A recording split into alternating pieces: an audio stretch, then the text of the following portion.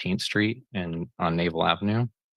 The grant amount is for $899,600 with a required city match of 13.5%, which is $140,400, totaling $1,040,000. And with that, I'll take any questions the council has. Thank you. So we're being asked to accept the grant and approve the local agency agreement. Did this go through Public Works or Finance? It went through Public Works, but a while ago. Okay, fantastic. Well then, council, any questions, comments, and defer to Anna? Yes. Question. Thank you for your great presentation. Are any of these right-of-ways being bought for roundabouts? No. Okay, thank you. Any other questions or comments? All right. Seeing none, I think this is fairly straightforward. Great project, great job going out and getting this significant chunk of money. Looking forward to it all coming together. And with that, any objection to consent agenda for next week? All right, seeing none, this will go on consent agenda next. Thank you so much, Mr. Dimmitt. Thank you. Moving along, we have next item A2. Budget Analyst Karen Weichel is here to present ordinance to amend ordinance number 5464, establishing the City of Bremerton's fiscal year 2023 budget as amended by ordinance number 5477. All right, welcome, Ms. Weichel. Good evening, Council President, council members. With the adoption of this ordinance, the final amended 2023 budget will be $252,185,541, including fund balances. This is consistent with prior years that we're bringing to you a final budget amendment that includes adjustments to correct estimated beginning fund balances to actuals and to incorporate those items that have previously been brought and approved by council from mid-year budget amendment to now. This budget amendment includes one housekeeping item that has not yet been approved. Details were provided in your packet, and I'm available to answer any questions. Fantastic. And did this amendment go to Finance Committee? Oh, because we had the timing. We haven't had a. Just checking. Didn't have a finance meeting ever since from the budget. Makes sense. All right. Council, any questions or comments? Anna? Sorry. Thanks, Council President. So the one adjustment is the expenditures of the AV equipment for the court, and decreased supplying is on page. It's fund 116. It's page. Talk to me. 32 of our packet. I haven't mentioned that I hate the iPad. Oh, that was previously brought to council. Okay. The item I was referring to is in general fund. I don't know what page because I printed it out, but it was moving budget from supplies into capital for police. So they had the budget, just we're recategorizing from supplies into capital for a 3D scanner. I believe page 22 on the PDF. Okay. Thank you. Any other questions, comments, concerns?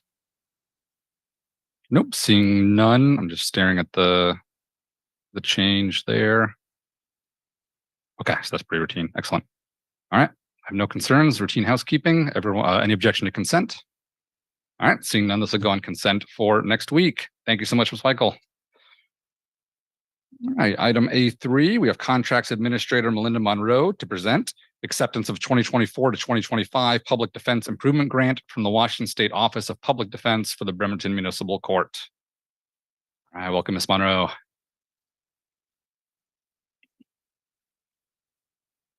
Button at the bottom, count to one. There you go. There we go. Yeah. Okay. These you got to speak right into. Very good. Good evening, council. I have before you a renewal of our Office of Public Defense Services award to increase compensation and provide additional support to our public defenders. And that is about what I have. This is a, as you can see in the packet, it is a total amount of 34,000 annually at 17. This go through, I guess no finance committee either. Yes. Wow. Yeah, that might have been ours too close. Try. While this specific item was not brought through public safety, we certainly have been made aware of the challenges that we're facing with public defenders not being available. So I believe that all of us would be very supportive of continuing this. And any other questions or comments? Yeah, Jennifer? Do we know, okay, so we've got the contract here. Is this, are these funds going to be used to increase any salaries or provide retention for our public defenders? Yes, we will have some of that. That's the intent of these. Yes. Okay, all right, thank you. Any other questions, comments? So I think for me, just to clarify, this is which budget fund does these funds go into? So this just goes in, it goes into the municipal court budget. Just the public defense line item. Okay. All right, and any conditions attached to the award that are significant? There are no required matching. It has to be in addition to our current budget required reporting, but we have been doing that. I have been doing that for the last year. Okay. So So this is one we've gotten before. it is. Okay. Yes. Yep. So we're Excellent. continuing it. No concerns here. Oh, yes. I think I'll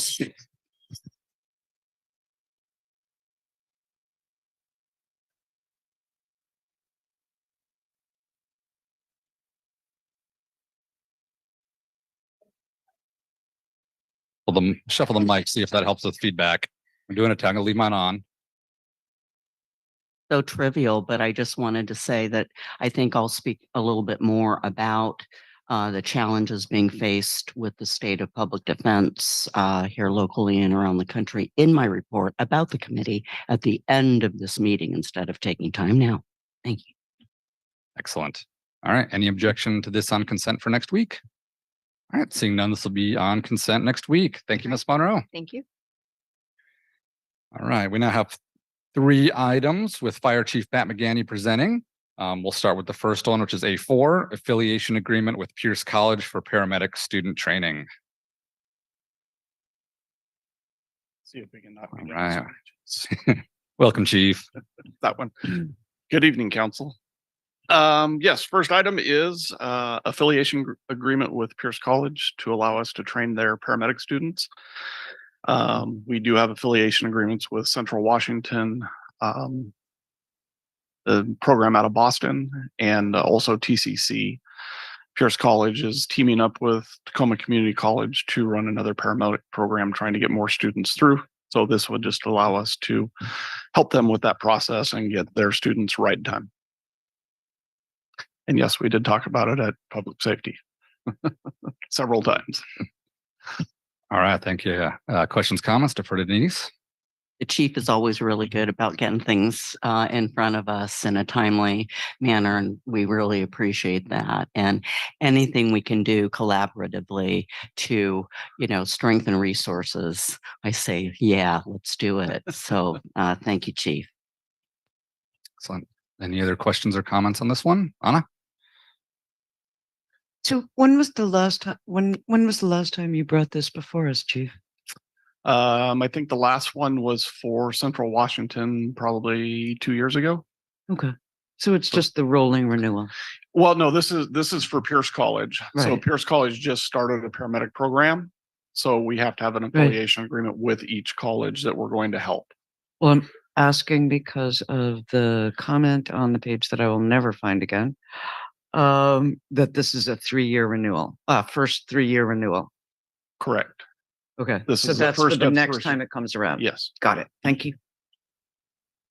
Excellent. So that can be renewed. Is it administratively or does it have to come back to council? It shouldn't have to come back to council. Okay. So We we're should be able to approving the just whole 3 renew it. years. Yeah. Okay. Any other questions, comments? Oh, seems great to me. All right. Any objection to consent? This will be on consent for next week. And next up, A5, we have the mutual aid interlocal agreement for tactical emergency medical support services. Correct. So this will be an interlocal agreement between, for us, the City of Bremerton Fire Department, but it will also engage the rest of the fire departments in the county to allow our firefighters and EMTs and paramedics to help support the SWAT team with urgent needs when they get called up. So it's just not for Bremerton, but it will allow us to work with the county SWAT team. Any public safety comments? Yeah. They're great collaboration, and it also helps us meet the need of our firefighters who are and EMTs who are interested in more and more training, more and more specialized training and assignments and affiliations and all of that. It seems like a good way to kind of reward them. Correct. And I think twofold. This will also allow our members to be involved with SWAT. They'll train with SWAT. So if we do have that significant emotional event, we don't ever have those in Bremerton, Forest Drive, that we're engaged, right? There's that familiarity with not just Bremerton's paramedics and firefighters, but the county-wide. So they have that working relationship already there. They know their language. So they'll be better prepared and be able to come back and teach the rest of the department kind of their language, what the expectations are. So God forbid we don't ever have it, but that active shooter or something like that, that we can be way better prepared for. Sense. Any other questions or comments on this one? Excellent. So this is just make sure I understand. We have interlocal agreements with other fire departments, but this is the first time we have a interlocal agreement with SWAT in the county. Correct. This is with the county sheriff's department. Okay. I believe the police department has an interlocal agreement to participate in SWAT with them, but that doesn't cover the fire department. Okay. This is specifically to us. That makes sense. I have a question. Yes, go ahead, Gene. Oh, okay. I think question's been answered. Never mind. Okay. All right. Any other questions or comments? Great to see the cooperation. Any objection to consent for next week? All right. Seeing none, this will also be on consent. And the final item for the chief, A6, is interagency agreement with Washington State Department of Natural Resources. Correct. This is just a renewal of the contract we have with DNR to help provide services for wildland firefighting. This doesn't have to do with the contract that the city has with DNR to provide service within the city. This allows us to go out on deployments and get paid for it. Important to get reimbursed. And the contract that we currently have expires this month. So Okay. Public safety, any comments? Nope. I'm good. I'll just ask any significant changes from the previous agreement? No. Okay. And this is in cases of if there is this more of like a routine call, or is this like there's a significant forest fire? well, this is we deployed 3 times this year throughout the state. We didn't go out of state, but we deployed to twice to Eastern Washington, and once we had a fire here. But it allows us to go out and get reimbursed. And so no, there's no changes. It's just a continuation of the contract, a renewal. And does this contract force the BFD to go out and help? Nope. Or it's If we don't have the resources available, or if the weather conditions are not great here in the city, then we're not going to deploy. But if we have and we coordinate this throughout the county, because we go out as strike teams with other departments in the county, and sometimes we'll team up with people from Pierce County, just depending on what resources are available. But the fire chiefs always make sure that we hold back plenty of resources in case of we have an emergency here. So excellent, makes sense. Any other comments or questions? All right, seeing none, any objection to consent? All right, seeing none, this will go on consent for next week as well. Thank you, Perfect. Chief. Thank you. All right. Moving quick, but now we're gonna hit some, I think hit our Road bells. at least 2 to 4 heavy items tonight. All right. So next up, we have Katie Ketterer here to present items 7 and 8. We'll start with item A7, which is resolution to approve the joint compatibility transportation plan, which we got, was released a bit over a week ago, and we got a presentation and took public comment only last week. And so now we're here to discuss in study session. Welcome, Ms. Ketterer. Good evening. Give me just a minute here to get everything all queued up. Or is our packet, for those who wonder, is 686 pages tonight. So I think we're all scrolling furiously as well to keep up.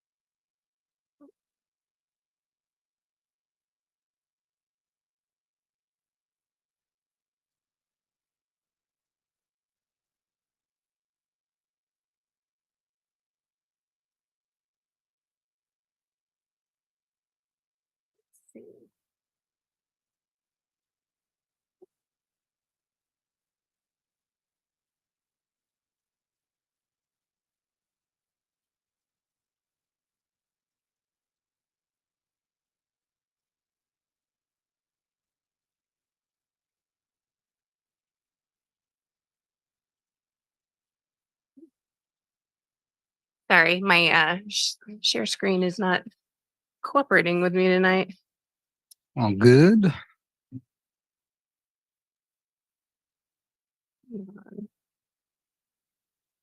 No more share. The year 2176 PowerPoints will work flawlessly.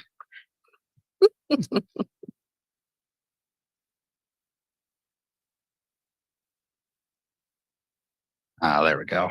Ha ha ha. Just try again. Okay.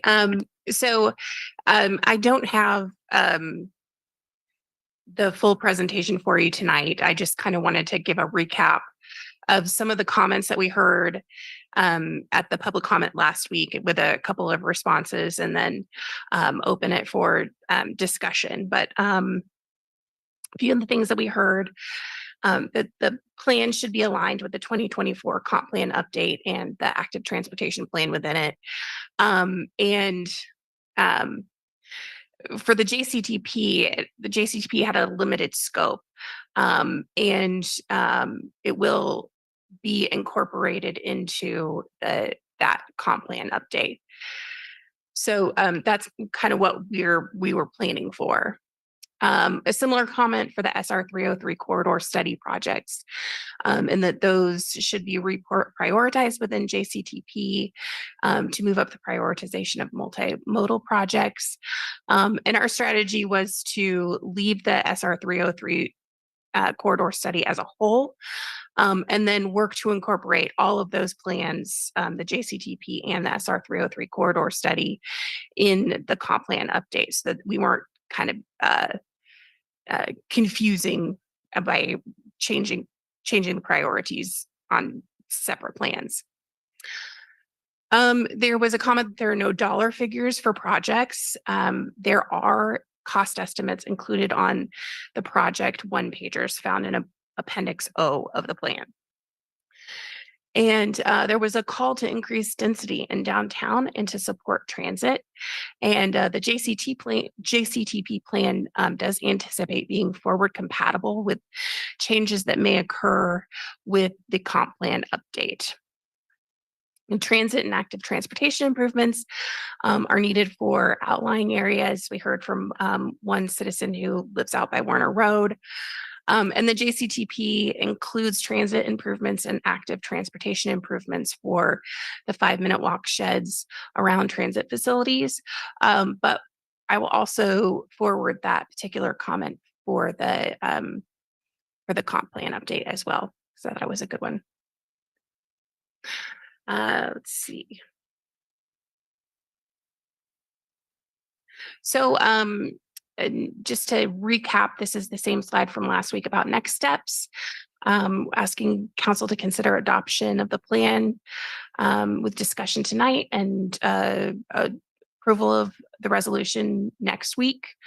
The adoption does not include any zoning code or transportation improvement plan changes. It doesn't override other planning documents, gives us a blueprint for addressing issues, strengthens our grant applications, and the final report will inform the transportation element of the 2024 comprehensive plan update. And then we can look for opportunities to implement plan elements.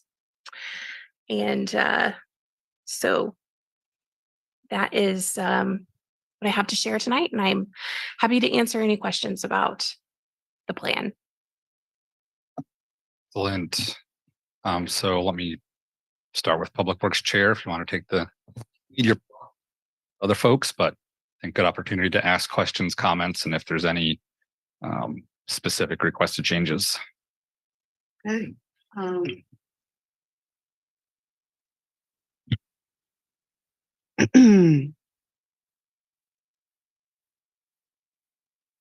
So one of the things that was interesting was that on page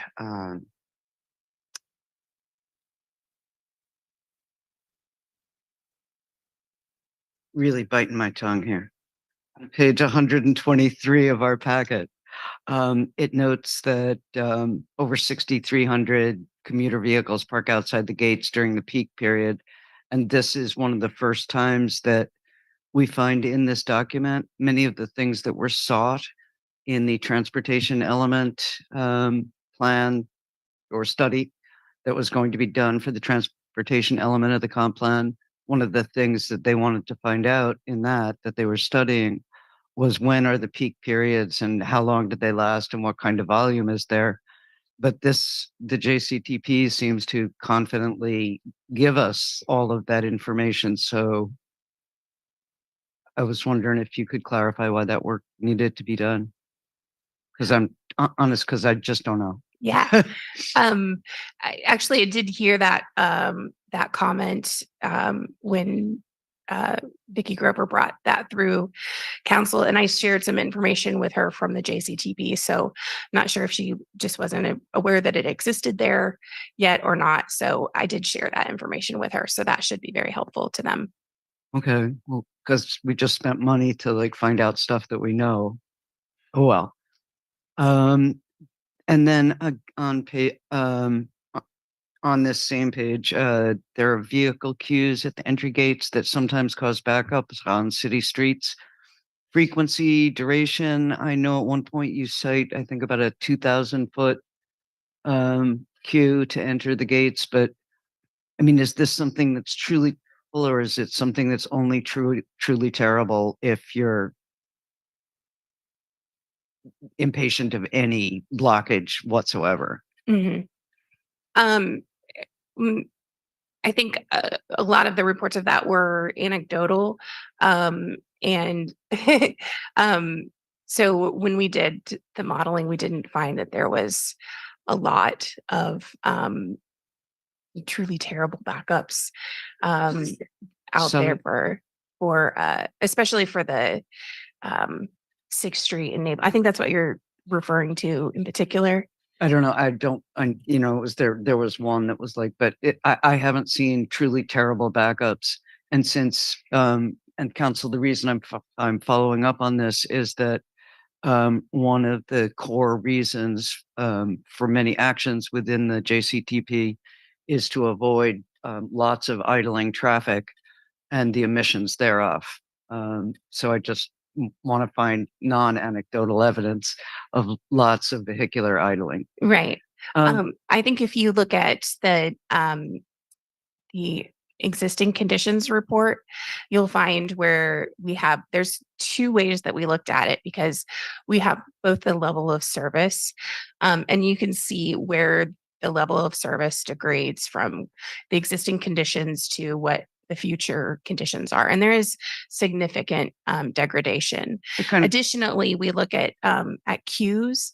So if you take a look at that, you can see where some of those backups are happening. I'm sorry, when you first asked, I was kind of like thinking about 6th Street, but as a whole for the study, I would direct you to looking at the existing report, both the level of service and the queues.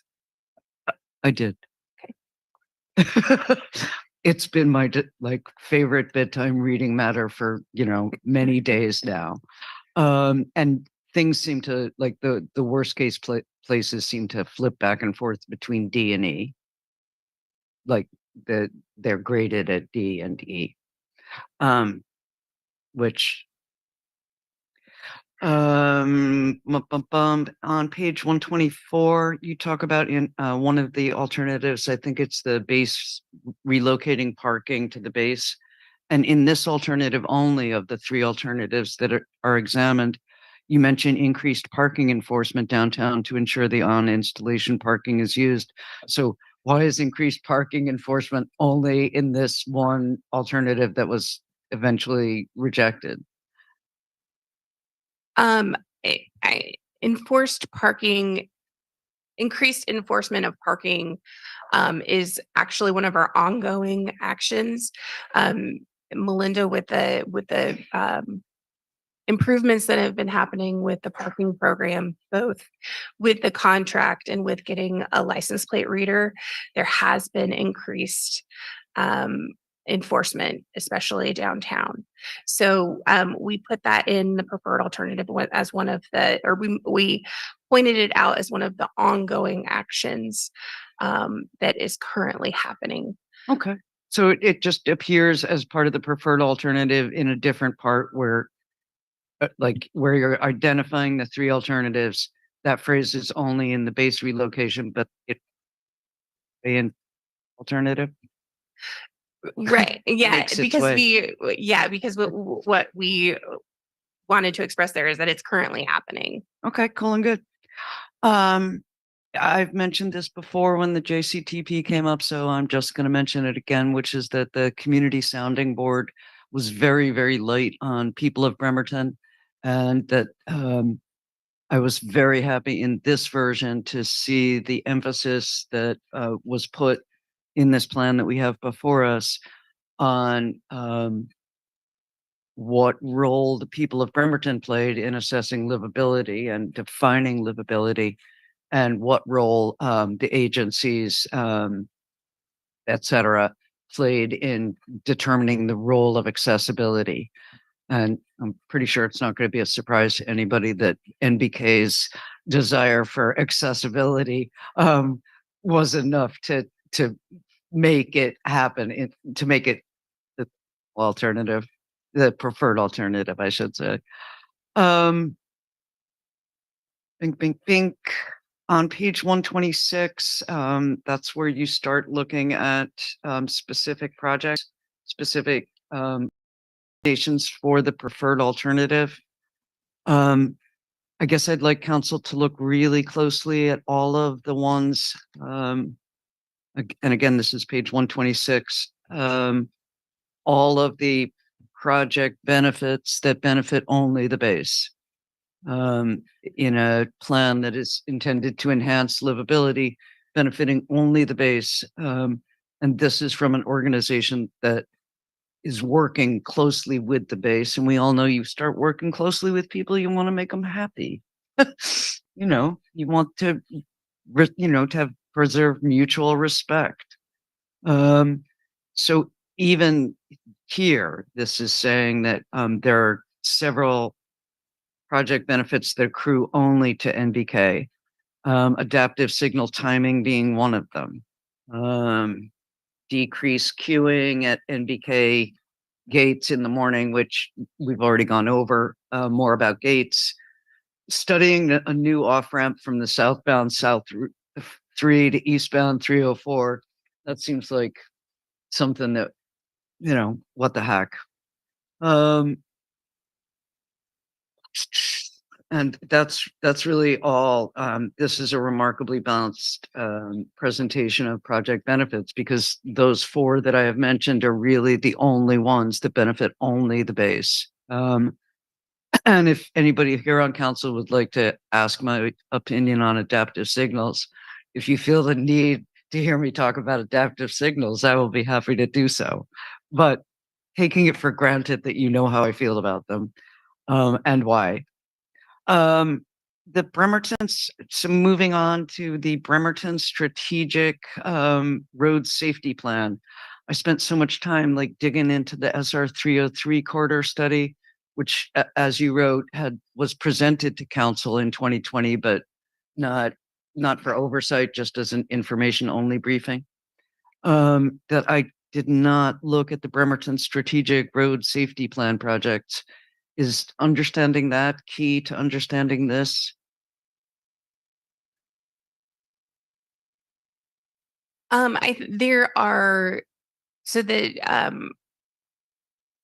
strategic safety plans, typically they're updated every couple of years, and they point out like spots where there are safety concerns that should be addressed through projects. So we're calling in those projects that have been pointed out in that previous study as being of value for the JCTP. So, yes. If you would like to understand all of the projects that are included in JCTP, yes. Okay. Thank you. Moving right along, page 127, the roundabout at Naval Avenue and 6th Street. I've never seen any blockage or queue at Naval and 6th. Why would we fix something that is working, especially with a notoriously anti-bike and anti-ped expensive infrastructure? That was a real question. Mhm. It's a good question, and that project is off in the future because it's not needed right now. We believe that the road diets will work perfectly well right now with the amount of traffic that we have. But in the future, the modeling shows that there may be a degradation of service at that intersection. And should that happen, a roundabout would be a good choice for addressing that issue.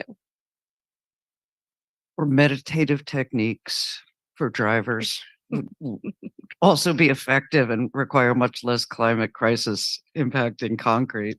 Okay. The shuttle service to downtown, that was great. More and faster buses to the base. Since I sit on the transit board and we just looked at this in November, our average ridership on buses is 11 passengers per bus. And I asked about this, and assuming that there would be variation from peak hours to non-peak, and we have no stats. There used to be those little clickers that drivers would use, but they stopped that. They got an expensive software program with sensors and everything, and it was really great, except it didn't work. So we don't have reliable data on ridership on the buses. So what is our basis for determining that more buses are needed and wanted? Well, I'm sorry, could you repeat the question Sure. for me? Since we don't have reliable data on ridership, Mhm. how did we conclude that we need more and faster buses? One of the major ways is that we did a survey, and that we surveyed people in Bremerton and people who travel to Bremerton for work. And among questions, including, where are you coming from? What form of travel do you use currently? Some of the questions were around what are the barriers that you face in choosing a different mode of transportation, whether it be bicycling, walking, or riding transit, and worker driver as well. So we found some of the barriers to that, or that the routes are not frequent enough. And so it takes too long. People don't want to use the transit because they can't get onto a bus, within 15 minutes. If they miss the bus, then they have to wait an hour for the next bus to come. It's a major barrier for people. And so that's the gap we were trying to close with that. So when they say faster, they mean more often. Yes, yes. Okay. That's because so few people speak transport speak. I might suggest maybe one more question, then we can go around, and if we need a second round, we can. Hang on one second, please. I have 4 more questions and I'll zoom through them. Okay. Real quick. I'll speak as fast as possible. Okay. I'm trying to prune down because Council President Coughlin's wrath is fearsome. Others may have the same. True, true. 8,500 of, sorry, page 159, 8,500 of the peds who come through the shipyard gates are assumed to be employees who park downtown and walk into the shipyard. Is that based on how many vehicles, and assuming 1 person per vehicle, are parked outside of the shipyard during those hours? I think that number is actually based on the gate counts that we Okay. had. That the gate counts people say I parked downtown and now I'm walking through the gate? I'd have to check that page number to Okay. see exact, because there's a couple of different places where we refer to the number of pedestrians coming through the gates. Okay, Some of them refer to okay, I'll send it to you, associated but- with cars, and sometimes it's associated to specifically to the gate counts. Okay. Here's something that I actually think is important on page 164, that rear end crashes made up for 30% of all crashes, and that they're often related to higher levels of congestion. I'd just like to remind council that every time we have people from Bremerton Police Department talk to us about the red light cameras, they say that the number of crashes hasn't declined, but those T-bone crashes that were particularly fatal have really gone down, and the kinds of crashes that have replaced them are people getting rear-ended because, they do wacky things like stop for a red light, which, yeah, I know. So just saying that, so that these crashes may not be related to congestion, but to the red light cameras. I'm gonna say one more, and we're gonna move on to next council member. Okie dokie.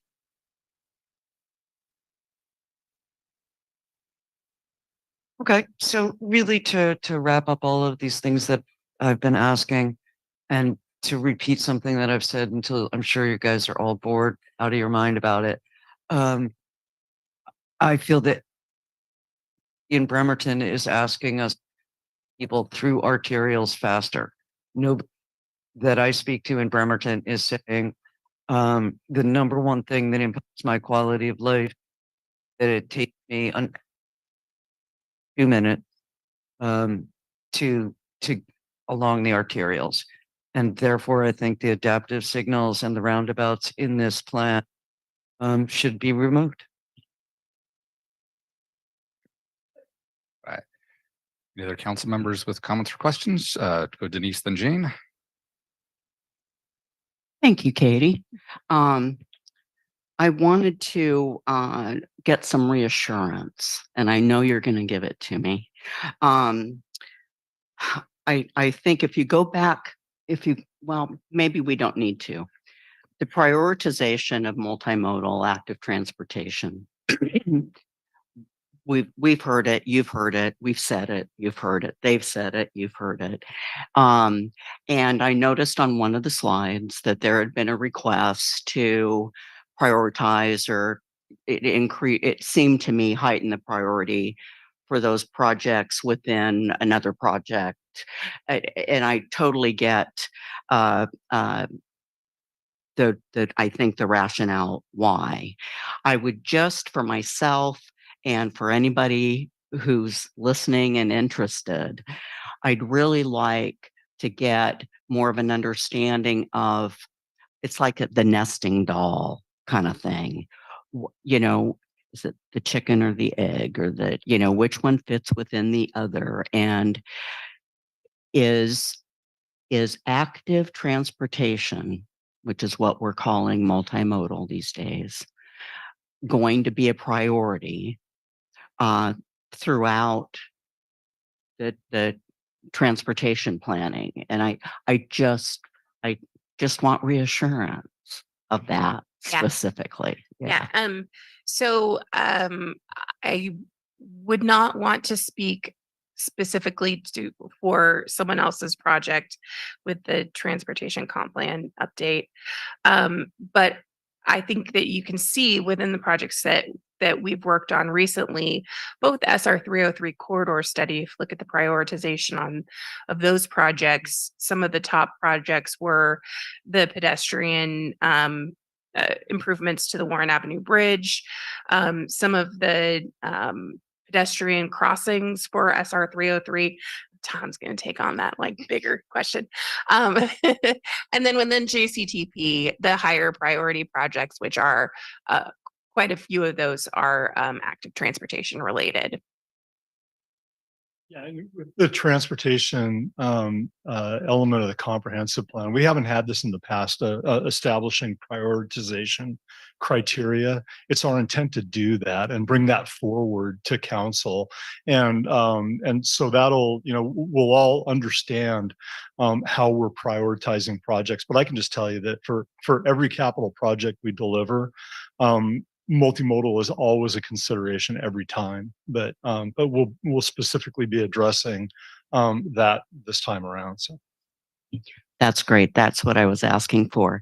And to follow up, I had an incredible district tour, and Vicki Grover was on it, and the whole issue of adaptive signaling came in, and I recommended to her, and I'd like to recommend to Director Nucky, that we get some kind of a short paragraph, like a little infograph or an infomercial about this, because I think there's misperceptions.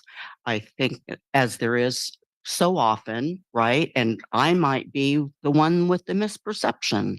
But I think we really do need a better analysis of that from your department, so that I'm more comfortable speaking about it. It's certainly a part of this. I have commuters in my district. You know, I have people that live in the north end of Bremerton, and they commute down the SR 303 corridor and cross the Warren Avenue Bridge. And I represent those people. They're commuters. Maybe they'd like to get to work a little faster. You know, I also have a lot of people who don't own cars. So it's a balance, and I just need to get my head better. And if I need to get my head better about it, I bet there are people out there that need to get their head better about it too. And then the last thing that I'll say is that I have seen you and others in your department be incredibly responsive to council. And I want to just say thank you. Thank you for being responsive to the public and the community. You know how important all that is to us as a council. And I really appreciate that. And I just want you to know that I feel good about this. Thank you, Katie. First off, this is a study you did.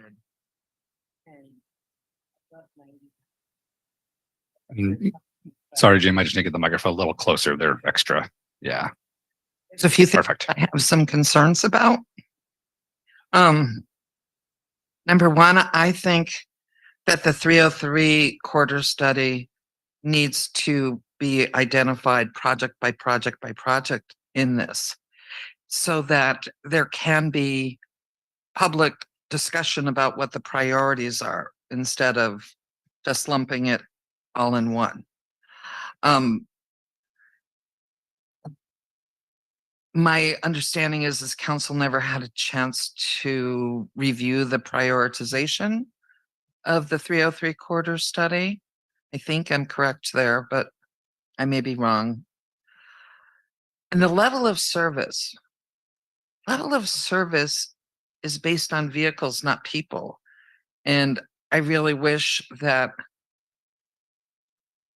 we could modify that, because my goal is not to say that somebody driving in from Polsbo has an easier commute, because I think if we make it easier, there's no real incentive for them to take other modes of transportation. So I would really like to see all the active transportation, including finishing a bike network. So residents in District 2 could maybe think about riding their bike. I appreciate that everybody recognizes that we have terrible bus service in Bremerton, I'm once so an sorry, hour. Jane. I think the microphone's being a little glitchy. I don't know if it needs to get close or we need to swap it out. And then, Without real bus service, at least 2 to 3 times an hour, gonna get people to give up. let's try. Anna, do you mind swapping with Jane or trying another one? Perfect. The microphone might just be glitchy. Yeah.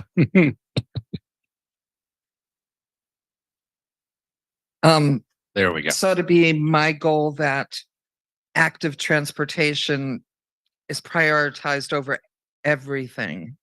I also am not a fan of adaptive signals. The only place that to me it looks like it would work the best is on Burwell, where you have lots of pedestrians trying to cross. And if that run had adaptive signaling on it, you could do your all-way pedestrian crossing a lot safer. But as far as Kitsap Way and 304, I mean, we have projects in there like hawk signals, and I could just imagine if first we told everybody they could go at a much higher rate of travel, that they would be prioritized instead of our side streets. And then we put in a couple hawk signals along there. I don't think that would go well with the commuters. And this is really, and I understand that people in District 1, 2, 7, there's a lot of people who actually live in Bremerton that commute. And my neighbor who lives across the street from me drives his car and he lives exactly 17 blocks from the gate. So, there's something wrong there.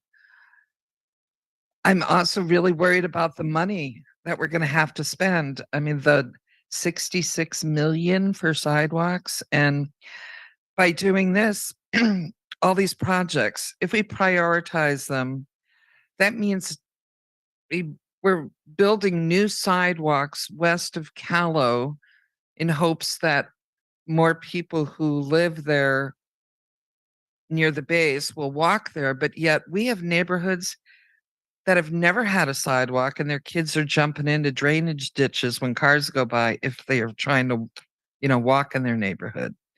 So I'm very worried with the staffing level that we have, and we really can't afford more to manage all these projects. What happens to the rest of the city? I don't see that we'd have any space to do any other projects. So those are my major concerns. If there's no, sorry, no, mine's glitching out. There we go. If any response, go for it. Else, we'll go to Eric. If I could respond to a couple of things there. First, I think there is a misconception about adaptive signals that where there's some incentive for people to speed through the corridor, and that's not accurate. There's no incentive built in that that makes people drive faster. In fact, they are kind of metered to drive. If they go faster, then they'll just hit the red light, right? Like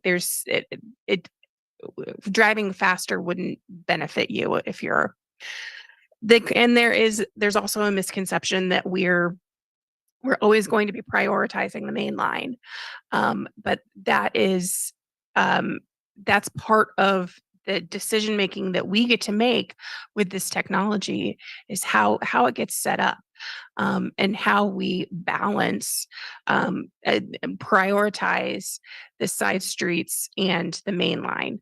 When we look at optimizing under the no build, we optimize the standard traffic signals that prioritizes the mainline traffic to try and preserve the level of service for the overall, for vehicles, for the overall intersection. But with the technology that the adaptive signals has, you have more ability to create balance between the cross streets and the mainline streets. I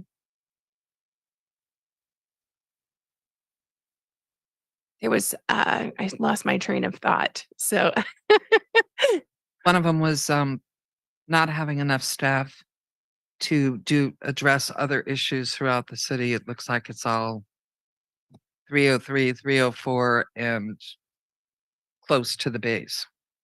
yeah, these plans are not constrained, fiscally constrained. Our comprehensive plan is not. Our none of the plans that we have, they're not constrained by that. So our need exceeds our capacity.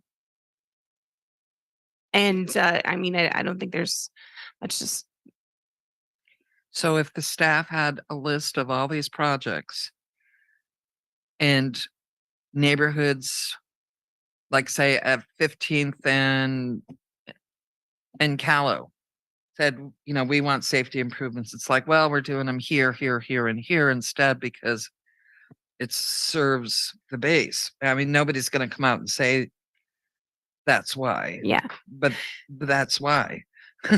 Well, as Tom said, with the transportation element of the comprehensive plan, we are looking to have an overall prioritization so that all of these projects can be prioritized for the whole city, with our goals in mind. So I think that's the answer. Yeah, so we'll have a numerical value somehow, and I haven't even seen the draft on it yet. I understand the concept. I don't understand yet. I haven't seen how it's proposed to be implemented, but I understand the goal, right? But that's a quantifiable value that you associate with projects, and then we would go to Public Works Committee and identify what we recommend for improvements. And if there's a goal to deliver something that's a little lower on the prioritization because of community input or whatever, I mean, that's how we're going to establish the priority in the tip, right? And also, I thought you prioritized it on what had funding. that's part of it. Absolutely part of it. Yeah, that's all the tier 1 is what has funding. So well, tier 1 means that doesn't have to do with what tier 1 represents is everything that's funded, right? Not its major priority. If we took a head count here, a hand count or whatever, I think a lot of people would say we want the 6th Street construction of the 6th Street road diet. That's really high priority. Okay, well, until council's action during budget, it was not a tier 1 project, not because it wasn't a priority project, because it wasn't funded. Right. So now the design of it's funded, the construction's not. We're with the design moving forward, we'll be able to pull forward, have a lot better chance to get that funded. And really what we're talking about are the major capital projects, but don't forget, I mean, our crews do a great job every year, especially with the sidewalk infill. I curb ramp appreciate stuff. that. I wish we had Yep. more crew. Yep. I mean, that's where if we ever hired more FTEs, I think it should be there. But That being said, we don't have them yet. They can only get so much done. But I'm really concerned that the price tags, and then, we also, the communities live through, well, that wasn't in the comp plan, so this isn't a project that we're interested or that we're prioritizing at this time. So it's just, The only thing I can say about that is that's why every 8 years now we're going to be updating the transportation Yeah. element of the comp plan. It's kind of a opportunity to revisit the prioritization of all the transportation improvement projects and kind of reset our goals and expectations. so can you address why WashDOT does not recommend adaptive signals in urban areas?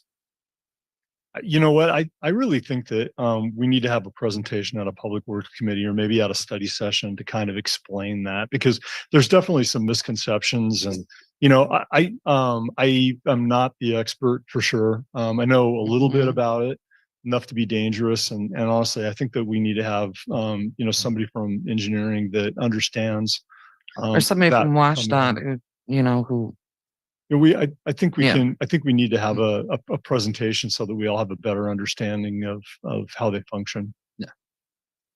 okay, because that is on their website. So I'm hoping we can get some clarity from them. But thank you. I think that sounds great. Eric, go for it. Okay, I have one quick question, and that has something to do with District 7. It's the Shorewood Drive thing. I always been bugging about for the last couple of years. And it says $4.9 million. It's like, wow, that's a lot for that type of improvements. That's on Appendix O. What? So, but I understand that's a placeholder. It's going to be far less, but have we got creep in what this thing is going to be, or how did you get to 4.9 million? Any idea? So for those that don't know, so we did Shorewood is torn up to do the sewer grinders or whatever, and we extended the road over to provide. We had, like in a lot of our neighborhoods, ditches, and I think it was the overall cost was $300,000 to do that extra fill and whatnot, cover all those pipes. And we're just talking about that gate at the end of Jackson, lower Nad, that connects to Jackson, and there's a dirt area going up Jackson Park, and then you have existing trails. I saw 4.9 million. I mean, I get it. It's just a placeholder. It's not like this is going to cost, but I was just wondering, how did we get to 4.9 million?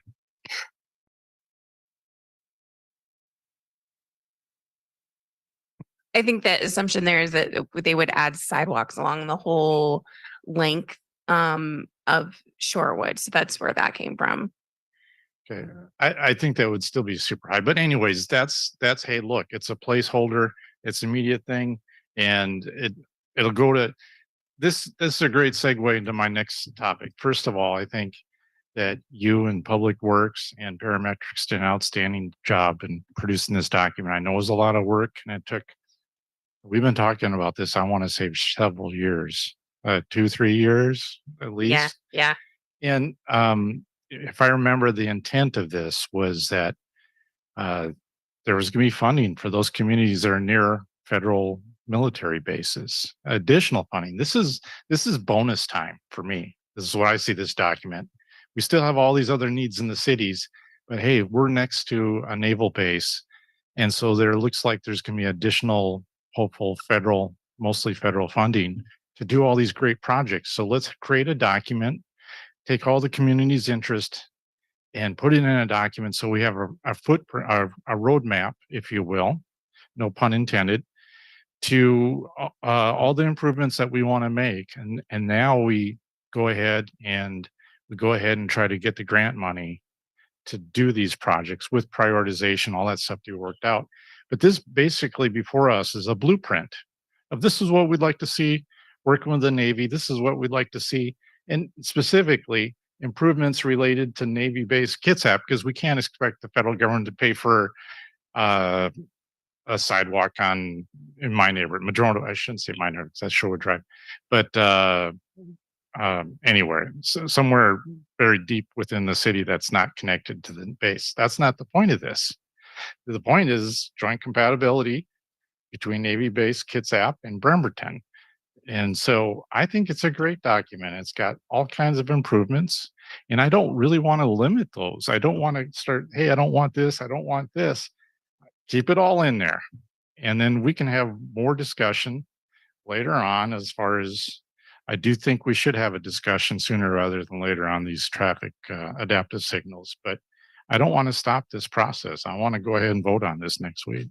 So thank you for all the work you did on this. Thank you. Jennifer, any comments? I got a list, but want to defer.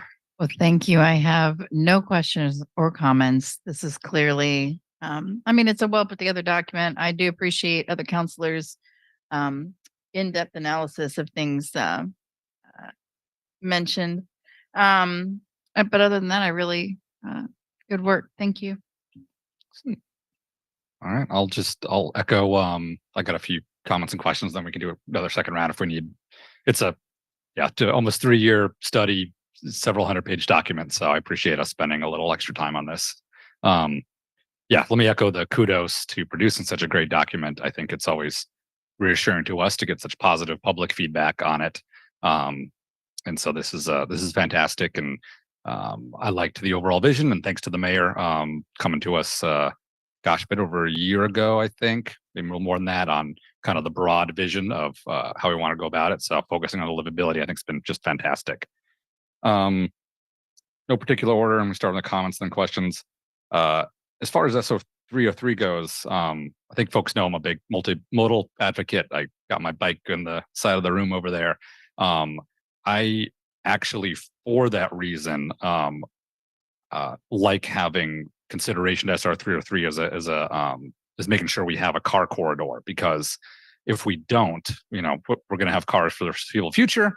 If we don't have that car corridor, what I worry about is extra cars spilling out onto a lot of side streets, residential roads, places where there is more bike traffic.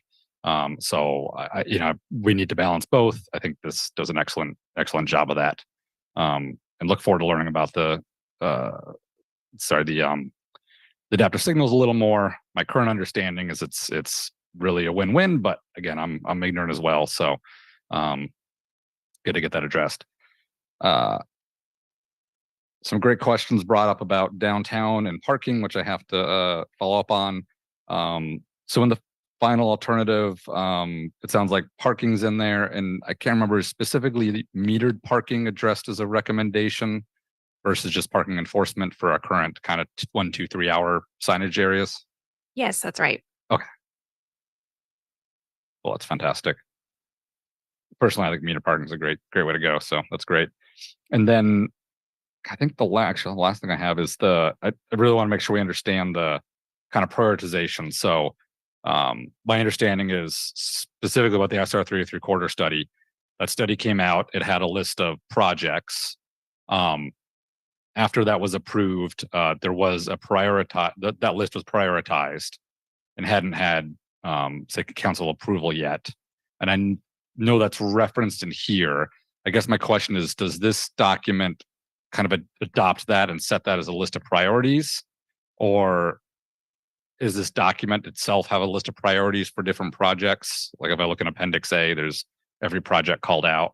I know that when it comes to working on the comp plan next year, we're going to really get that like one document everyone could go to for prioritization, but I just want to kind of keep poking at that and clarify.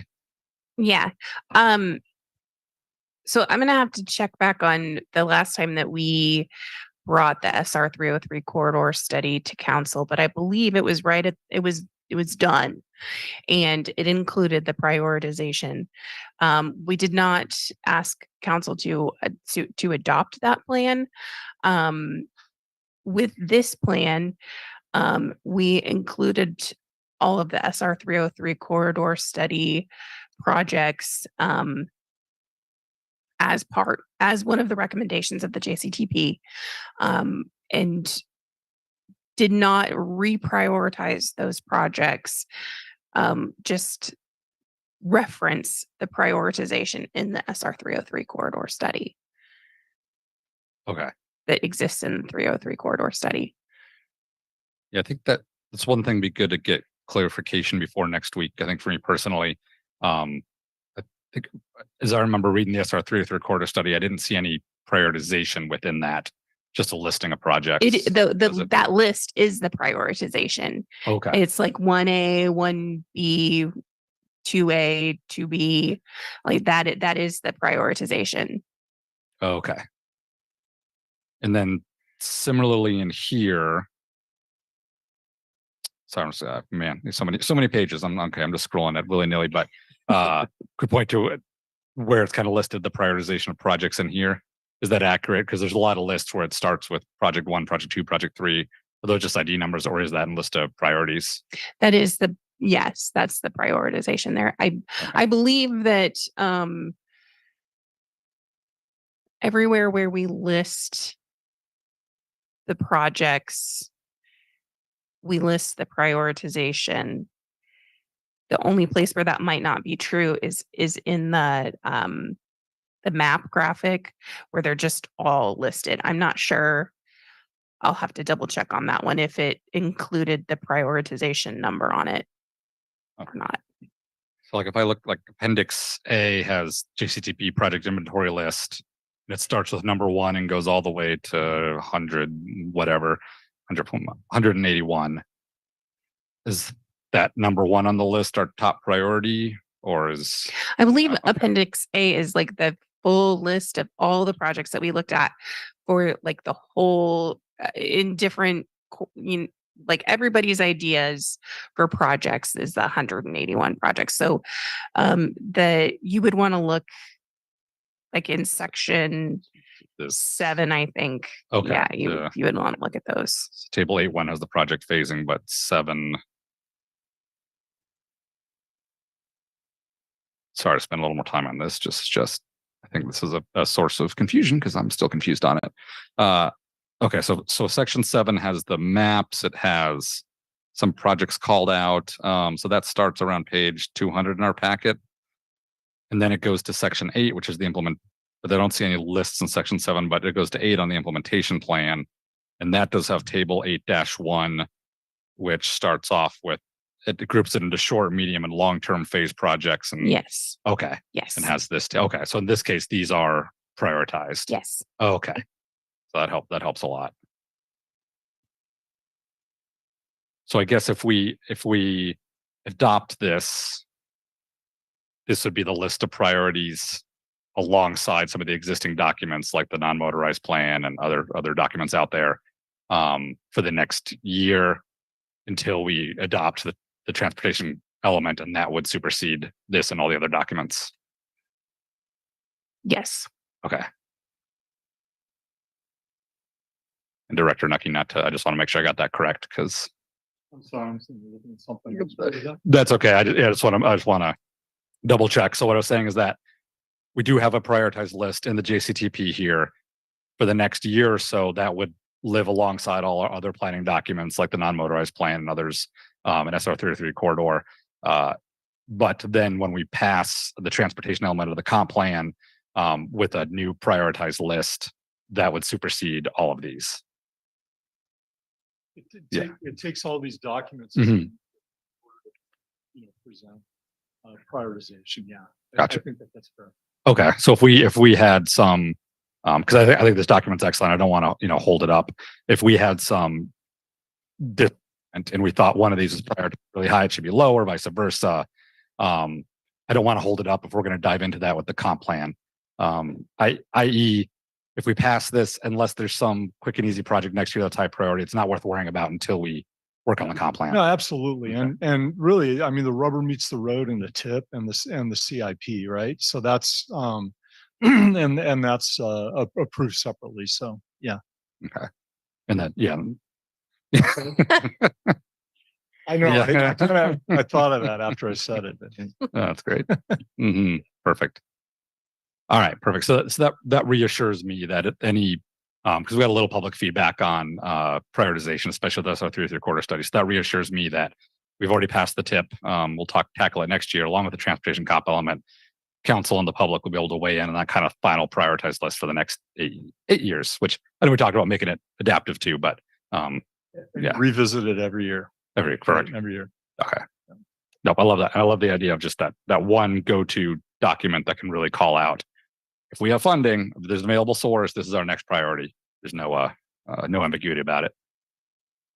So yeah, there are definitely going to be presentations and interaction with council as the criteria gets established, and we'll apply the criteria to the projects and then see if the prioritization seems to make sense, or if we need to adjust the criteria. So it's going to be a lot of work, a lot of interaction developing that.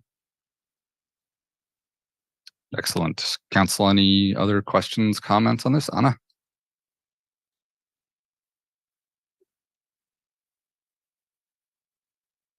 Oh, no, I think let's scrap that microphone. That's the trouble one.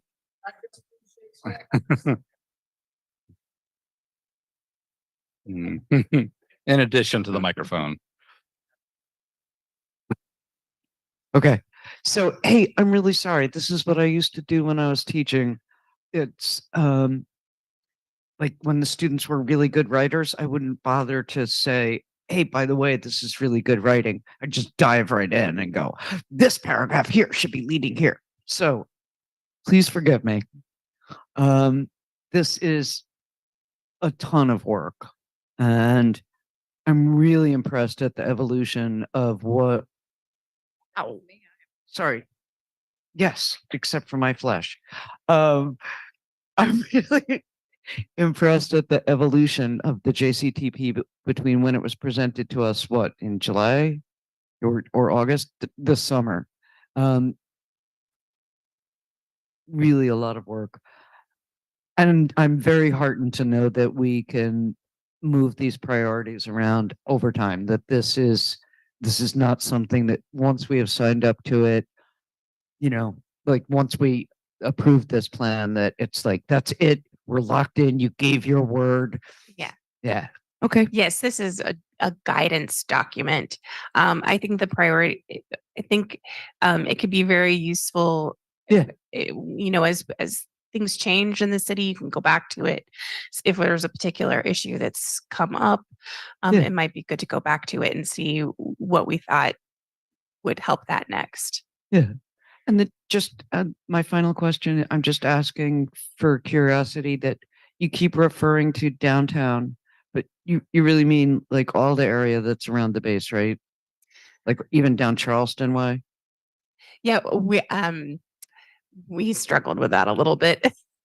Okay. in kind of hopefully for the most part we talk about the downtown core, and that being kind of like the downtown sub area, and then there are the neighborhoods that are adjacent to the shipyard, which are still kind of sometimes referred to as downtown, but we tried to make a distinction between lines do get blurred a little bit here and there. Well, or District 5, like the McGavin's core. Okay. Thank you. And congratulations to all of you guys on this document. Yeah. Thank you. Excellent. Any final? Yes, Denise. Was something else. And it's not a question. As I was driving down here this evening, I couldn't get out of my neighborhood because it was bumper to bumper. And as I came down Sheridan, I saw the emergency lights and I knew it was something big. And so I talked to the chief when I got in and found out that it had been a major multi-car accident. Somebody going 100 miles an hour or so going north of the bridge into our neighborhood, meaning it has a corridor coming through it, but it is our neighborhood. Whatever we can do to make that corridor safer, I want us to do. Thank you. And I hope everybody's okay. All right. Seeing no other comments or questions, can can assume this will be on general business next week since it's just such a large piece of work. I want to recognize that large piece of work, but I plan on giving the full presentation that I gave last week Excellent. again next week, so that folks will have an opportunity to comment again if they would like to, or if anybody missed the first round. I think that's fantastic. And I also want to note that we are missing the resolution number. We'll get that updated before the next one. Sounds good. That was a good placeholder. And then I was like to ask if we do get, I know there's an option to postpone, but if we do get any different or significant public comment, or as folks maybe tag up individually over this past week, being able to make any edits. I just want to make sure we have that ability. If we, it's such a large document, being able to make edits on the fly, if we need to, is that a possibility? And if not, what would be the ramifications of postponing it like 2 weeks last second? It puts us through the holidays, but I just want to see if there's any impacts. If there would do. be some impacts. Our grant period is actually ending at the end of the year. But I could probably get an extension if it's needed. If there are some minor tweaks and changes, we could, probably do that mostly on the fly, or, pretty close to that. If there were major changes like to prioritization or taking a big project out, such as something like the adaptive signals, that would tip us over quite a bit, because we'd have to take a look at how that impacts the overall plan. One of the real world consequences is that if we have intersections that are failing their level of service, then it can be an issue for development and for concurrency. So, that could be a potential impact if we don't have a plan for a way to fix that. And right now, a lot of the level of service deficiencies are addressed with the adaptive signals. So that change in particular could tip us over a bit. Gotcha. So not hearing a strong council majority for any particular change, I would suggest that any minor edits, if council can get that in writing to Public Works to consider, if anything pops in before the meeting, that would expedite. If there are any changes, maybe at the pre-briefing or on the fly, we can accept that and hopefully get this across the finish line. That sounds like a plan to everybody. All right. Excellent. Hearing no objection, this will be on general business for next week. All right. Thank you so much, Ms. Ketter, and everyone in Public Works, and for all the hard work on this. Excellent. Let's see. So it's 6:20. I know this next item will go long. One idea is we could do the presentation for it, then take a break, as long as council doesn't discuss in the interim, and then go into Q&A. How does council feel on that?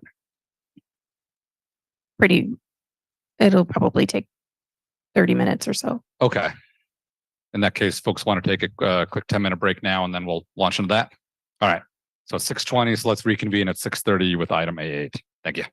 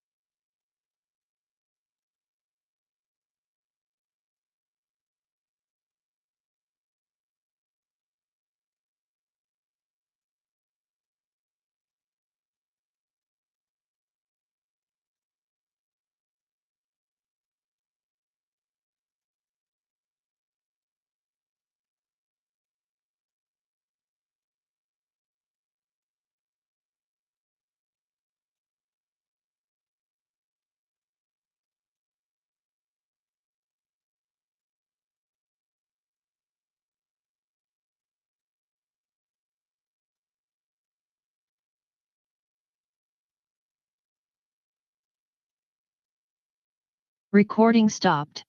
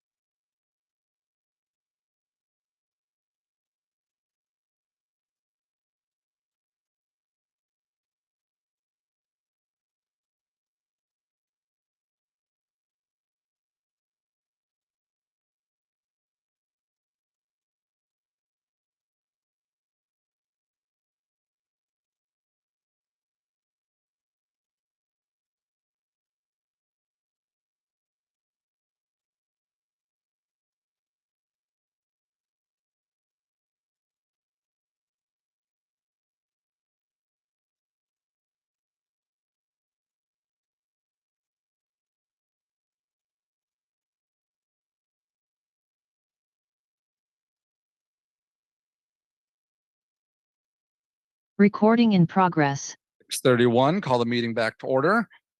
And our next item of business is A8. We have Katie Ketterer to present resolution to confirm the administration's recommendation to develop a low barrier walk-up congregate homeless shelter at 100 Oyster Bay Avenue North. All right, take it away. Good evening, Council. We have a presentation for you tonight regarding the homeless shelter development. I have a few lead-in slides, and then I'll introduce our consultant RPM, who will give a supplemental presentation on the shelter type analysis. So the agenda for this evening is to review the project status. The site will revisit the site evaluation and selection, review the timeline and some critical dates.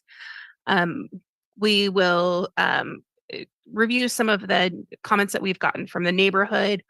RPM will give their shelter analysis presentation, check in on some costs, and then we'll land on kind of objective of summary of the different shelter types. So the project status currently, the city reviewed potential sites and selected the Oyster Bay property. We currently have 2 contracts for this project. We have a contract with Parametrics, who's an engineering firm, to do 30% design for the site development and grading. This includes conceptual layouts for a site that could be used for any of the 3 shelter types. It includes understanding the scope of site grading, the cost of grading, stormwater improvements that will be needed, access to the site, and draft site development permitting documents. Right now, they're currently working with us to finalize a layout concept for further development. And we also have a contract with RPM for the shelter type analysis. I want to note that SEPA and other permitting will begin once the shelter type has been selected. It cannot begin right now because we don't know the full scope of the project. Existing reports and investigations are being used to inform the feasibility and cost of the 30% design, but more detailed reports will be required for the permitting. So the site evaluation criteria that the city used in looking at sites included ownership, if it's owned by the city, size, a usable area of about 1 acre.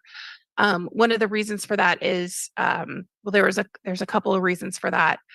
One, we're looking at the size of developments that other cities had done. There is the code for a temporary encampment, which requires 1 acre of use. So that's kind of the reason why we chose 1 acre. The existing use, so you know, is there some current use for the site? The zoning must be some kind of zone that allows construction of a hotel. A basic critical area review to understand, you know, what types of reports would be needed for SEPA. Readiness, consideration of readiness and what improvements would be needed to help prepare the site. Access, is the site accessible from existing right-of-way? Transportation, resource accessibility, and timing, how quickly can the site be ready? So to dive a little further into that, the city staff reviewed the comprehensive property list prepared by the city auditor and eliminated properties that did not meet the most basic criteria. So size, existing use, you know, properties like parks, wells, pump stations, things like that used. Zoning, you know, there's a lot of property that is in the utility land that would not be appropriate for this use. 4 properties were identified for further evaluation, and it shows kind of the summaries of the evaluations that we did. For the site that we selected at north of the property, north of the Public Works and Utilities facility, it is large enough. It's zone general commercial, so it can host a hotel, which we stated. It's adjacent to Kitsap transit routes and within walking distance of several routes on Kitsap Way. It's near other resources such as healthcare, and conveniences that people would need day to day. Grading and site preparation needed for is needed for the shelter development and access at this site. But the grading is compatible with the future use of the Public Works and Utilities site. The full site, although we purchased it for a Public Works and Utility expansion, is not needed in the immediate future. This is a timeline that shows some of the critical milestones for this project. So we are under 30% design with parametrics. I have a milestone on there for the approval of the shelter type that will allow us to kick off several other design phases, including the design, the full design for the site, design for the actual shelter, and beginning those environmental and permitting documentation. I want to point out they're highlighted in red is on the 20th of January that is the due date for a state legislative funding ask. So we really need to understand what shelter type we would be pursuing at that point so that we can put in a funding request. There's also several other milestones here just to point out places where the council will continue to have oversight on this project. So in approving the shelter type now, it doesn't give a rubber stamp for the whole project. We will need to, as we would for any project, this is not an emergency declaration or anything like that. So we would still be coming to you for all of the normal approvals for design contracts and construction contracts and, potentially grants, acceptance approvals, budget adjustments. All of those things would still come through council. There's a milestone on there as well for the Salvation Army closing their shelter on May 1st. And we have public outreach shown on there continuing through the entire design and development portion of this project, and shelter operations planning happening concurrent to that as well.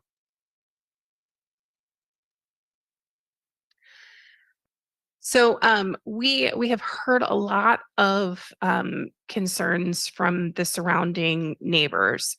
And so I want to spend a little bit of time. There are some misconceptions, some misinformation out there. So I want to try and correct that. And I also, this is a summary, but I want to emphasize that we've heard a lot of concern and passion from these folks. So I just want to recognize how serious the neighborhood is taking this. And even though this is a summary of their comments, want to acknowledge and make sure that they feel fully heard in what they've said to us. So we've heard the concern that the site selection process was done without regard to neighborhood. And all of the sites that we looked at had surrounding neighborhoods. We've heard a concern that crime will increase. RPM is going to respond to that specifically in their presentation. And I want to point out that the shelter design will include some safety features. There's a concern that there's been a lack of public outreach, and we will include public outreach. A public outreach plan will be included with the consultant contracts for the shelter and site design. We've heard concern that we're bypassing SEPA and permitting. That is not true. SEPA and permitting will be completed, and the design will address aesthetics and other zoning design requirements. We've heard concerns about doing construction during the rainy season, but construction, as you may have seen in our timeline, is not planned until next summer. We've heard that there's there's a frustration about a lack of plan to mitigate neighborhood impacts. And the city want to assure that the folks that we will address neighborhood impacts through the design of the shelter and with the operations planning.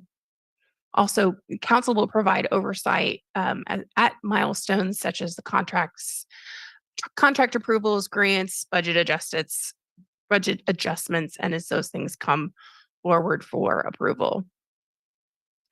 We've heard concerns that we're taking on Kitsap County's plan, and we're going to provide a homeless shelter for the whole counties. And it is true that the city has taken full advantage of some work that Kitsap County has done, both to understand the scope of the homelessness issue, but also their previous plans and working with the Sprung shelter. And we have used that as an advantage to understand, the shelter size and what we might need from the site as we're doing a concept for the site. But the shelter itself will be sized and designed for Bremerton's use. So if you've seen plans for the shelter itself, that's not the plan for Bremerton's shelter. We've just used that basically for size. We've heard that there's been a lack of transparency. And just want to note that the city brought this project to the public's attention at the earliest stage of development with full transparency, and we will continue to do so both through presentations with the council, through public outreach, and with posting information on our webpage. Heard concern that there was another site that was preferred by the consultant. And there was a site at the wastewater treatment plant that was considered. It was eliminated due to several issues. The cost and the timeline for street improvements that would be needed to access the site is prohibitive. It's not just a $500,000 project. It likely be several $1,000,000, and it would include the purchase of a property in order to provide that access. And we've heard concerns that the current conditions at Salvation Army would come to the neighborhood, such as milling about personal items being about all around and trash. And along with this, we've heard concerns that this is going to be a warehouse style shelter where people are allowed to stay at night and are kicked out during the day. That is not the model that we are looking at. RPM will spend a little bit more time talking about the navigation center model, but it's a model that's a self-contained campus where the clients who are being served there stay all day. There's programming there for them during the day, and it would have an internal waiting room and a secure exterior courtyard, and we would provide services to clients only. So Salvation Army provides some extended services to, including meals during the day, laundry, hygiene services to people who are not their overnight clients, but just drop-in clients. And, things like giving away tents and sleeping bags and that sort of thing. And those types of services would not be provided at this site. Right. With that, we're going to switch over to the RPM presentation. The RPM team is here. They're joining us remotely. RPM is a consultant for homelessness programs and a development firm involved in developing and constructing navigation shelters. RPM has reviewed the scope of the homelessness issue in Bremerton and has evaluated 3 shelter types that could be implemented at the Oyster Bay site. They will now present their findings and recommendation. I'm going to introduce to you, stop my sharing here. So I'll introduce to you David Renard, the principal, and Cruz Avila, the homelessness and programming principal, here with us tonight. And will they introduce themselves? I will be getting their presentation queued up real quick so that I can move along those slides for them. Thanks, Katie. Good evening, members of the council. We're excited to present our analysis to you guys tonight. Can you hear me okay? Get the volume in the room a little louder, Ian. We'll look at Mike to see if that's possible. Yes, okay, go for it. Okay, well, I'll wait for the slides to get up and then we'll jump right in. Also on the call is our CEO and founder, also my dad, Richard Renard.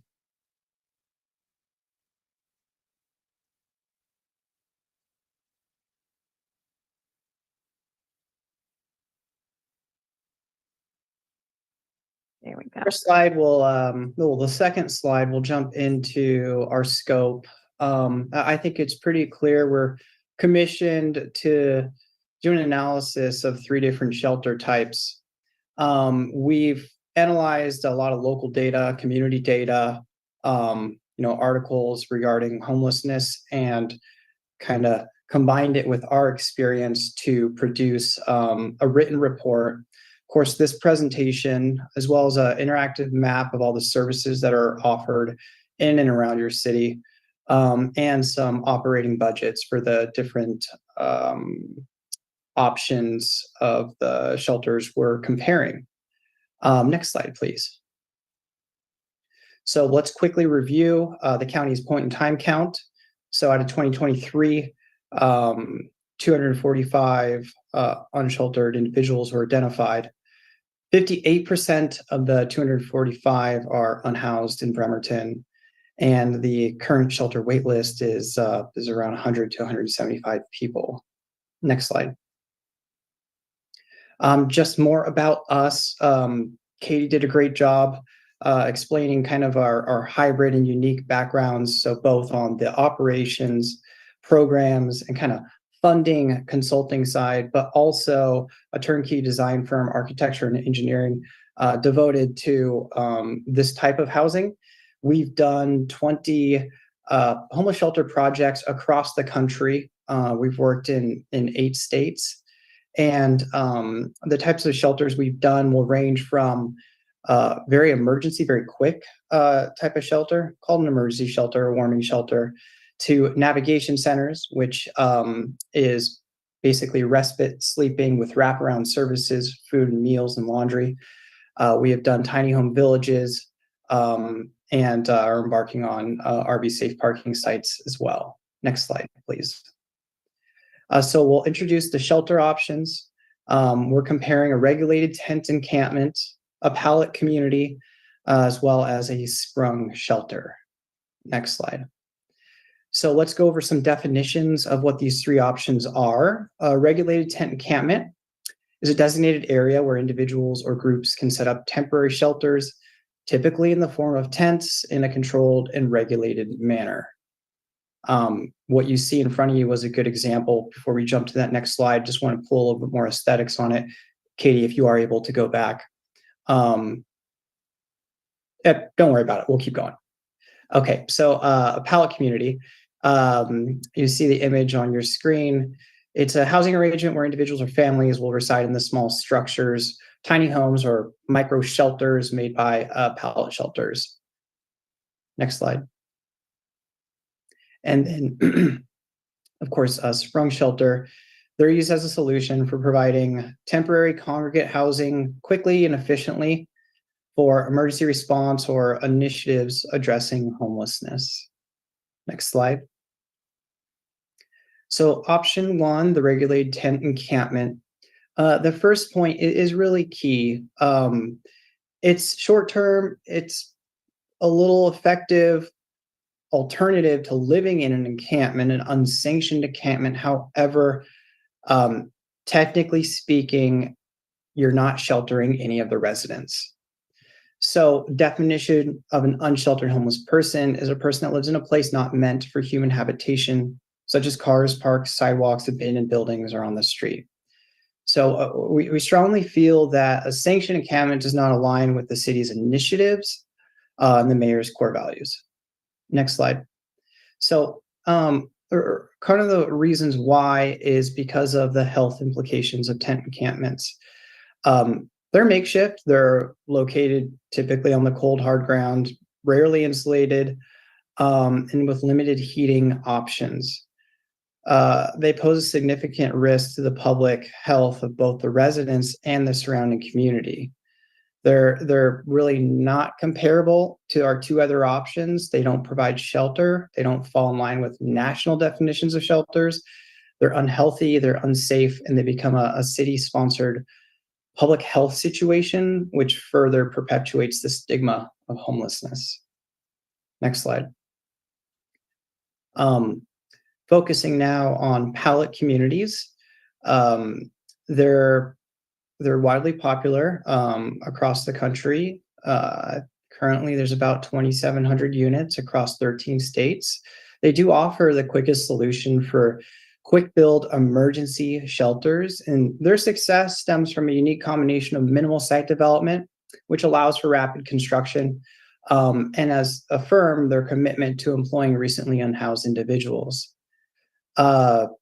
Some of the drawbacks, the general maintenance can also be more difficult just due to the large number of individual units, which will require operational and staff inspections of the mechanical units, smoke detectors, electrical circuits overloading with multiple appliances.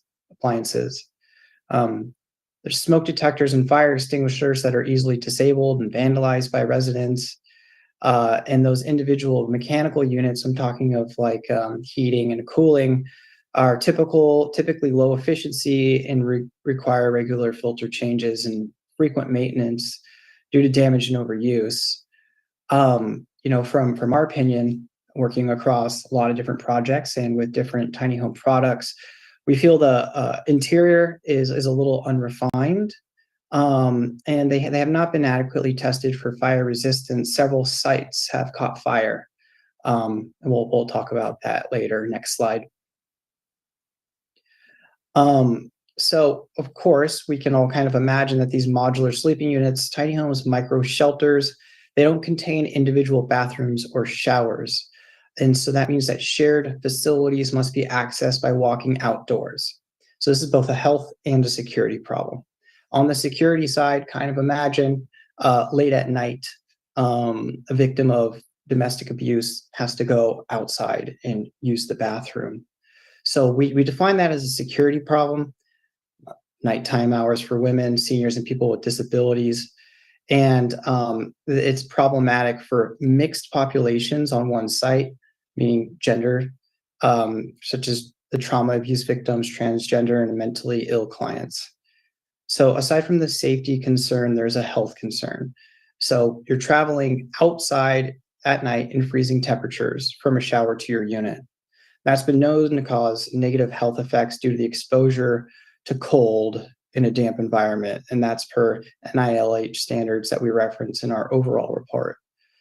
Additionally, staff's going to have more difficulty in making sure that clients are protected both from outside elements and themselves, weather, crime, and health. So because of this lack of visibility that comes with these individual private spaces. Next slide. From a use standpoint, they have an effective footprint per unit of approximately 64 to 80 square feet, but an ineffective kind of maximum number of units per acre due to the necessary fire separation between them. When we review the Oyster Bay site, it would be costly. Additional grading would be needed. And so just because of these site restrictions between the separation of each unit. The shelters themselves utilize Tek screws that pierce the structural envelope. And over time, this is going to create many leak points. Occupants of several sites have voiced extra measures needed to mitigate these leaks. Fortunately, so far, fires have been documented in Oakland, Los Angeles, and Banning, all in California. Next slide. We'll focus the balance of this presentation on sprung shelters. And first kind of go over the definition of shelter. Shelters exist to provide residents with safety and protection from exposure to the weather, while simultaneously reducing the environmental impact on the community. So providing respite and services to the residents in a hygienic bathroom and shower area. These types of shelters are best executed with a sprung structure, which is an energy efficient, clear span tension membrane building. The shape of the sprung structure with the tall interior ceilings actually enable a more dense floor plan without feeling claustrophobic. So we're able to fit more residents relative to other construction types like modular trailers. And with the tall ceilings comes natural light, brings this kind of bright, airy feel to it, and it's a little more dignified and a humanistic facility. The sprung shelter option offers a more regulated open space where the climate controls, which thus being disease prevention, is managed at a staff level versus at an individual resident level like pallet. So this adds to the positive health impacts of the facility. Next slide. The congregate style of dormitory are highly staff efficient because the staff and the clients or residents are regularly interacting. So this results in increased safety for staff and clients by reducing the response time for emergency situations through visual monitoring and a limited number of building entry points. So let's just use the example of someone having a cardiac arrest. Everyone's going to notice. But if they're in a micro shelter or a private space, you might not have, you won't be able to see this until maybe it's too late. So shelters with dormitory buildings also provide more convenient and safe access to restrooms and showers during day and nighttime hours without ever having to leave the facility. So there is no outdoor exposure to use a restroom in a sprung shelter. This also offers direct access to staff and security, and is easily accommodated within a building like this. Also, centralizing operations under one roof makes day-to-day operations more streamlined, and efficiency is improved, resulting in better outcomes and less stress for the residents. The intake process, it occurs indoors. And so just kind of break away from the traditional sense of maybe driving by a shelter and seeing a line outside. That doesn't take place with a sprung shelter because we designed those waiting rooms for the interior. So that helps to improve neighborhood optics. Next slide. Congregate dormitory buildings are the most efficient way to maximize the number of dwelling units at a given site. So if we're going to look at it from just a typical dormitory facility, we can fit close to 400 beds per acre, and a 100 bed dormitory can be placed on a site that's less than half an acre. Now we're qualifying and defining dormitory only, because typically when we're doing a sprung shelter, we're increasing the square footage for interior day space, programming space, case management space, of course, the bathrooms and things of that nature. Unique feature to sprung specifically for sprung shelters is the column-free design. So we have a much more flexible interior layout. And this means that we can change the interior dynamics over time. We can evolve with either the demographic of the population or to change the structure's use entirely. could go to a community center, it could be a public works facility. When designed properly, a shared congregate living facility can help create a sense of shared purpose and belonging, and in general, larger buildings feel more traditional than individual sleeping units. So the sprung shelters are textual components to be integrated, like glass, storefront glazing, entry doors, bun curves, alcoves, and entryways. Next slide. We'll begin to kind of address some of the stigma that the community has been talking about around crime. And I think the best way to go through this is we've found a number of research journals and articles that speak to this from cities and neighborhoods' real world experience that's been published. The first one is an article from Curb in San Francisco, and they pulled data from Cron 4, a news agency out here, and crime around most of San Francisco's navigation centers has dropped based on evidence of crime reports requested of a quarter-of-a-mile radius. There's a great article by Dignity Moves, which is a great homeless programs developer that was tied with data from KQED, and studies show the opening of homeless shelters does not result in an increase of crime rates, and crime rates have decreased after the establishment of homeless shelters. Another article from the Frisk shows no pattern of rising crime in the months following the opening of a shelter. Next page. Fremont for Everyone was a large research journal about navigation centers having no effect on neighborhood crime. And it was analysis of San Francisco Police Department data with 3 of these findings. So it was department data, but it was also tied in with surveying neighborhoods. So the amount of crime occurring in navigation centers was equal to locations without centers. Half of those surveyed believe amount of visible homeless decreased after a center opened in their neighborhood.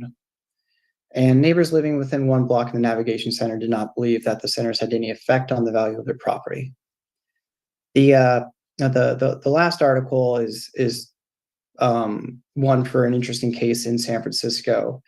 And the best way to summarize it is, everywhere that we introduce a shelter, neighborhoods always oppose it. But they end up supporting them after they start seeing the outcomes later down the road. So out of the 3, the sprung shelter best aligns with the intent of all the preceding information. It's the only option that truly offers an open, transparent, and controlled setting for the residents, the clients, ensuring safety to the public of the surrounding neighborhood. Next slide. So our recommendation is the sprung shelter. It's the better option for climate control, disease prevention. This is just better for the health of the residents as well as the surrounding community. The sprung shelters are a better alternative to both encampment and pallet options because they align with the 2019 Homeless Crisis and Housing Plan and providing shelter from the elements. The sprung better fits into the City of Bremerton 2021 Comprehensive Plan amendments by supporting efforts to provide a variety of housing options, such as emergency group housing, homeless shelters, and short-term housing. And they're a more sustainable option due to the reusability, adaptability, and reduced construction time compared to conventional methods. So that wraps up the presentation that we prepared for this study session. Katie, I believe that we have another table that I should jump to right now.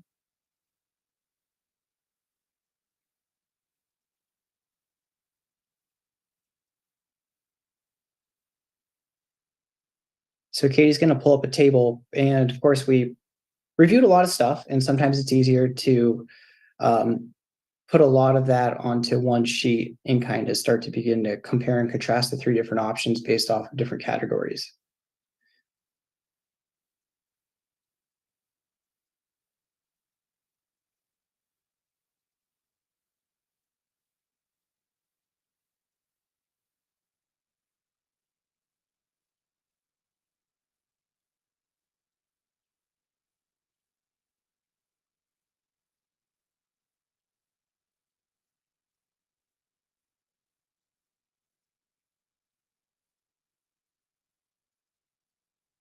Or do we do that now, Katie, or should we do it at the end of your next segment?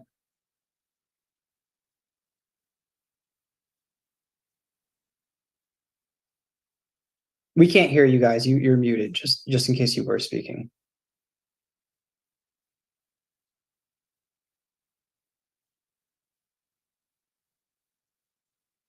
Anything changed? Checking now. Can you hear us now? Yep. Okay, there we Okay. go. So I lost you for a bit. So I'm going to go over the potential costs real quick, and then we will land on the summary Oh, slide. okay. Sounds good. Okay, so we wanted to update you all on our current understanding of costs, because they do evolve as we get further into this project. What we have here is based on what we think is needed, about 100 beds. There's quite a difference between the pallet community and the sprung shelter here. And a major driver of that is the density of the pallet community. So in order to fit 100 units, pallet units, we would have to grade a much larger area. And so that drives up the site grading and construction. For the tent encampment, it is a lower cost, but still significant. We are, of course, there would still be the grading costs that would need to be accounted for, as well as some capital costs for like the bathrooms and gathering places, offices, that sort of thing. So there are still some pretty significant costs even for a tent encampment. We don't fully understand the operations, maintenance, and costs for each shelter type. However, there are some considerations that we want to mention at this point. The sprung shelter likely has the lowest operations cost due to the efficiency of the space, both for staffing, as David talked quite a bit about in his presentation, but also in energy costs, because you have one very energy efficient building that you're heating and cooling versus a ton of different little units that are not very power efficient. And then the pallets will have a much higher maintenance cost due to the fact that they're constructed from less durable materials and the number of individual units that must be maintained. So we're talking about individual heaters and AC units, the locks, the windows, the doors, all of these things need to be maintained. So that drives up the maintenance cost of the pallet shelter option. All right, so now we'll go back to David to kind of summarize this table here for us. Okay. Hello again. All right, so we have our shelter types on the right and then issue features on the left. So we're breaking it down by categories. Starting at the top, likelihood to immediately fill, resulting in inability to enforce no camping ordinance. So this goes to Katie's point about the amount of residents that we can fit in a sprung shelter on the site versus the amount of pallet units that will fit on site. So it's a low likelihood to immediately fill within a sprung shelter and high likelihood to immediately fill within a pallet community. Next category is potential for on-site drug or alcohol use. As I described before, it's a more open environment in the sprung shelters, so there is a low chance of that happening. But in the privacy that a pallet option brings, there is a high propensity of that happening. Next feature being dignified housing that communicates compassion for residents and value of residents is a yes for both the congregate and the pallet community. For the next feature, climate controlled environment and year-round protection from weather, it is a yes for both the congregate sprung shelter and the pallet community. The construction costs for the 100 beds at Oyster Bay is a lower amount for the sprung shelter at 5.4 million and a higher amount for the pallet community at 6.6 million. There's of course a note here that we should call out, and that additional beds can be added at essentially no cost within a sprung shelter, and site expansion is required with the Pallet community. The next feature is the operations and maintenance cost. So with the sprung shelter, it's lower than the compared option pallet being higher. And there's another note there. As Katie had kind of just described, costs not currently quantified, but expected to be much higher for pallet, since each pallet unit has its own 2,700 watt heater and 8,000 BTU AC unit, has non-code compliant insulating R value, and is fabricated of less durable materials. We'll go to the next category, and that's the shelter expected life. So with the sprung shelter, that's 50 years. And with the pallet community, that is 15 years.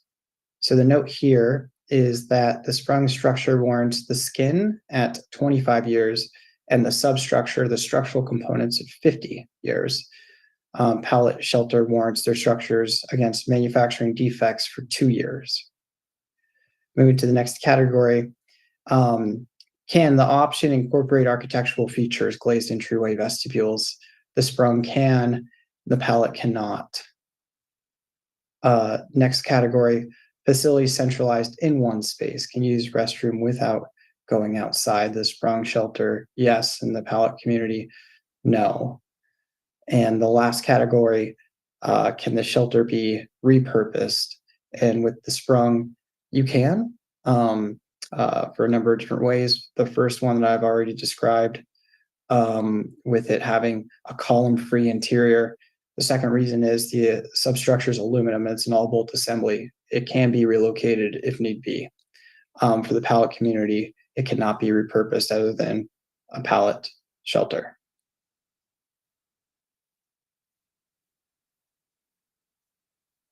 So that is the end of our presentation, and we're going to open it to questions and comments. All right, thank you all. I know this is the first time council seeing basically all this information, so I'm writing down furiously, but appreciate you bringing it all to us. We'll go ahead and start going around, and I might suggest, just because I think we're going to have a lot of questions each individually, so if folks could maybe spend 5 minutes, 5-10 minutes on a few, and we'll move to the next person, and we can do as many rounds as we need to dive in here. Perfect. So seeing Jane up first, go for it. What were the 4 sites that you considered? We considered a site that is adjacent to the wastewater treatment plant. 2 sites that are in Gorst, the Jarstead Park, and also we have a laydown pipe yard that's kind of adjacent to where the Jarstead Park area is, and the Oyster Bay site. Is the zoning equal to hotel because you want it for 100 people, or what made you decide that you had to find zoning for 100 or zoning equal to hotel? That was the recommendation of DCD and their evaluation of what type of building and what type of zoning would be required for building. Building a sprung shelter or building anything? Building a sprung shelter, and then there's also slightly different requirements for the pallet shelter, which they get kind of complicated, but we started with the shelter, the hotel, because that kind of covered everything. Well, yeah, maybe Director Spencer can answer that, because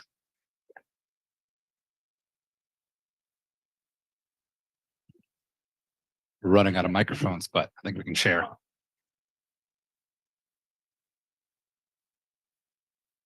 So to answer your first question, which is why is hotel? Because there's a state law that says if you allow a hotel, you must allow a congregate shelter. So there's been a determination at the state level that says hotel equals homeless shelter, et cetera. So any place that you permit a hotel, you must also permit a shelter. So we looked at all the different zoning districts that we have, and they're permitted within general commercial and other kinds of commercial zoning.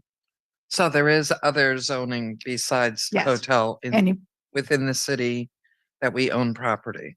I don't know that we own property that's large enough to accommodate this. So looking at the sites that Katie mentioned, there's Jarstad Park, and then there's these other ones. Jarstad Park is city utility land and hotel is not permitted. So you can't establish a homeless shelter or hotel at that location for the Jarstad properties.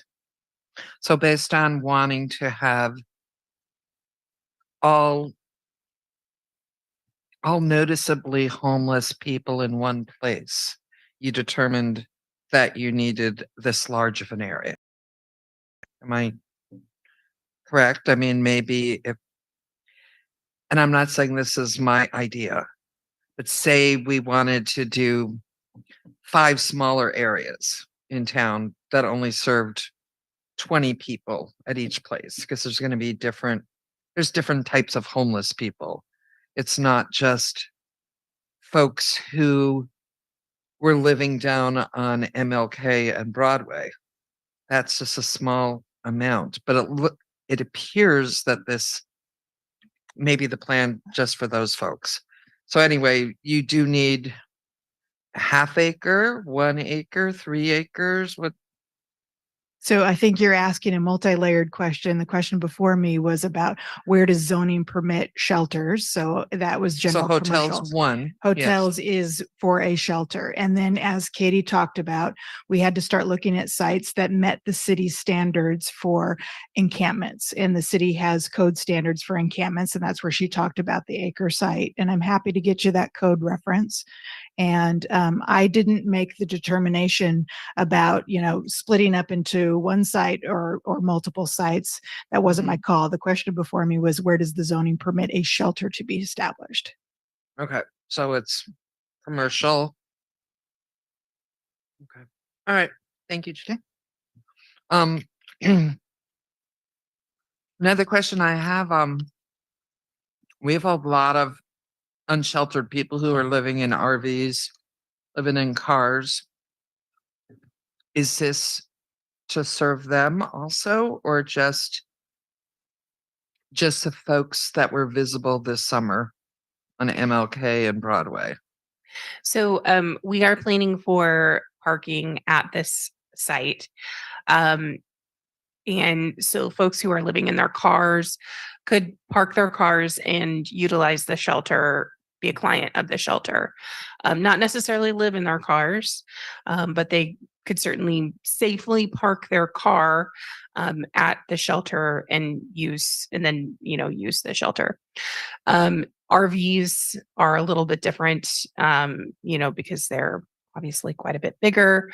I think if there were a client who had an RV and wanted to stay in the shelter, we might try and accommodate the parking of that RV there. But we wouldn't be hosting folks to live in their RVs At this place. site. That's right. But we might have other options.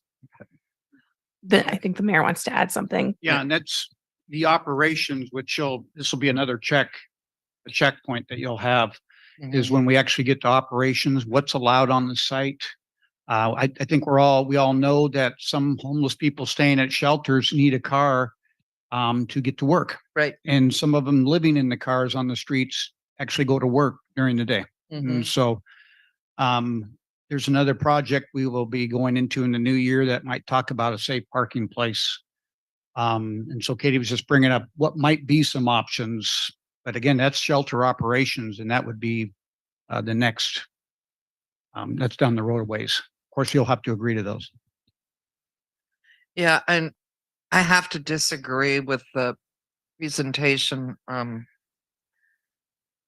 that they said dormitory living is less stressful. A lot of people who were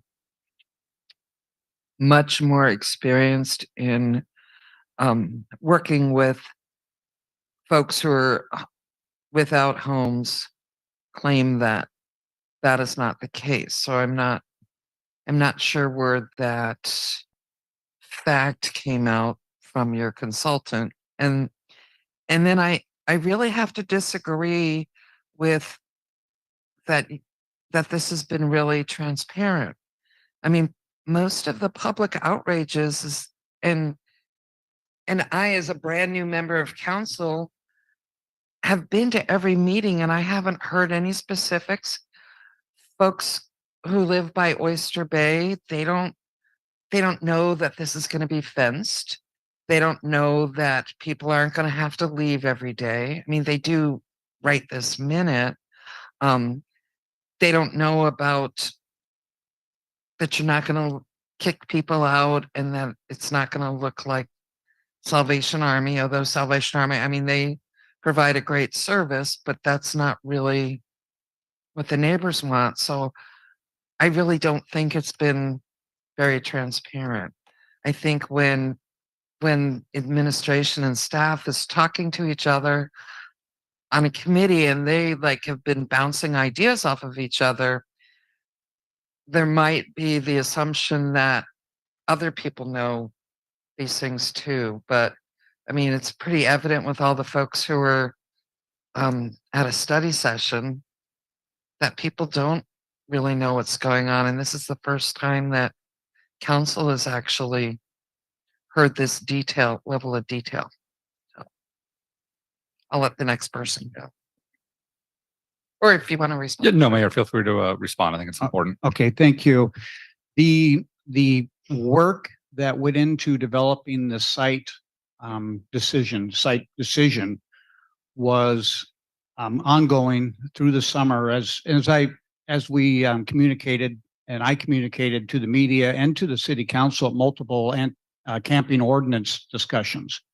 And so we were all aware that was happening. When we completed our analysis, I think pretty much shortly thereafter, we alerted you that I've got some paper over there. We alerted you that we've completed our analysis. This is a site, and then we briefed you on that and began moving forward with, developing a proposal. We felt it was important to get in front of you as soon as we had information to share. And not a moment after that. And then a lot of questions come up, which we have not, which we are preparing all of the answers to, and a lot of it's going to depend on the proposal of what you allow us to do, which shelter option you pick. I appreciate that you've been working really hard, and there have been certain things that we've known, like we knew that it was most likely going to be at Oyster Bay.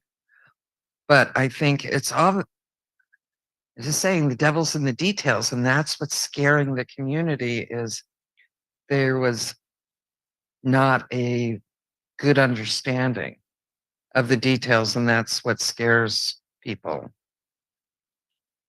Let's go Jennifer, then Eric. Wow.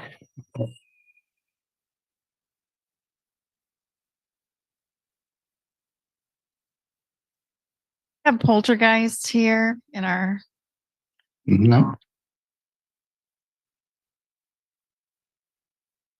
do not want to scare the general public away. I really appreciate their feedback and what they have to share and their concerns. So feedback.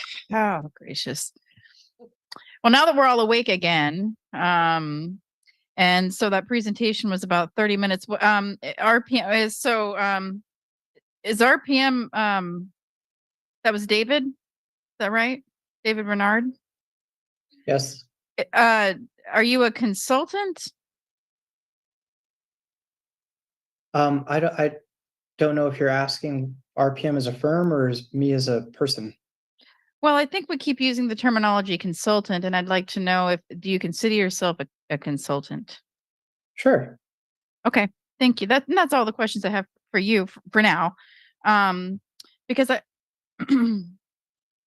I just want to, and I don't want to keep, this is just kind of a general statement, just from a layperson's perspective is when we use the term consultant, we generally are looking for a neutral third party. And I don't feel like this is, I feel like we got a sales pitch from a professional that designs these for, I mean, that's what they do. They make, I mean, they make money off of building the structures. So it doesn't feel like it's a neutral pitch. And but what we're dealing with is we have to get something up quick. We have to get going. I don't necessarily, and I'm just going to go on record saying I don't necessarily have a problem with the site location. It's going to be controversial no matter where we go. And I think that what's really concerning the public is that there's a lot of unanswered questions, and they want the questions answered, and that does need to happen. We need a safety plan. We need assurance to the public there's going to be security.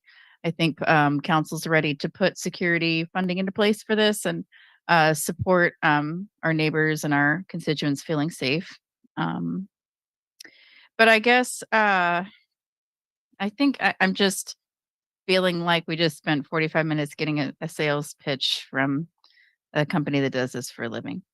I have a couple of clarifying questions. So looking to the timeline, it looks like with Salvation Army closing in May 1st. And then there's not going to be any shelter option available. Mayor, who wants to respond to that one? Yes, Ready for it. thank you, Counselor. And so, and as I said all throughout the summer, that I would get this job, this proposal in front of you, as soon as I have clear decision from you, and I'm hoping soon. We're fast track. I will immediately get to work, and I will work until we have this done, where we close the gap. And so, as anything, I'm going to be under the gun again. We have time constraints. I will work with our partners. I will do everything I can to ensure we keep folks sheltered. And so just know that I just need the decision that we're going to go a certain way, and then we'll get to work on it. Okay, but really right now we don't have, I mean, I just want to clarify just for, as we're planning the future, this upcoming 24, what it's going to look like on our streets and the obstacles our houseless community and our neighbors are going to face that have housing. There's not going to be a shelter option between now and between 5/1 and the opening of a new shelter. Is that a yes or no? It's an unclear answer. Yeah. Really. Let me maybe I'll reword the answer then. If I can get a clear decision from you with an option, with the option that we're proposing, then I can actually go out to our community partners and say from May 1st till November, early November, I need support to keep the community sheltered. Okay, and I think some of our community partners have spoken. Yes. Our experts in our community have spoken about what they believe is the best option, and I trust them more than, I want to support you in getting this up and going, but I do trust our community partners that are boots on the ground, that are working with the agencies that are doing the work right now. Bremerton Housing Authority, Tony Ives, and they have a suggestion that is just, it's great. I guess so. When you have a direction, then you'll be able to move forward. But that still leaves, and I'm going to ask it a third time. Yeah, we do not have a shelter available. We don't have a shelter option from 5/1 until 11. So my concern and my question is a clarifying question: will there be enforcement of tent camping during that time? Okay, so if the council, if you decide not to approve the sprung structure proposal, then we will see what we had the first time, a low barrier congregate shelter closed. The folks on May 1st will exit that shelter onto the street, and we won't have the ability to enforce our laws, our anti-camping law. Right, but it says that the shelter doesn't even open, the construction doesn't even begin until August of 2024. So go ahead. So then what I will do, as soon as you provide a clear path forward, Okay. tomorrow, well, we're not going to approve this tonight, But when you do approve it, I will get to work with an agreement to try to see if I can keep a shelter going until November. Okay, I see what you're saying. Yes. Okay, so presumably we're gonna ask Salvation Army to stay open. I mean, that's like one of the options. There's other options, but that's what you'll do to, okay. If I can just tip my hand, yes. Yes. And Need to get the mirror mic that works, maybe. His is starting to get all scratchy too. Well, Yeah, let's give him a mic that Swap where he that can, out. because we want to be able to hear him clearly. is this, So, is this thing work? on? This thing is on. You sound great. Okay. Okay. Yes, that is who I'll be working with.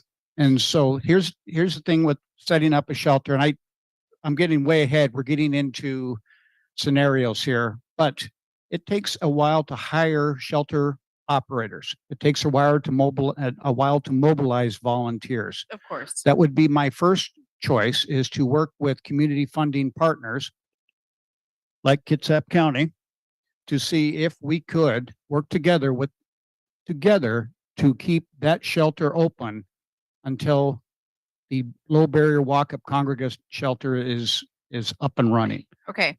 And so is this going to be a Salvation Army replacement shelter, or will we have two shelters once that shelter is opened up in November? The details on what will happen after we have our shelter up and running and how they're going to proceed with their winter shelter, that has not been worked out yet. So right now they are here to support. It's an operations issue at this point. I think we're trying to agree on a concept. What we think might do two things: give people shelter that didn't have it before. Now we already have it in front of us. What happened on May 1st? Our streets filled up with people. There was no other options that came forward. I'm proposing this option. Two, when November, we weren't able to enforce any camping laws when we lost our shelter. November 1st, when we reopened the shelter, I know this sounds terrible, but November 1st, when the Salvation Army reopened, we were able to enforce our camping laws. We had civility in our neighborhoods. We had 50 people which we have on average now, who have shelter in the city, that wanted shelter on those streets.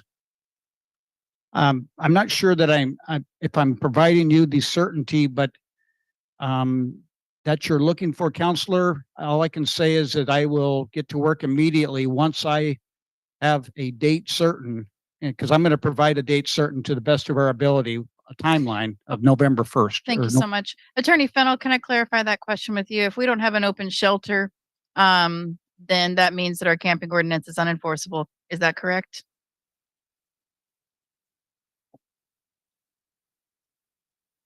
So the ordinance isn't enforceable unless there's shelter space available within the city of Bremerton or within Kitsap County if transportation is provided at no cost. Okay.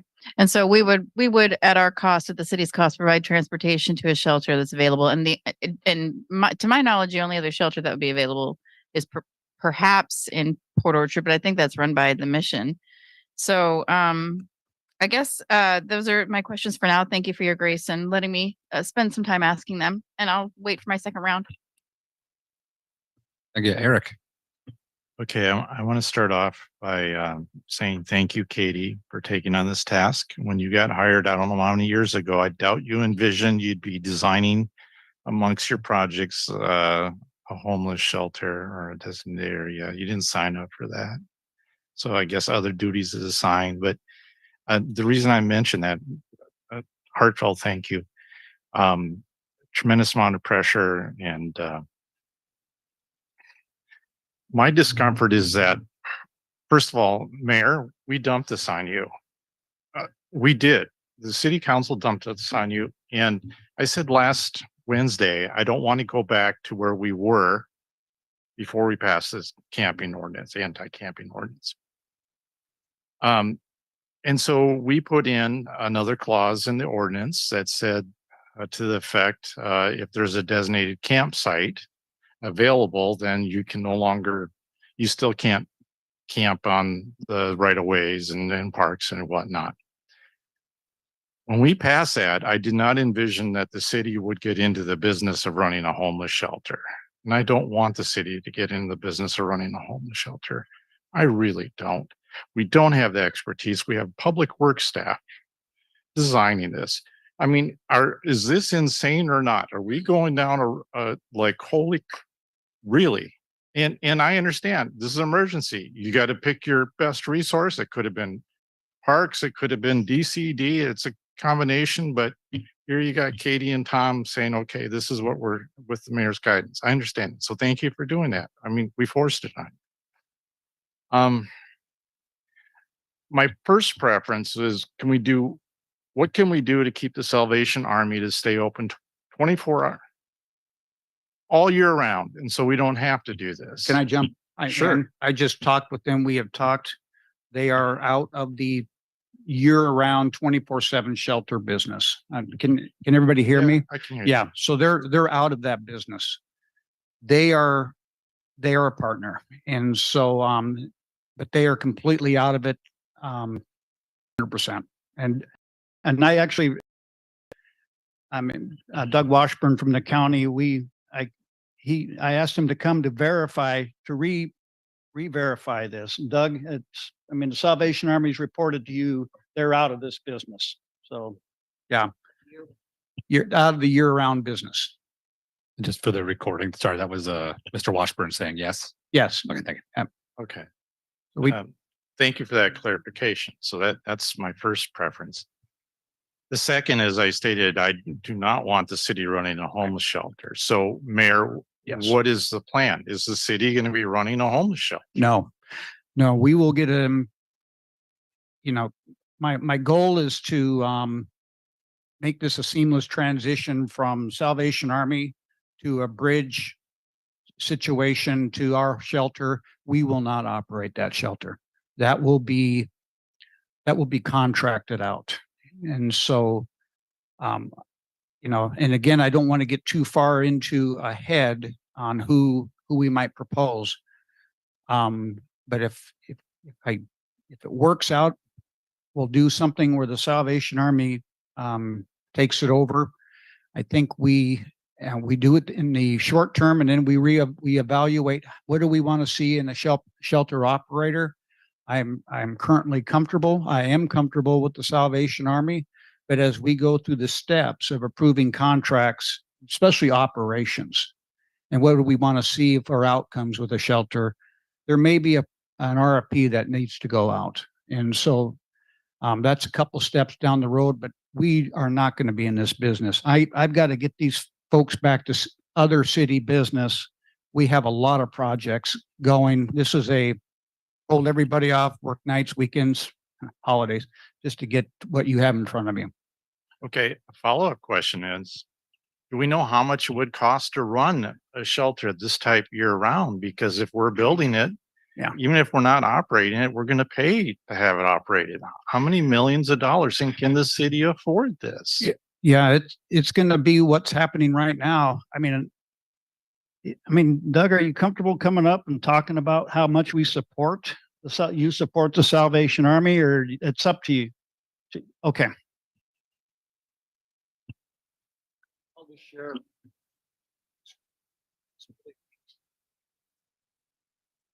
Hi, my name is Doug Washburn. I'm the director of Kitsap County Human Services, for the record.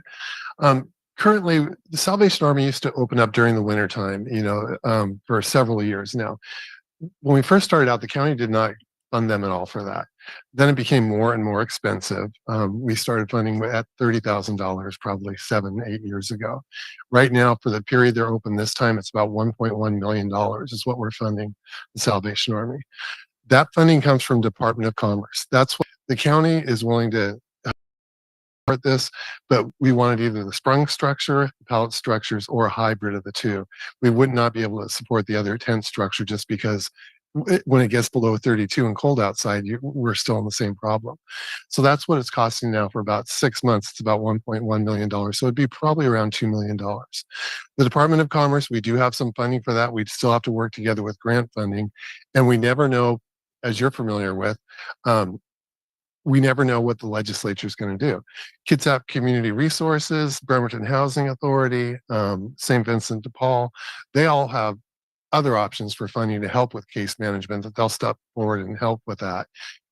especially if we meet with them and work with them on that. The mayor have sent Jennifer his staff that schedules things.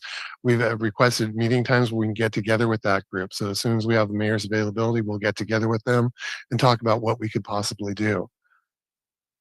But that your specific question though, yeah, for the 6-month period, it's about $1.1 million. So it'd be right around $2 million annually. Okay, yeah, I appreciate that. And then as far as capacity, there's this, it's a terrible expression to put in this, but if you build it, they will come.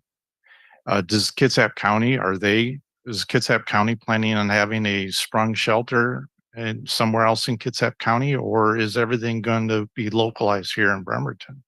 We did look very seriously at that right at the beginning of the pandemic. What we found was that gym that was a gym that was for sale in Port Orchard. So we are going to have about 75 people there. So we did that instead of a sprung structure because that looked like it was going to be a little more cost effective for us to do that. And when is that coming online? That will be online. We just closed all the bids. The contractor is selected, so that will be online in November of next year, right around the same time yours would be. And that's for 75 individuals. Do you foresee that, or your projections? I forgot the number. We have it may not be the same type of clientele, but is that going to be enough capacity? 100 plus 75. Is that going to be enough capacity for the next, I don't know how far out we can go, 2, 3, 4 years? Is that the immediate to intermediate term? Is that enough capacity? It's hard to say at this point. We would like more, but also working with our community partners, again, Kitsap Community Resources, Bremerton Housing Authority, St. Vincent, Rescue Mission, they'll be doing things too simultaneously. Maybe they can get, if we work with them, a pallet structure set up or another hybrid structure. So we'll all be working toward that. We'll be much better off than we are right now, having that additional 150 beds. Okay. And then the last question, not necessarily for you, Mr. Washburn, but for the administration, is that I appreciate you took the approach of looking at city-owned properties. I don't dispute your criteria, but the current site, and I'm not speaking for or against the current site, but just point out the facts of the matter. The current site has some grading issues. You can't do this during the winter time, so it's delaying the project. Has the city considered locations that, just like the county did, that aren't owned by the city in more of a commercial area? Maybe even out towards Skia. I know there's problems with that, but maybe you could have bus service, et cetera. In other words, have we thought about acquiring a piece of property that's much more easily developable so we can meet this deadline and get something up and running by May 1st? Have we considered that? Well, with the potential stopgap, maybe we'll call it a stopgap measure. We're on track with your approval to have something developed in the fall. So we need to fill May 1st to the fall. We have other partners who've stepped up who want to help. I mean, I don't want to put them on the spot, get them a bunch of phone calls. If it's money for a lease, for a temporary lease to help out, right now to go out, start another project to make a purchase or a lease agreement to bring that forward to you to approve that. What I want to do is get us on track with getting that shelter developed so we can meet the funding, the January 20th funding cycle.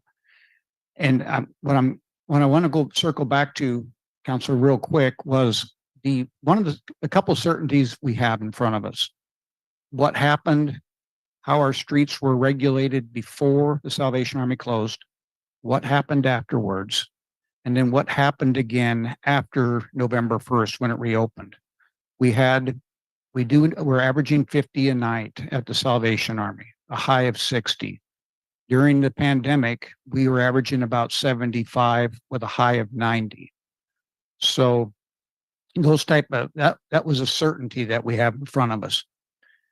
All the other wonderful support and housing providers and everybody doing hard work in our community, when that shelter closed, it dumped a lot of people onto our streets, and a criminal vagrant element came in amongst the folks that were very much in need, filtered in amongst them. It created an unsafe environment for our neighborhoods and in an unsafe environment for the folks forced to live outside because we had no other options. And so I wanted to make sure that the case study we have right in front of us was what just occurred. The as far as other agreements to fill that stopgap, I can say the same thing that I said to you all summer when I said I was working on getting us another shelter, is I'm working on filling that gap. And I'll bring something to you if it's required.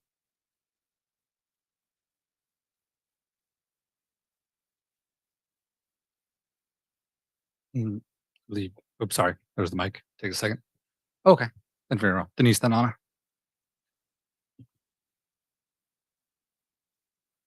Game, rock, paper, scissors, never. I want to echo Councilman Younger and maybe add a little slant. I was confused a lot of the time about why Public Works was leading this. I mean, I know the site and grading it and getting ready and everything, but the core part of it to me was housing. Because I see everything as being connected.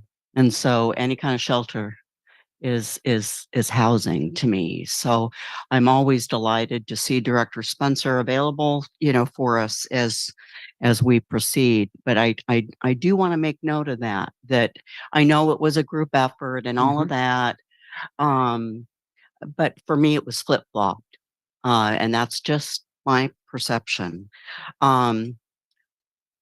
I know just enough to be dangerous. You know that. I know just enough about a few things to be dangerous. And one of the things I know a lot about is affordable housing and homelessness and why and what to do and all of that. I mean, I haven't been in that sector for 5 or 6 years, but it's pretty recent. It was for a long time. And I just have to reiterate, transparency is being open. It's also not having any secrets. And I appreciate the withholding of information when it's necessary, when there's negotiations going on or whatever. We're at a juncture here where it's wait. You've heard me say this before. And then it's hurry up, make the decision. And that does not feel good to me at all, because there's a lot of information I don't think that's been shared with council. And I heard from a state legislator that they had been approached by our lobbyist for Bremerton to buy the Quality Inn. I didn't know about that. That seems like a significant mission creep. Why are we now buying I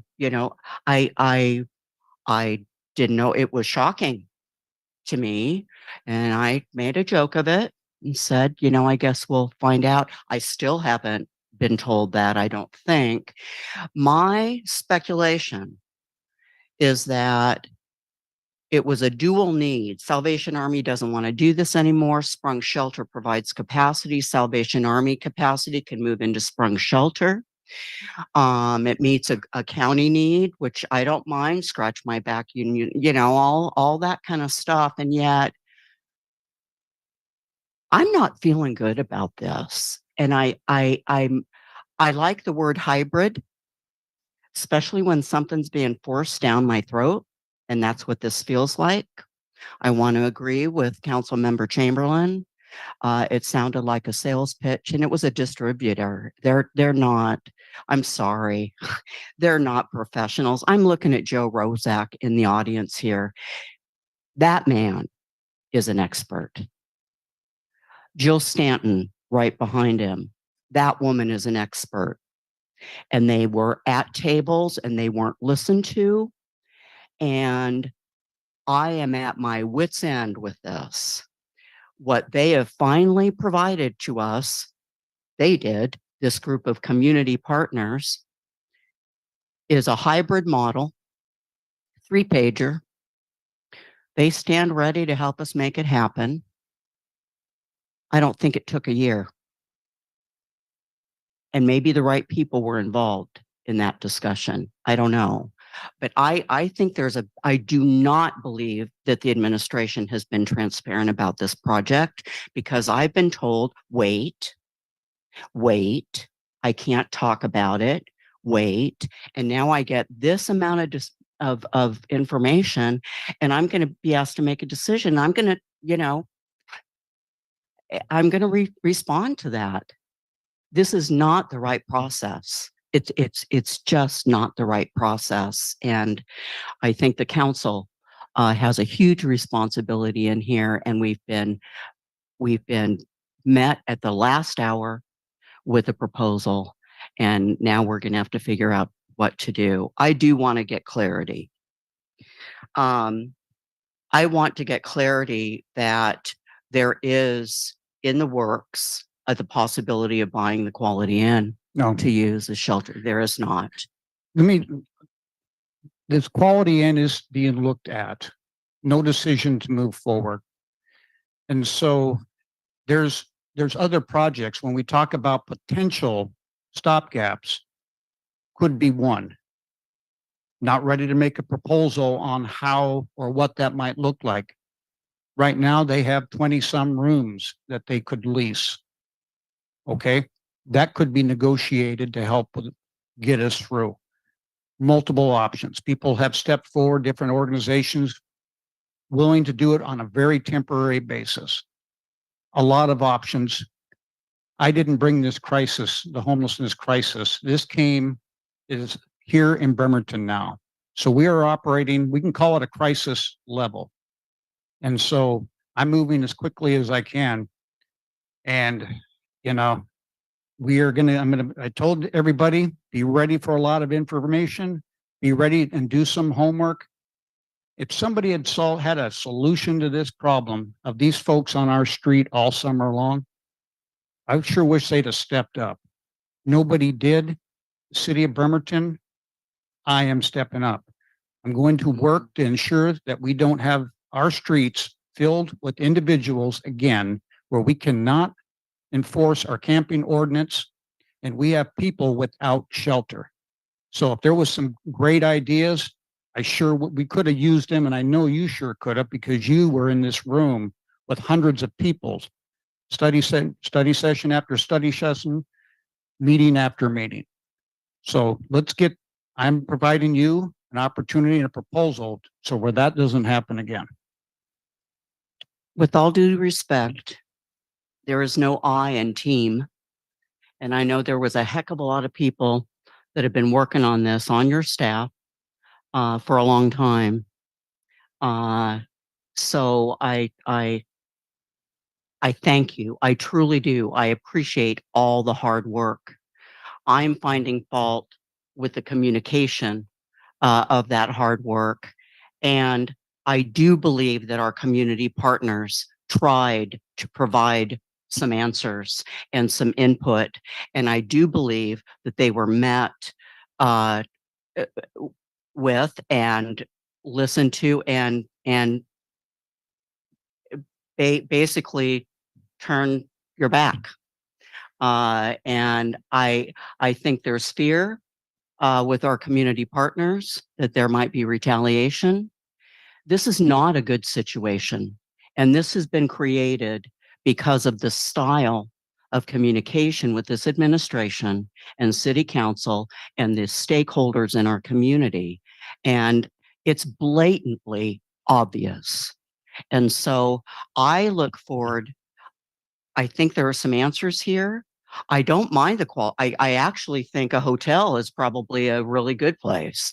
It's just that we weren't told that was even a possibility. And again, the lack of respect given to and if there is retaliation, I'm going to be looking for it. All right, Council President, those accusations are unfounded and they're uncalled for. I will say I think you made your point there, but if you want to respond, Mayor, you All have right. the floor. Thank you. You know, I can keep this response short. This was dumped on me. Okay. It was dumped. So I have an answer for you. We've been working hard. I do say I a lot until we are successful, and then it turns over to the team to get the credit. But right now, this is a very difficult situation we're in. It's nothing any of us would ever ask for to be in this crisis. And so, yes, I'll go ahead and say I a lot until we get this thing under control. Let's go ahead to Anna for any questions or comments. Right as you take a sip of water. I always give timing like that. Mhm.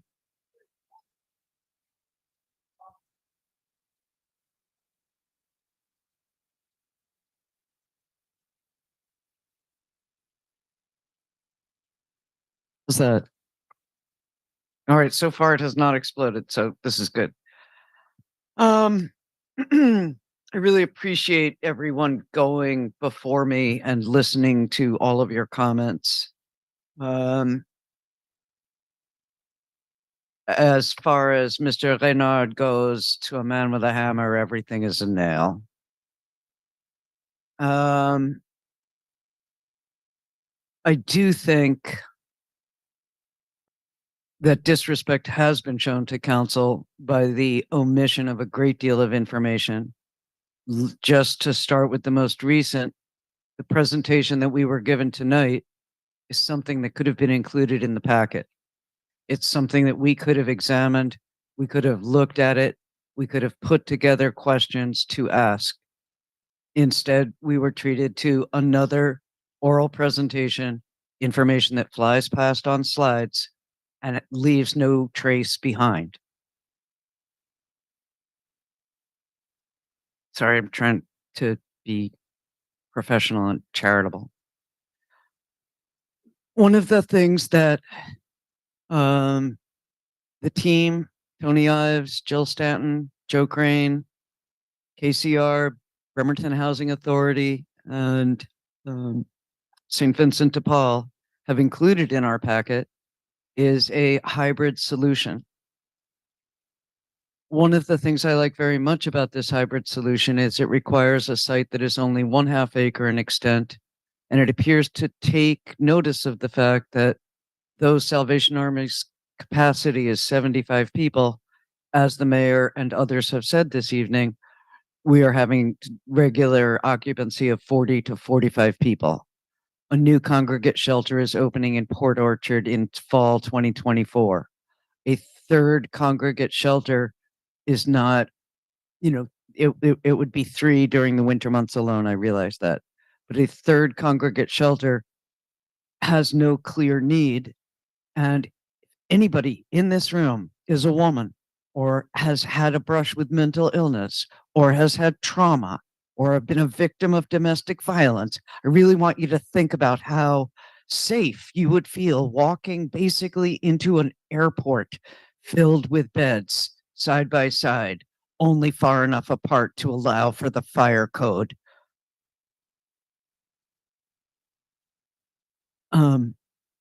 I think that I can understand that the danger of going out of doors at night in cold weather to go to the bathroom. But I think that there can be workarounds for this.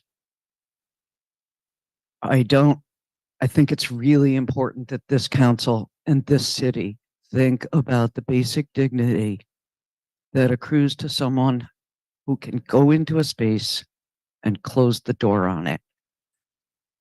Even if it's 64 square foot, this is really a big deal.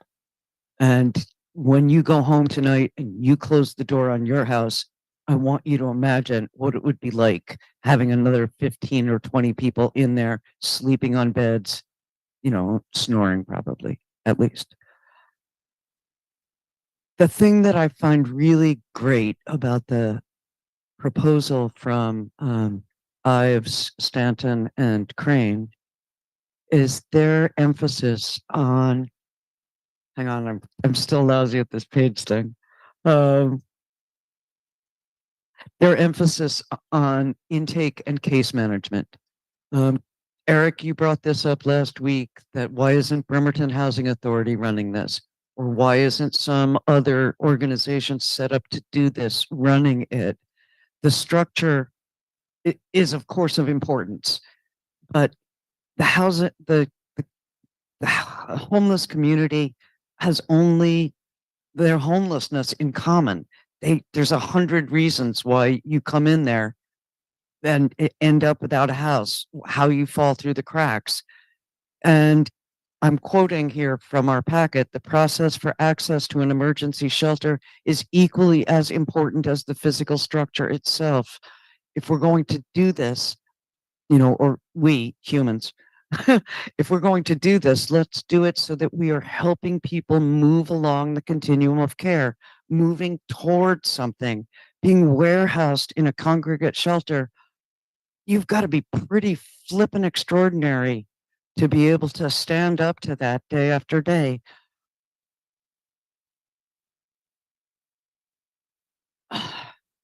Sorry. I don't think there's been transparency about this, but I guess I'm willing to move past that. Building this congregate structure for a population of 1 to 200 people is so out of scale, is going to do harm, not just to the neighborhood, because it's my district, I got to say, but it's also going to do harm to the people who are there. I mean, I have never had to live in barracks, but at least when you're living in barracks, you're getting paid for it. Yeah, but I mean, at least you're getting paid for it and you have a mission. You're like moving towards something. You're enduring privation because you're going somewhere. That's not what any congregate shelter is like that I have known.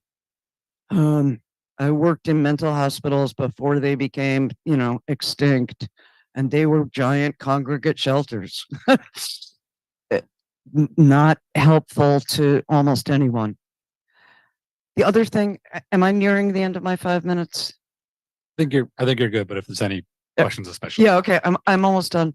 The other thing, in addition to the requirement only for a half-acre site in this hybrid proposal included in our packet, it's also cheaper. A 40-unit shelter is $1.4 million, including the infrastructure. A very small Quonset hut that would function as like an emergency over the weekend congregate shelter, before intake can get to you. The estimates we have are 2 locations would cost approximately 2.8 million to 3.5 million. That doesn't include the land, but in the database that the audit committee, that the auditor, prepared and sent to legal in late August of 2020 of this year, there were 295 parcels. Some of those parcels could be sold. Some of those parcels are parking lots downtown that are already paved, that are already near where Merchant Patrol, you guys have heard this so often, I'll go fast, where Merchant Patrol, with whom we already have a contract, they're trained in conflict resolution, de-escalation, sympathetic mobilization. It would be simple for them to include this community in their rounds, and I'm almost done, Council President. I really urge council to look very seriously at this. Thank you. And then, Mayor, I saw your hand go up I want to make sure the facts are correct. Yeah.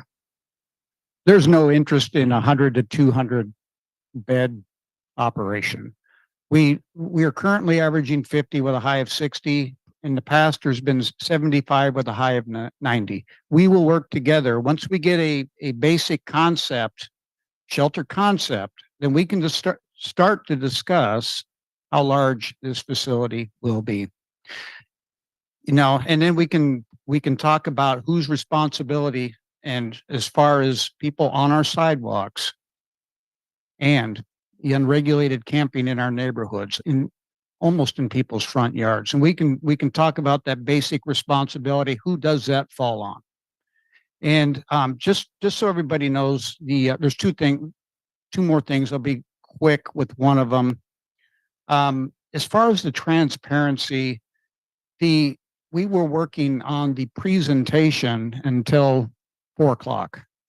Again, we are in a crisis. This is not something that we have a designated person signed up to do.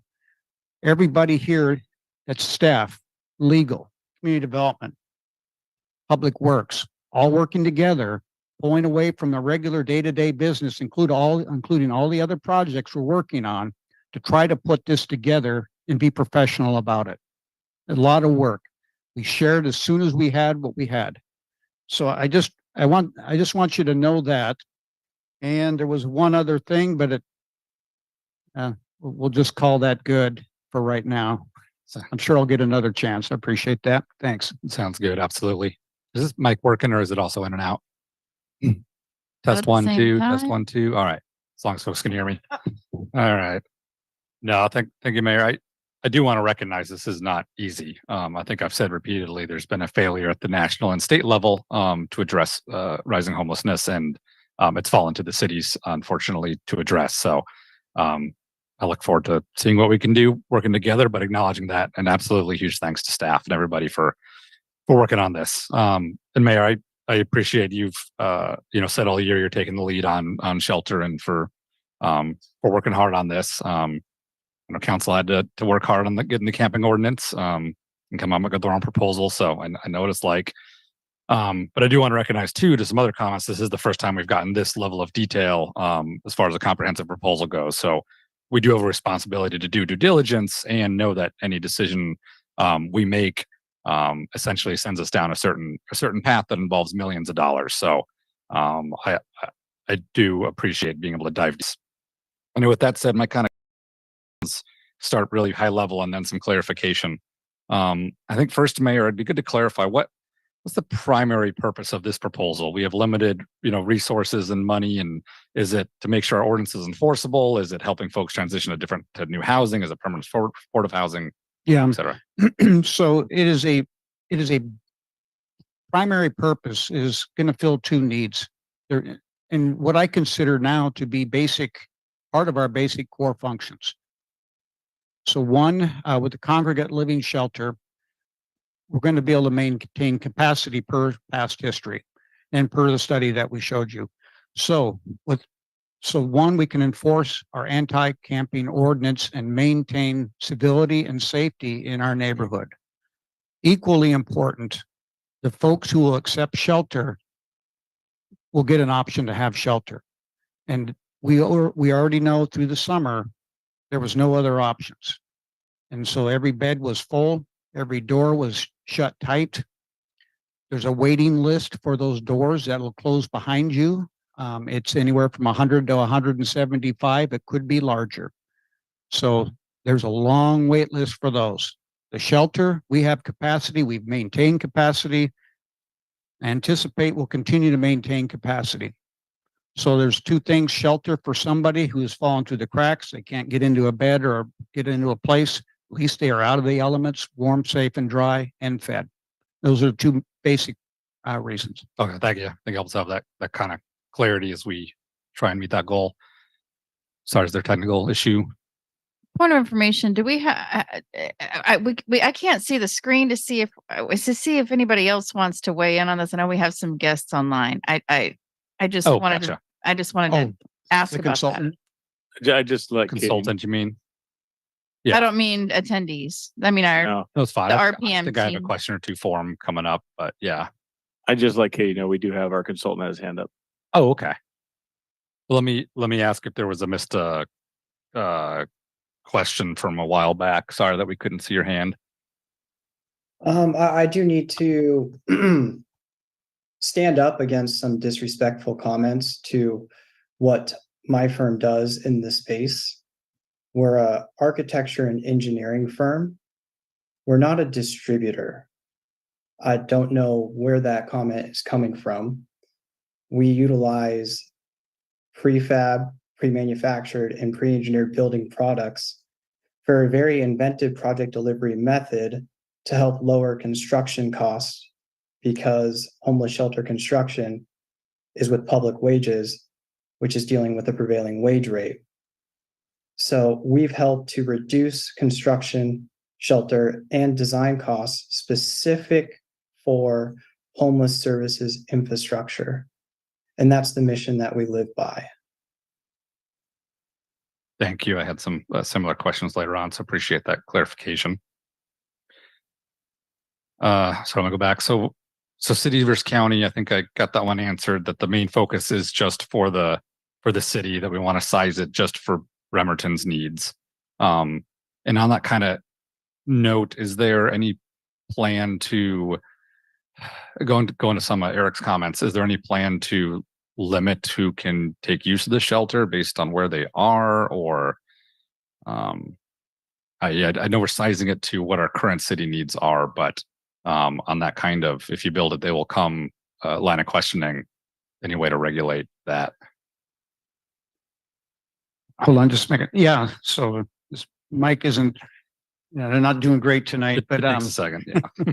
so the current and the concern's always been there with the Salvation Army, even during the pandemic.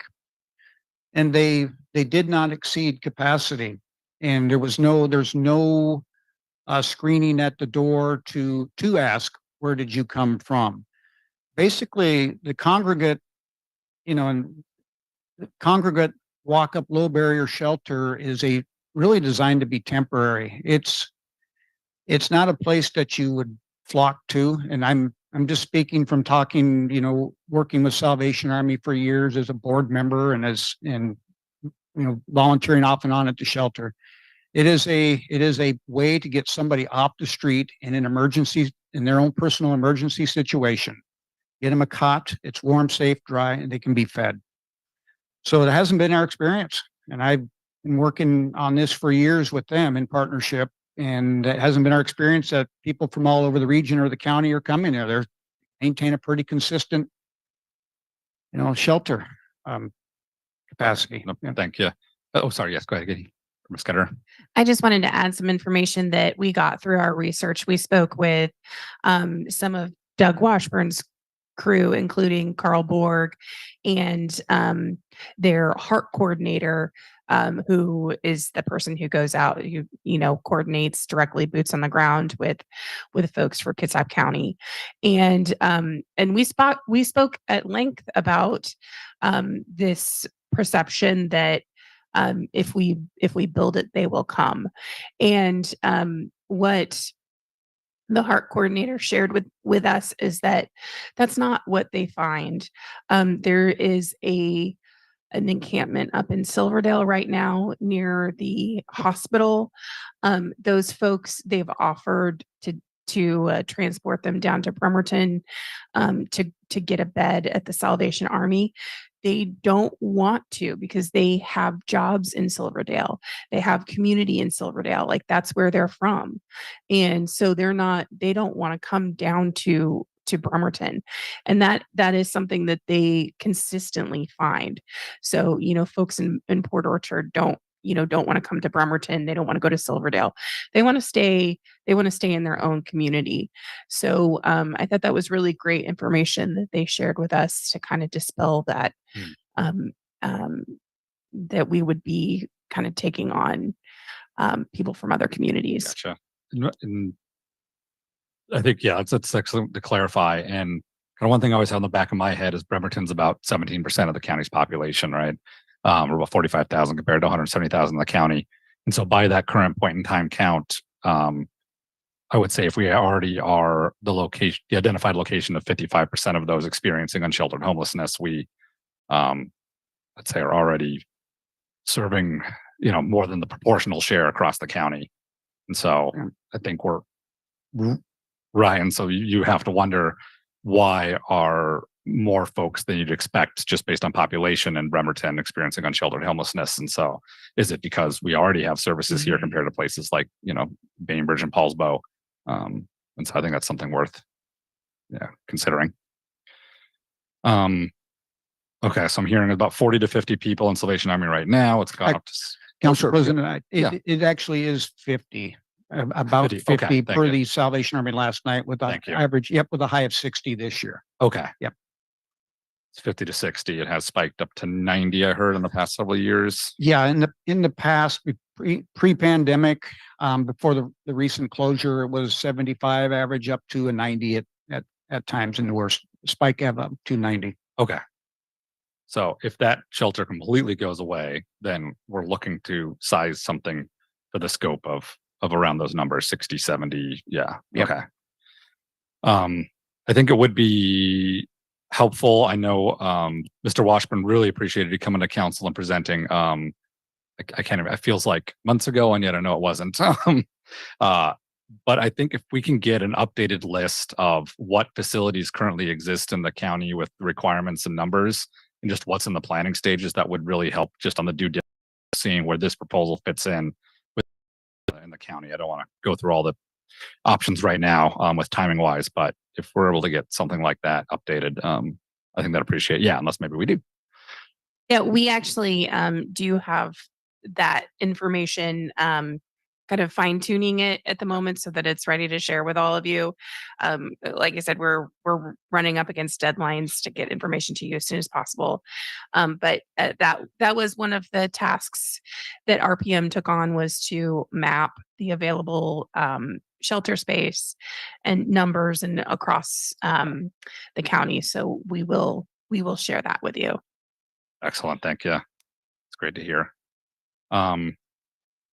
Council, cut me off if I go too long, but I got some more questions. As far as transportation of the county goes, I know we specifically wrote the ordinance so that it could be enforced, whether there's shelter space available in the city or the county with transportation. I'm just kind of curious what options were explored there for providing transportation to any other available places, assuming there are any. There are none. And when Mile Hill is complete, then I believe there'll be some folks ready to transport out there and ready to go. I can't speak for the county on that one. So, yeah, well, I mean, we're obviously ready to go with transportation if something's if it's outside of the city and transit doesn't work, public transit, we would be ready to go. I mean, yeah. So let's make sure you hear that right. It's an option that the city could pay for transportation if there were other, instead of building a shelter in the city, if there was available space elsewhere in the county, Yeah. something you'd consider pursuing. Oh, absolutely. The low barrier walk-up option we're proposing is really, there's nothing else. Salvation Army's it. Okay. Yeah. I think we got through clarification. Sorry to go through here. Clarification on the 1 acre code. So I know we have on our code, for example, like a church or nonprofit or anything like that had like extra parking space that wanted to do their own regulated encampment, even if it was just say 3 spaces for tents. My understanding is that's right now limited to 180 days, but not 1 acre. And I think when this came up previously, we said that this doesn't have to be limited to 180 days, but can I get clarification on the part of the code that requires this to be 1 acre? Maybe that's Director Spencer. Sorry, this is a bit of a repeat, and I'm asking because if that's the only size constraint on selecting a site, that right now our code requires 1 acre, is that something that we could update as a city, or is that a state or higher requirement that's imposed on us? So there is no size requirement when you have a shelter building. So I just want that crystal clear. So the size requirement of the 1 acre, we started with that because the basis of it was based on our hosting and regulated encampment. So if you are a church, nonprofit, et cetera, in our community, and you want to host a regulated encampment, then it has to be 1 acre in size. But Okay. a shelter building, we view it just like a hotel or an apartment, et cetera. If you have a ½ acre site, if you have a 3 acre site, it's fine as long as you're meeting the design standards. And that's what the proposal is here. I think it's that the 1 acre was something we could point to say, because we were evaluating, can we do a regulated encampment? Can we do a shelter building? Can we do a pallet community? So that's why we started with the acre, because that was the 3 things that we had to look at: regulated encampment, building, or a pallet community. Okay, so if we essentially rule out a regulated tent encampment, then that 1 And acre your size requirements it's not requirement. is It no longer was, required. Okay, many of the city's parcels are very, very small, so Sure. they're not practical. So we had to do some sort of sorting in the time available to figure out what was a practical site to use. And when we had to compare the 3 alternatives, that's why that you had that 1 acre minimum, because one of the 3 alternatives that we looked at was a regulated encampment. okay. So I would be curious to know, this doesn't have to be done right on the spot here, but if there are half acre to 1 acre sites in I the can't city. tell you I know that can't- because of yeah. the hours it takes to Right, I know analyze we're these. short on time and resources, but okay, so if that hasn't been explored, it's interesting, yeah. I would just add that although it's not a requirement to have an acre, we do have parking minimums for that type of building. So and it's 1 parking space per every 2 beds. So it's a significant amount of parking and therefore space. And we're also proposing an outdoor seating areas so folks can exit from the just for space, or for maybe a couple times a day where for 30 minutes there's cleaning or whatever. So that requires a greater amount of space also. And that's why the 1 acre provides such a nice, it's a good size for flexibility as far as those type landscaping, things like that, screening and landscaping and outdoor seating and those things. And if I could add is that, we're at 30% design now. We don't have all the specifics. So you use these general standards to figure out, am I too close, Mike? Use the general standards just to figure out generally what the site could look like. And, the parking standards we would consider, Jeff, your microphone. Oh, is it the feedback? So if we were to take away, that doesn't help.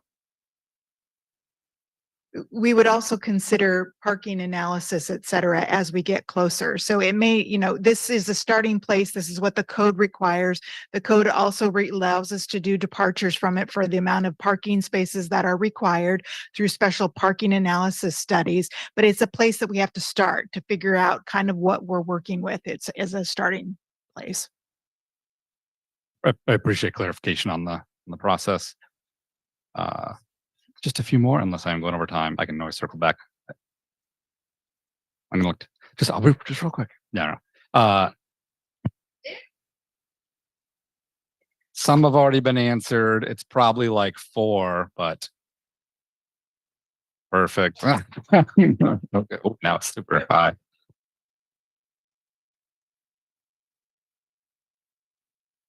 I'm gonna do one more category and we'll circle. You're the around. boss. There So. we go. Trying not to be too hypercritical. Did you have your an answer? I don't have anything to add. Katie covered it. Okay, perfect. Just clarification on closing the gap.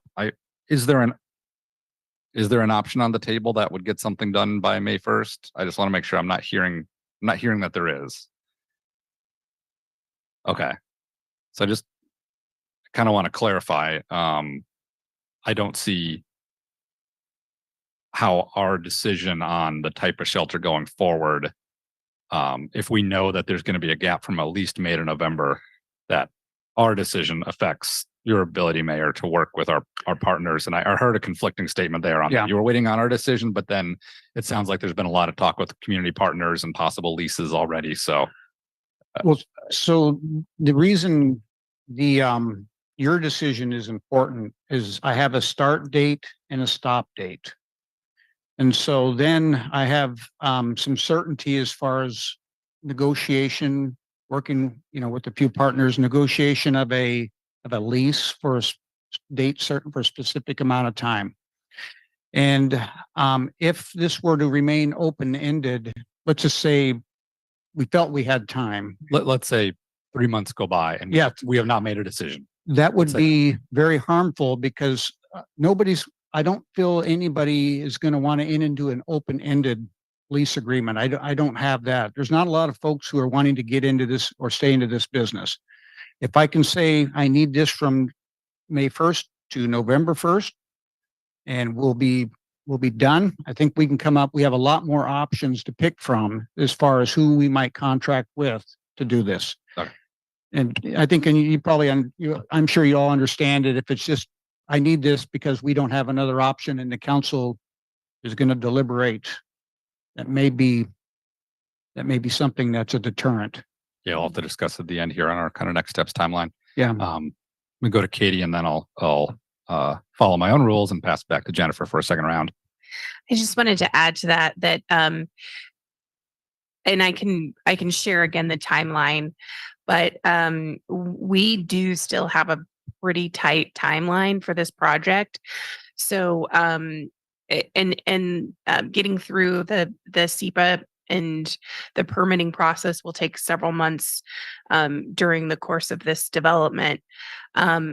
So right now we have bidding and constructing this in,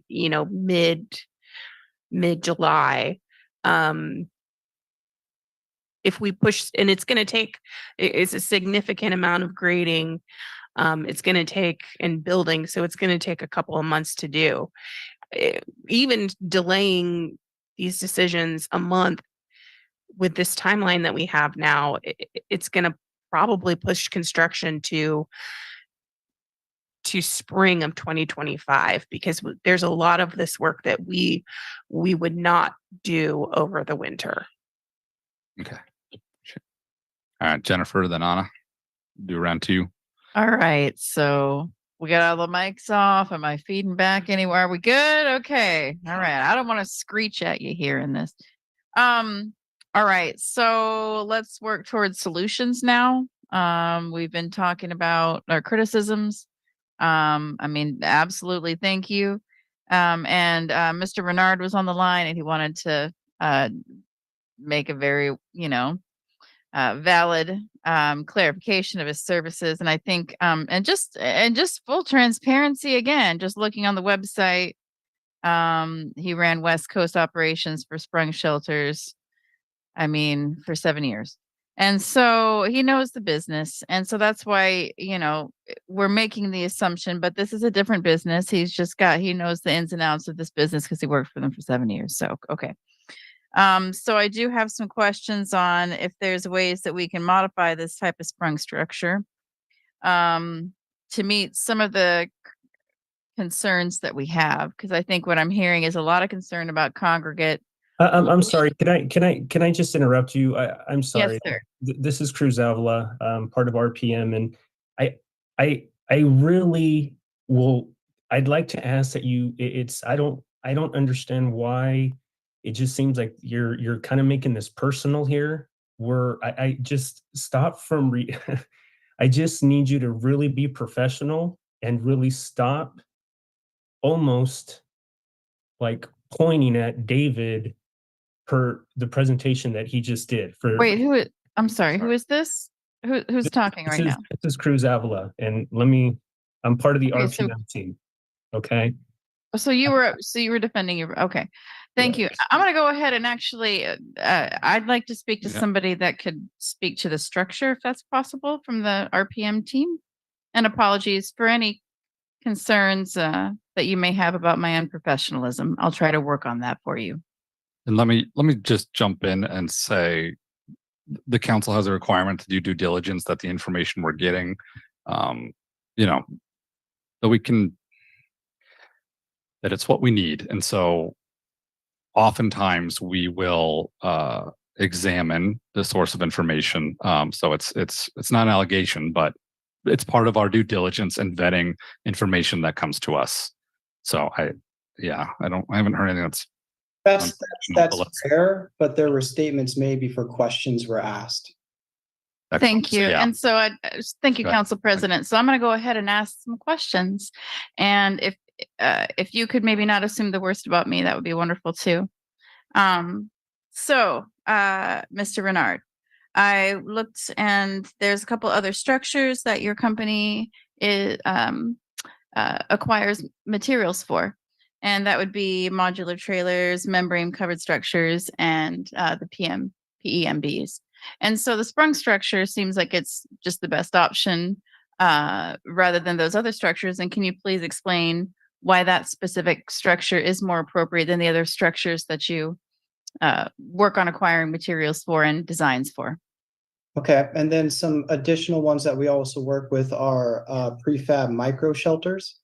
We have designed a site with pallet shelters for the city of Sacramento, so we know the ins and outs of that. And there's a lot of other products that we work with that you did not list. And some of them we can't even afford, right? I mean, No, they at a can't. small budget. No, so there's a lot of intrinsic values and qualities that come with Sprung that I did list in the presentation that are all also listed in the full report that you will get. To try to consolidate them for this purpose, for the cost per square foot, this building is the most airtight envelope in construction. And that is important when having a lot of human beings under one roof. And just because we say congregate does not mean that we cannot put dividers or even walls with doors in between beds. And that's what I was going to ask about. You can make cubicle styles, right? I mean, we can have cubicles, we can have walls, we can have, it doesn't have to be bunk beds, correct? No, it doesn't. All right. And so, fact of the matter is, at our budget point, at our price point, this is the most efficient way to do this. It doesn't have to be. See, I think one of the things that we were concerned about is we had like this image that was in an email that somebody received, and it looked like there were 200 beds, and I think I made a comparison that we were throwing too many hot dogs on the grill. You weren't there. That I'm from the South. I don't know to tell you about that, but that's the comparison that I made, because it seemed like we were shoving a bunch of people in without concern for their privacy. And so there are ways to modify a building to have more privacy, to have walls, to have cubicles. I have another set of questions here about modifications to this type of building. When I saw this original kind of like a proposal, which wasn't really a proposal, just like an idea that was thrown around. One thing I was concerned about is there didn't seem to be, it seemed to be like men's side and women's side. And while I respect the desire for most of us to have those separate sides, there's, two main concerns, which is there are folks that are gender nonconforming, but then there are also families. And so I want to know what kind of modifications could be made to a building to accommodate for those two variables. There's a lot of ways to go about that. And it's a great question because it highlights just what architects would do. And first, analyzing the demographic of who wants to or who needs to be served, looking at the site from entry points, and then looking at the building itself from entry points. So you can build walls on the interior. You want to have direct paths to the bathrooms and showers that keep that demographic of the population separate from others. So if you take a rectangle and you put a central hub in the center and then a cross of walls, you could have trans, male, people identify as male, female. We don't really encourage mixing families in a shelter that is having single males. That's not a formula for success. But we're not. It's a low barrier. I mean, we're talking about a low barrier model, so we do need to have provisions for single males, and then we also know that once in a while we're going to need to take care of families, so we need to have provisions for those. And my concern is at Salvation Army they have a separate room, so I was just thinking we could make a smaller separate space that would be appropriate for families that could also be converted to a day use area if needed, or a separate conference room in that space. So that is something that can be done in a sprung shelter. There's all kinds of ways to put up cubicles and so on to make separate spaces that can be adapted. Am I correct in assuming that? It's 100% correct assumption. Okay. All right. And so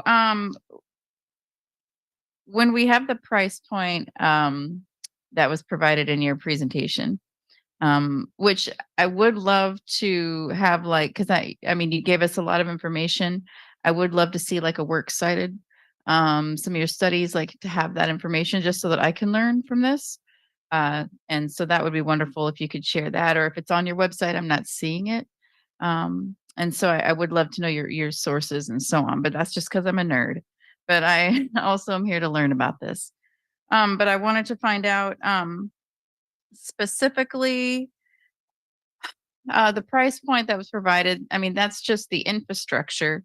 And I'm not really clear on specifically the size that it gives us, square footage. Did we actually get the square footage of what that price point gives us? And is there any wiggle room to make it smaller? And I'm gonna ask, and I'm gonna go ahead and defer to the Public Works team now on this. And I appreciate the information that you provided. And apologies if what I've said was offensive earlier. What you do is good and respectable. Thank you. Yes. So we started off with the basis of, a certain size, and with 100 beds, we can work towards getting smaller. It's the desire. Thank you. Because and I think that, I'm so sorry about the mics. Here we go again. I think the counselor, Mockler brought up some good points about is there going to be the need? The fact that we're only at 50 or 60 right now. I mean, and when it comes to the summertime, I had another question regarding summer, but let me ask that in just a second. But in the summertime, it's a lot. The need is a lot less because it's easier to find places to be outdoors. And to camp. Some people like to camp. It might not be considered, but I like to camp. I like to go. I would love to go camping for a month, but that's my privilege that I can do that. It's not the way that I live these days. And so my curiosity about summertime is if the site is graded, could it be used? And Mayor, I'm going to propose this to you as well. Could it be used just as a temporary basis during a summer months as a regulated encampment site? Or is there space on that site to use it as a regulated tent site? So if we were to, if it was just graded and then left, no longer it just was, we get it flattened out and just left as is. I think I'd have to bring up Director Spencer, because I believe there's a criteria for a regulated encampment.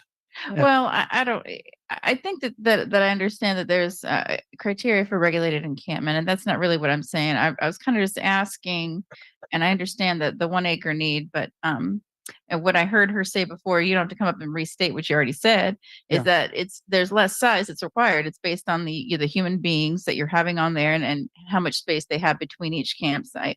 And so my question was, and maybe it's not possible because there's going to be construction, but maybe there is space on the graded site that it could be used during summer months as an alternative, since we may or may not have a shelter open. So I just wanted to throw that out there. And then I'm almost done too with my questions. I might turn it over to Tom or Katie, because I think we're going to be in active construction as soon as you give us the go ahead and the weather's decent. Yeah, there's quite a process before we could even start the grading with the permitting. So I don't think that we would begin any kind of grading that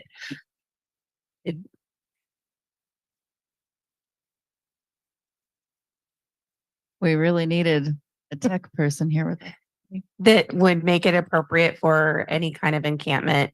In particular, you would need to have access for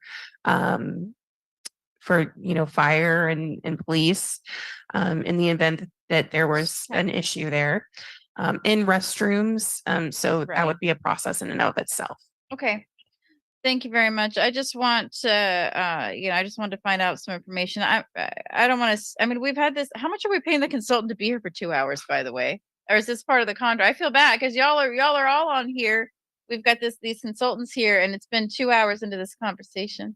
But I just, I really do want to echo that I would like to see us work towards the recommendation of the Housing Authority and to have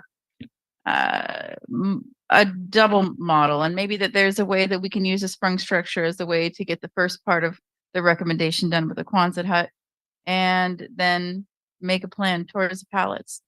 All right, thank you. Was I interrupting anybody in a reply? Good.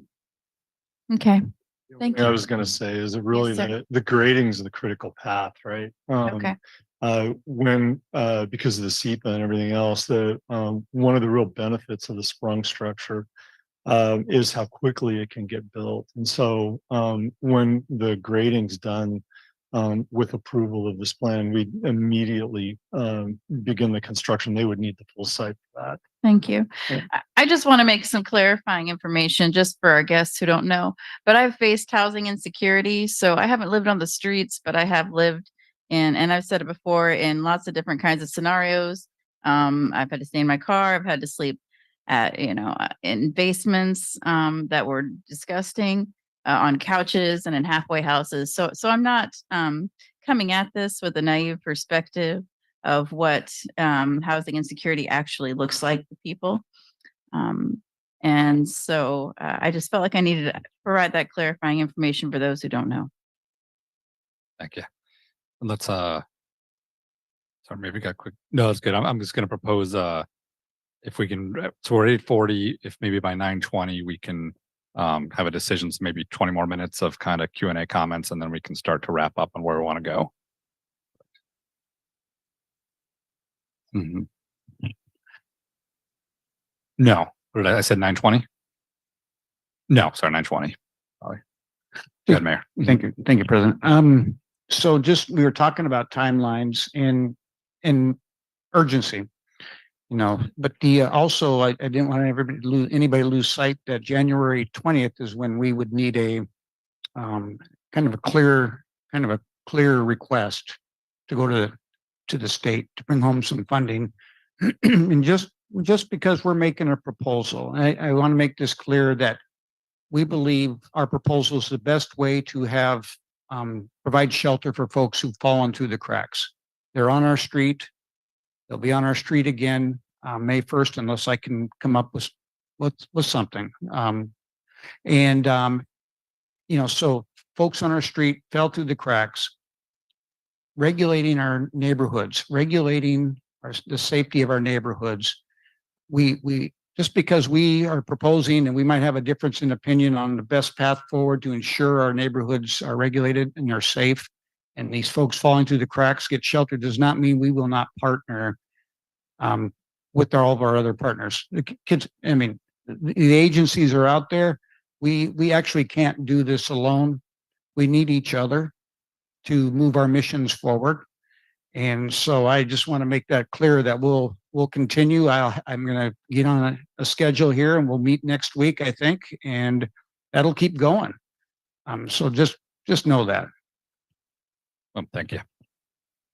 Any other council members with questions, comments? Anna, and then Eric.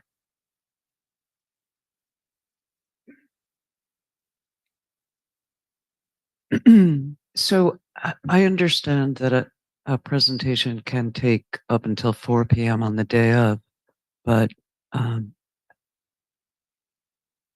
don't think any of the presentations that we have received have been emailed to us, which would be a step forward for all of us.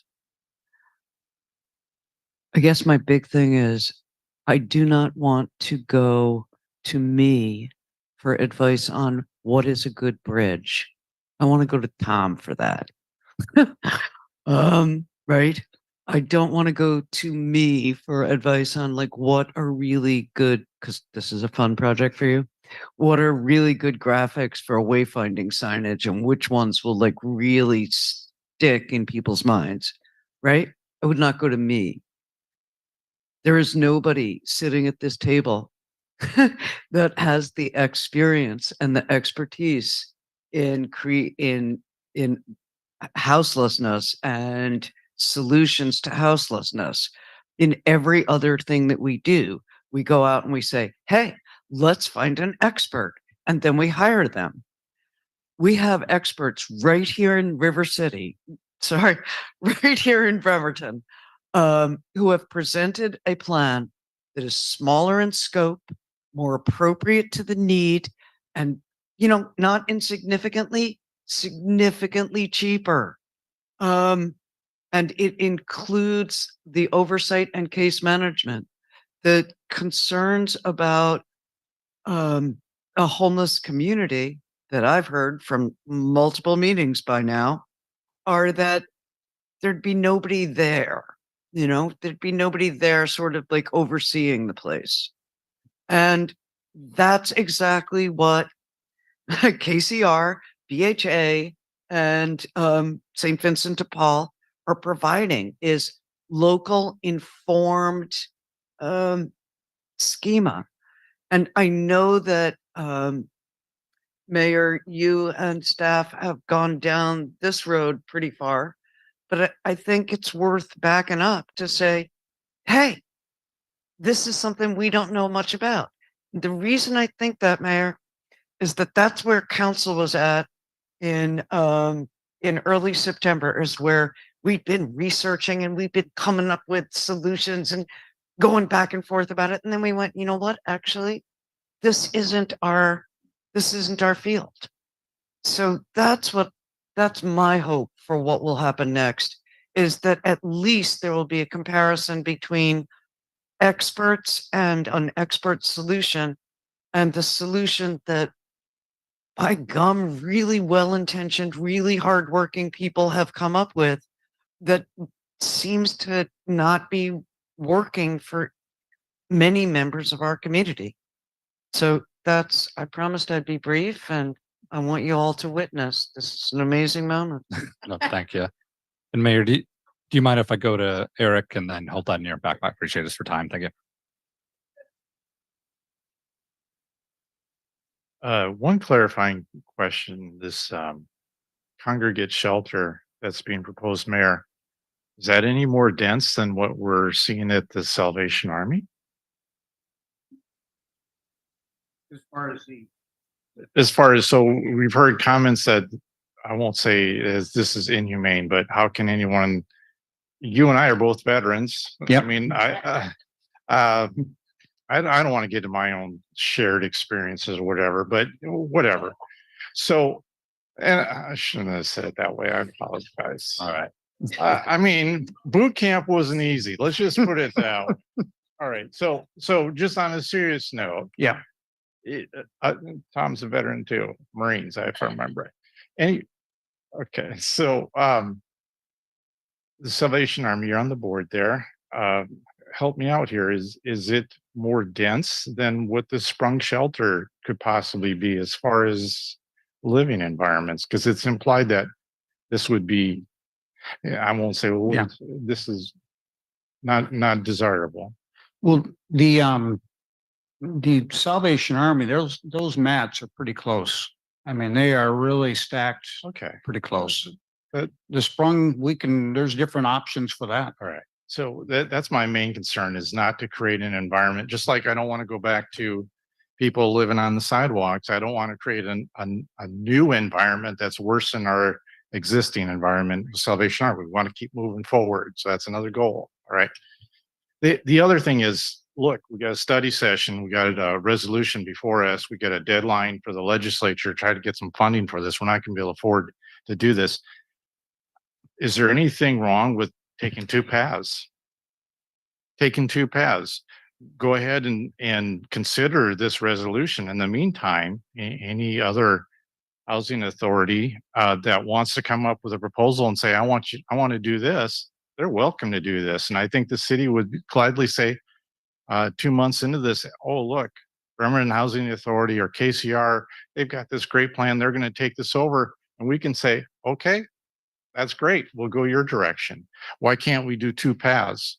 So consider the resolution in whatever way, shape, form, or whatever the proposal is, move forward with that, and then invite proposals for another path. And at least we're moving forward and possibly getting money from the legislature to help afford this thing in whatever shape or form it ends up being.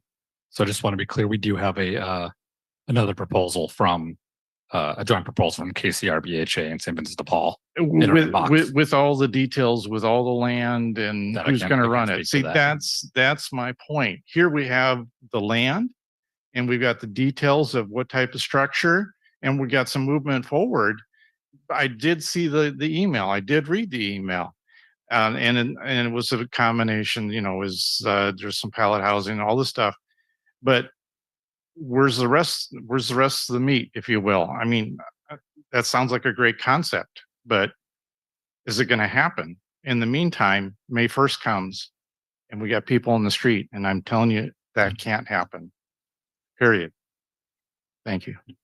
Can I just make a quick comment? So I don't know if you remember, but when we first started going down this path, we were provided a video of Sprung Shelter by RPM, really well done, about how the flexibility of the shelter, how it can be configured in different ways to provide way better than barrack style housing. And I'll just ask Katie, let's get that emailed out, at least the link to council. I think it'd be worth looking at that again, just because I think that there's some misunderstandings about what a sprung shelter has to be. There's actually a lot of flexibility to what it can be. It looked to me that it could be pretty nice, actually.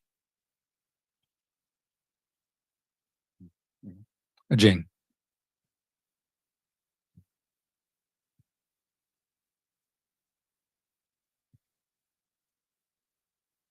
Well, I do feel bad that it took us to this point to get another written proposal, but I'm hoping that we have a strong enough relationship with our true community partners that they can continue to feel heard, and if they can put the effort in, because frankly I like theirs better. But I wish they'd been able to give that to you earlier. It might have saved a lot of people a lot of time. But I don't know how much of the proposal that administration and staff have put together was out in the open for other community partners. So I'm just leaving that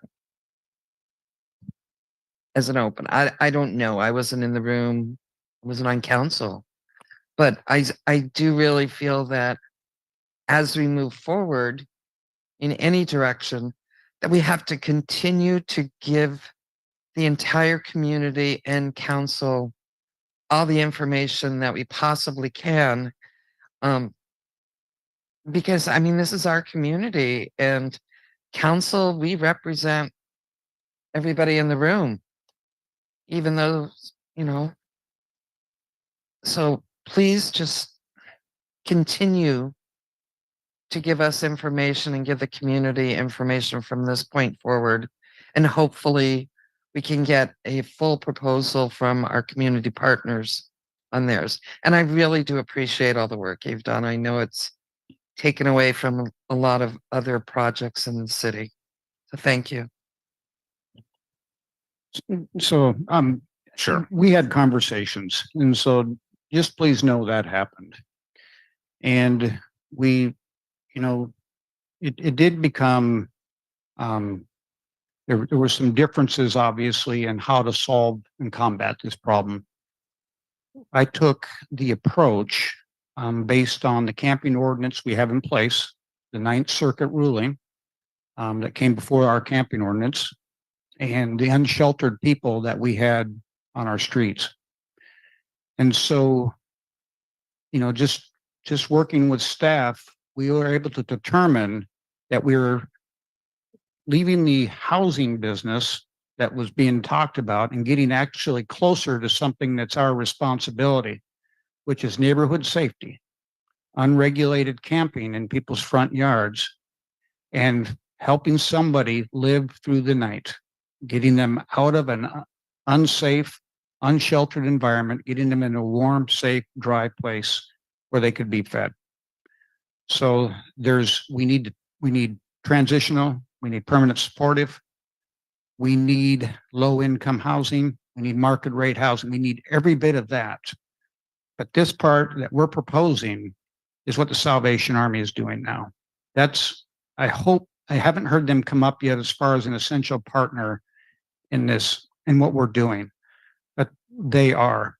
And so what I'm proposing, whether we get it done and I have to figure out how to close the gap between May 1st, November 1st, this is a longer term investment I'm asking you to make, the city. We're asking you, City Council. So when the next year comes, if it is spring, then we have this in place. We can do these basic core functions. Keep people off the street, keep them out of neighborhoods. We can regulate safety and provide a safe place for them. We'll continue to partner with all the other options, but right now, the only thing that I've seen happen in our community, I think you've all seen it. Salvation Army closed their low barrier shelter. Yep. If there were other ideas out there, my gosh, where were they? And so, and then here we are, they've reopened and it's cleaned it back up again. Your ordinance was helpful the way you adjusted it so we could enforce. Thanks, Mayor. All right, I'm going to ask for the 5 minutes council questions. Then I have I think I have some possible steps forward. Going back to your comments, Eric. So is there any other clarifying questions, or I can just jump right into it? Okay.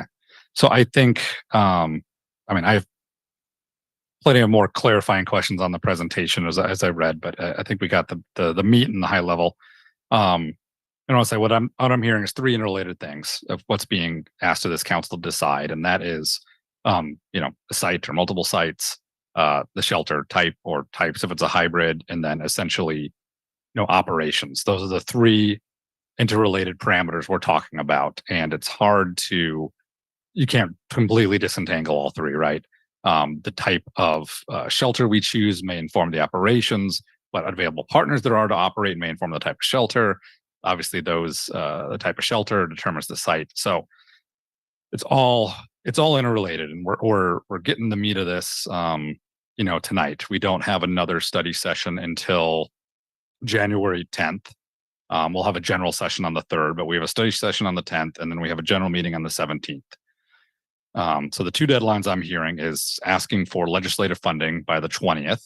I'm going to say out loud, I don't know from our legislative state partners what type of shelter and all that they might be able to support or not. I do know it would benefit us as a city to make sure that we all are cohesive with that ask. So we do have a potential to make a decision on the 17th. If there is agreement that, and I'm not saying pro or con personally, that the Oyster Bay site is the only possible site, that's a possible separate resolution from confirming the type of shelter if there is expediency required in getting construction going. I kind of want to ask what, besides the January 20th deadline for legislative funding, what's the next step? Let's say this, of course, can't happen. Let's say we said tonight, we love it all. It's completely perfect. Move forward. What are the next steps that would happen? And what's the timeline? So the next steps that would happen, in addition to starting to prep the legislative ask, is we would be starting to negotiate a contract for the full site design with parametrics, and we would be looking for and selecting a consultant to design the shelter itself, and then negotiating a contract for the shelter design. And both of those contracts would come to council. Depending on how long it took us to get the contracts together and negotiate and everything like that, within a month or two. Okay. So if we agree that we will make a decision on the 17th, I want to see if that seems reasonable, because I am feeling like I want to echo, we got a ton of information tonight. Right. And I totally appreciate, as we said, working up until the last second. It's a lot. But I don't feel prepared to make any decision next week, given everything going on. And I don't know. I hope that's not the expectation that we would. Yeah. Okay. So I'm kind of looking to council and saying, and I'm going off your suggestion, Eric, if there's something that everyone was on board with that was small that we could pass to help keep things moving, I'm all ears. but I'm not hearing it. I'm not hearing that we're ready to make a decision next week on site, shelter type, and possible operations. So I'm just saying a lot. I'm looking for feedback on where council wants to go with this. Okay. So then what I'd propose is we'll have a lot of time over the holidays here to digest all the information we got, to have conversations with our community partners. We have the general meeting on the 3rd, continue getting feedback. And we'll have a general meeting next week as well. But this then would not be on the agenda. And then we would have a whole study session on the 10th, which actually would be fairly light to start off the year, I believe, where we could really dig in and come to consensus. Okay. Does administration have any concerns on that time frame? All right. Yeah. Okay. Yeah. Yeah.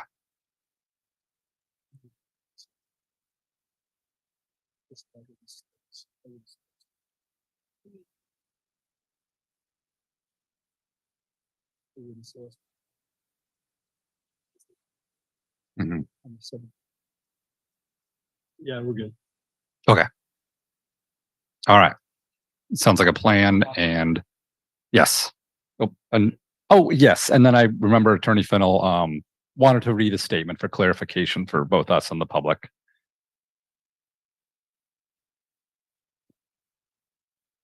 I'm afraid to use the microphone after seeing what all you've gone through. This is in response to some comments that were in the packet that I wanted to give some information on for the council. There was a meeting scheduled last night at the Ambrose apartment, and I advised city officials not to attend. So Thursday evening last week, the council received a 7-page letter for the attorney for JSP Ambrose LLC, the company that owns and operates the Ambrose apartments. That letter starts at page 638 of the packet, if you want to look at it. It alleges that the city is violating state law. So I called that attorney on Friday morning and I didn't get an answer. I also sent 2 emails to him on Friday and he was out of the office. I received an email response yesterday afternoon advising me that he was attending the meetings that were scheduled with city officials and his clients in a few hours. This was new information to me. And given that the city had received that letter and that opposing counsel was coming to these meetings and no one from my office could be there, it appeared that these meetings were maybe not our typical family or community meetings. And I believe that the city should have counsel there. So I advised officials not to attend. I communicated that to the attorney in an email letting him know that I'd advise city officials not to attend, and suggested that perhaps we could talk later this week and reschedule for another time, and also gave him the information about attending tonight to get the information in the study session and that to share that with his clients and his tenants. It looks like that perhaps some of that information that I shared with him might not have gotten transmitted to the folks that showed up to the meeting, and that is unfortunate, and I tried.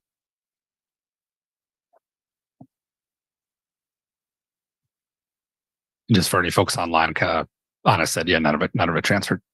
No, you're good. Well, thank you, Attorney Fennell. Appreciate that clarification. All right, we'll wrap this up with thank you to everyone in the audience who's been sitting here listening and giving input. I think we really appreciate all your concerns. This is a tricky topic. There's a ton of information. There's a lot to digest and understand. So thank you, Mayor and Director Nucky and Ms. Ketterer for laying it all out for us tonight. So just I look forward to being able to take some time here to digest it all, continuing having the conversations. And we'll start with the new steps forward in the new year. Excellent. All right. With that said, I think we do need a break and we'll try and wrap up our 2 other items. So let's reconvene at 9:15. Thank you all.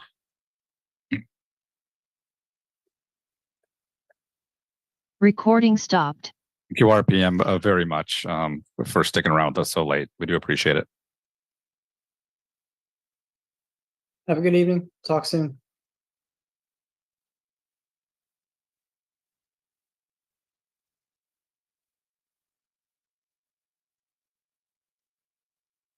Thank you.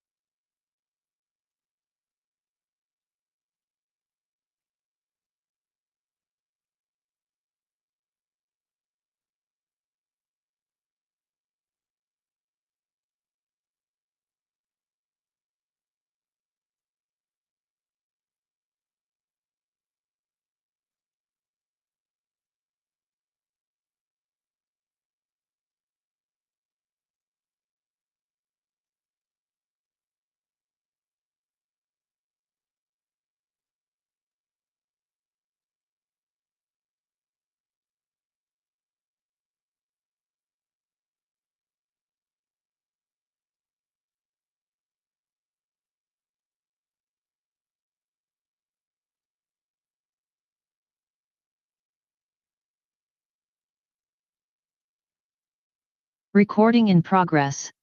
All right, 9:20, I'll call the meeting back to order. And yes, I'll note that there is a PDF app that is free for us to install on our iPad that works for everyone. So yay, free is good. All right, back to the agenda. We have A9, LTAC Chair Denise Fry is here to present acceptance of the Lodging Tax Advisory Committee's 2024 funding recommendations. Committee hopes that it will be acceptance. I just realized last year, myself and Councilmember Goodnow recused ourselves in this item because they were both involved with organizations. That's true. Well, I don't financially benefit from my involvement with the Kitsap History Museum. I know Michael Goodnow is director of the Roxy, both of which are LTAC funding applicants.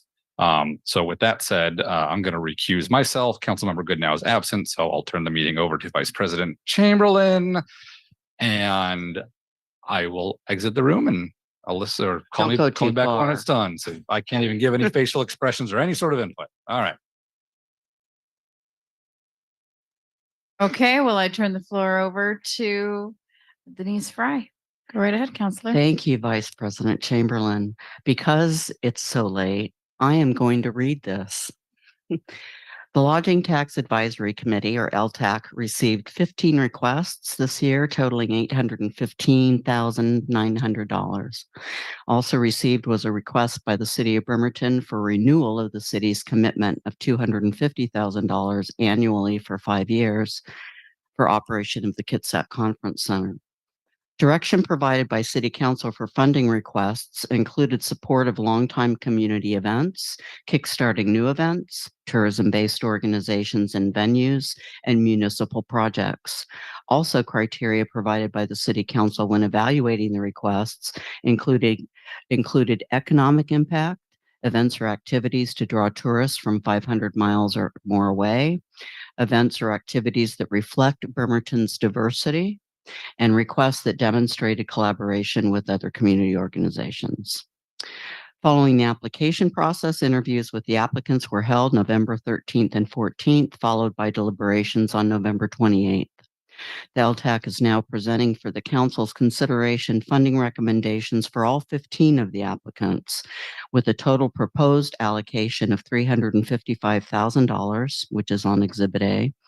Also to be included in the city's 2024 budget are continued annual commitments to the Kitsap Conference Center for $250,000 and for the previously approved $150,000 for the Admiral Theater for a grand total of $755,000 for fiscal year 2024. The only thing that I will say is that the LTAC process went, or the decision-making process, the presentation process was stymied at times by significant AV challenges, which was disappointing and embarrassing on the city's behalf. But despite that, the committee had good, robust discussion. We went through the list, came to consensus. It actually was a beautiful thing. Mike Huey even gave it props, which isn't always typical, you know. Mike's a tough one, and good for that. So it also includes, of course, the consultant that I have been really advocating for with council. It wasn't fully funded, and so we would need to determine how best to manage the remainder of that contract between, I think it was 10.5 and 15, so it'd be $5,500. So with that, I turn it over for discussion. I'll try to answer any questions that I can. Thank you, Counselor Fry. Counselor Robolowski. Thank you. My favorite thing on here is the consultant. I think that's the most important thing to really get clear direction on how these funding requests should be made. I've also received emails prior to being elected to office where people had concerns that people who sat on boards that are being funded through LTAC were being granted money. And I understand that the two people currently on boards that are receiving money do recuse themselves from the vote, but I really hope that the consultant looks into that and gives us a final answer on if that's appropriate or not. That's been brought up before as a concern. Christine Grenier has actually said that I think it's Paulsville or other jurisdictions. We have to have representatives of the type of organizations that are funded or events. We have to have that kind of representation. But in other jurisdictions, they don't allow current organizations that are making current proposals to sit on that committee. So not on the committee, on people getting the funding. Like, for instance, and I know he's not paid, but our council president is on the Kitsap History Museum. Sure. And we're granting them $20,000. Yeah. And I know by law it's allowed in the state of Washington, but I don't know if it's a good practice. And I just want it looked at from the consultant side. Yeah, understood. Legally, it is legal as long as they're, the conflict is stated and he or she recuses themselves. I was actually accused in this deliberation of being having a conflict because I'm a city council member and was advocating for the consultant. So I got some really good answers for that from our city attorney's office and was able to respond to that. It is not a conflict. I do represent city council on that committee. So it was appropriate for me to present the proposal. So thank you, Kylie, for that, because I wasn't sure how to navigate that particular one. But thank you, Jane. That's validating, actually. And then I also have one other question.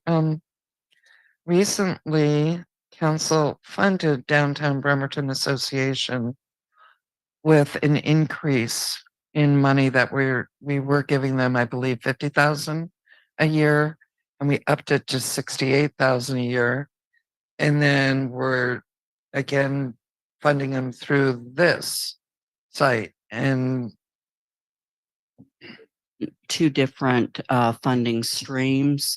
The proposal was through the mayor's office for the $50,000. We had to prove that additional 18, but that is out of that budget. They did apply for LTAC because they provide those kinds of services. The Main Street Association element of DBA's work, going to try to be a Main Street, is a separate component of their tourism related services. So there was some definition provided at the meeting for that. And I also was very transparent that they had fired their executive director, and we weren't, I wanted everybody to just be aware. And I think that might have resulted in the lower distribution.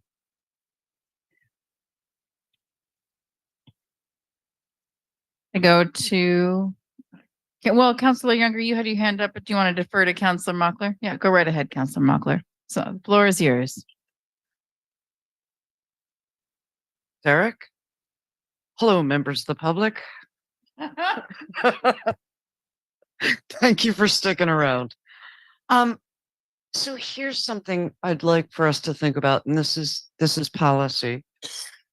One of our goals and priorities, and I cannot remember the wording, but it wasn't just to foster a DEI individual employee, but to work on making sure that diversity, equity, and inclusion were everywhere.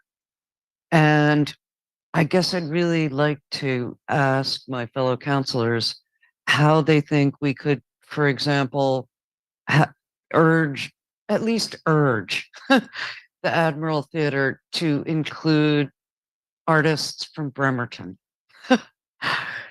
to include artists who I proposed this last year and I'm proposing it again. The people who do the cleaning in the hotels, what kind of music would they like to hear? Give them like, an evening a year or something, just to really, to just make it real. Our commitment to diversity, equity, and inclusion.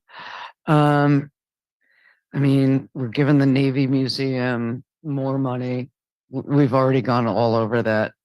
Kitsap History Museum, I urge them almost every first Friday to not just cover women as homemakers and users of beauty products and makers of doilies and stiff organdy aprons with ruffles, but the whole history of women working at the shipyard, the history of women in unions.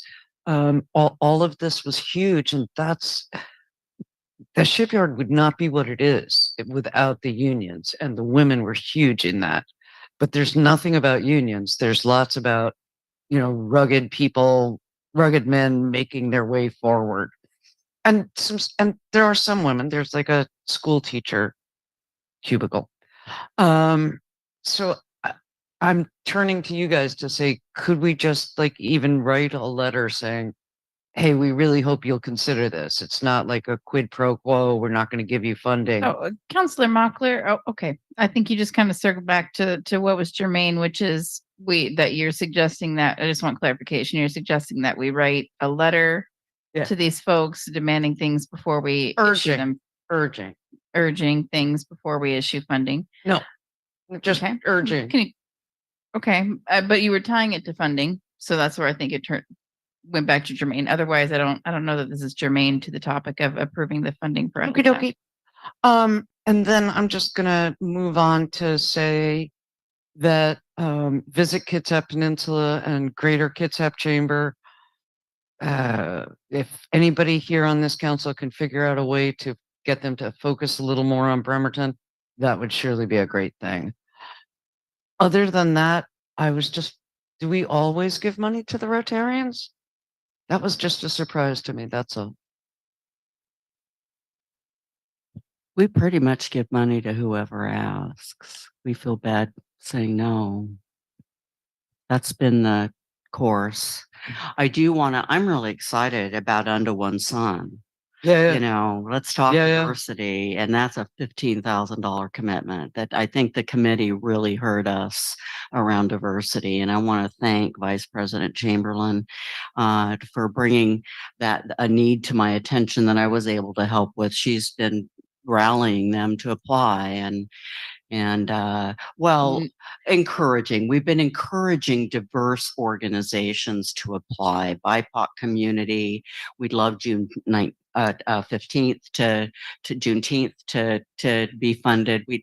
That's an actual note I have. So I think we have really been promoting that. Okay. And the other, I wanted to, sorry, there was one other, the Rotary. Yeah. If these were huge asks this year. It's like somebody found out we had a little bit more money and they all tripled their asks. And so, the Blackberry Festival is something that I think we've supported, and the hoteliers, which are very important voices on this committee, said it does bring people in, and so that being part of the criteria, the committee felt that way. I'm very much looking forward to the results of the consultant, and I do need, though, I think, direction. We need to decide because we'd like to move forward with this consultant. Next week, would the agreement be that we're going to go ahead and approve the extra money coming from the council budget for that? LTAC doesn't want to give us the whole 16, even though I felt strongly, as you remember, the whole thing should come out of LTAC. Why don't we just take $1,000 off the top 6? Okay. Anyhow, I'm almost done. I just wanted to thank you for doing this, and I agree that we should find the money for the consultant. Thank you. Younger. So if I recall correctly, our attorney can correct me. For LTAC lodging advisory recommendations, you cannot adjust. You have to remand it all the way back to the committee. Please don't do that. Please don't. The other thing is show respect for how arduous a process this is. I've said this repeated years. It looks like we may get some traction with this current council. I'm hopeful that I suggest we put this on consent. I'm disappointed they didn't agree to the full amount for the council for the consultant, and I'm going to suggest we pay it out of either this year's ending balance out of the council budget or next year's beginning balance. Work that out with the council president. But in the future, I would prefer a policy, and I know this is not germane, just real quick, of setting aside a small amount, say 50,000 for any new organization within the last 3 years for LTAC money. The rest of the money, as far as I'm concerned, we could bond that revenue stream and build out our soccer stadium, whatever center, and have something that actually draws people into this city, a regional soccer center. That's my opinion. It's 1 of 7. It's been 1 of 7 for years. I'm hoping more people will join me. And I'd be happy next year, one of the consultants here, to show you the ROI. And I don't want to speak disparaging to any of these organizations, but the return on investment is not there. And all this conflict, all this stuff could be avoided if we just went the course that I suggested. So, but for matters tonight, I suggest consent agenda and we put it on for next week. Thank you. Thank you. Can I ask a couple really quick questions, y'all? First of all, I just wanted to make some clarifying statements about Under One Sun. Bailey's the one that gave me a call, Bailey Tupai. He and his son, right, had gotten a hold of the contract. I had nothing to do with it. I just routed them to Denise, who went and gave technical assistance and got it rolling. I literally was just a conduit. I had nothing to do with it. Can't take any credit for it. And so I think that heads and beds, is there a rubric that you use, or is it just kind of a consensus model with LTAC? Ask them to identify how many nights, of hotel stays their event, promotes, and we get some of the information from the hoteliers. They get some of the information from the hoteliers, but most often I think it's a guess. I remember we had proposals where people were saying that they knew they had, all these international people, coming, and but there was no proof of that. They saw some international people at an event, and so it's hard. And I was really surprised to see Bremerton Historic Ships Association got more money than the Bridge Blast. They do a really good job. Okay. The Turner Joy brings in tons of people. Okay, that's the stay at Turner Joy hotels. for Yeah, public record. it's Thank the you. Turner Joy. They're the number one. Without Turner Joy, I don't think we'd have a lot of tourism. Okay. Yeah. And yeah. yet Visit Kitsap got more than them. Well, they work all year long to bring in tourists from outside the area. They too went through a staffing change. Made a very good presentation, a lot of data. They've got a lot of data. Okay. Thank you. Yeah, I'm in favor of putting this on the consent agenda. And all of y'all good with that? Thumbs up. Good. Yeah. Okay. All right. So I'm going to close this item, and then we're going to just take a brief break, only just to pull our president back in. So. Okay, there he is. All right. President Coughlin, I give you back your gavel. Just in case I needed it to. It's that's right. Back to LTAC. It's not that you have to use it. It's just the threat of it. Perfect. All right. So The preferred course of action, President Coughlin, is to put this on the consent agenda as presented. Okay, great. So this will go on consent agenda for next week. All right. And while not weighing in with any opinion on it, I just want to thank the Denise Fry for leading it. I'd like to thank everybody for leading groups. All these are very difficult. So thank you very much for all your hard work and stepping up to serve on this committee. Perfect. All right. So next up is item A10, and I have a proposal given the time. I was actually able to make a phone call well back there to check on this. So Councilor Mockler and I have a resolution to bring forth. The resolution title is Resolution to Adopt the International Holocaust Remembrance Alliance Working Definition of Anti-Semitism. It's obviously a subject that can bring up many sensitive issues. And I know it's late at night. We've gotten some emails on it already. And so my proposal would be if I could just present it along with Anna. I got printouts so folks can read just to make sure folks know what's the current draft says, just to make sure the information is accurate out there. But then my proposal would be to postpone further presentation until our next study session in discussion. And Anna, you're hearing this for the first time from me, so I want to hear your thoughts on that proposal. I had a call with Jackson Princus, who worked with closely on this, and he was okay with that course of action. I guess my first thing is I sent President Coughlin and Vice President Chamberlain an email Tuesday morning saying, if you guys look at the second page of the resolution, section 3, it's basically saying that the council strongly stands against hate, bias, and violence based on race, nationality, ethnicity, religion, sex, gender, sexual orientation, and/or disability.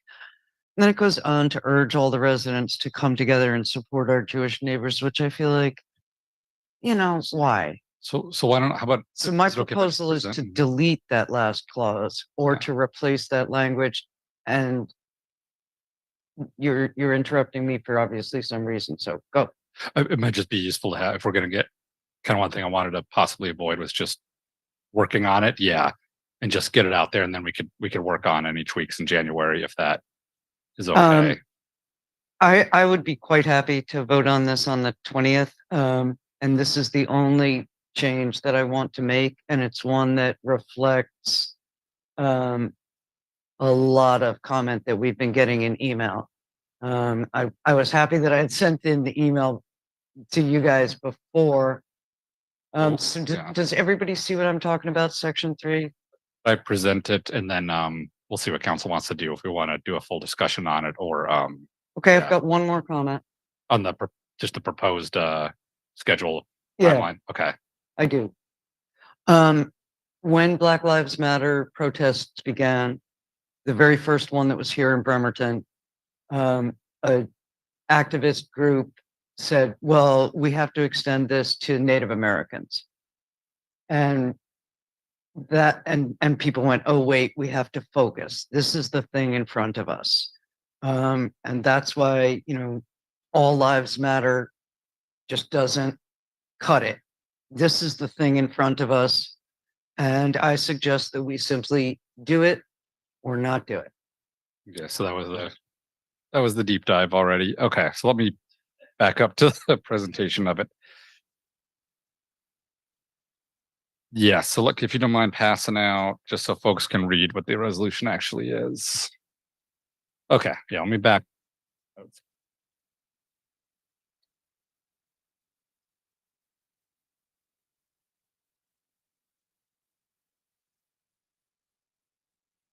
Okay, no, so that's what went in the packet from early last week.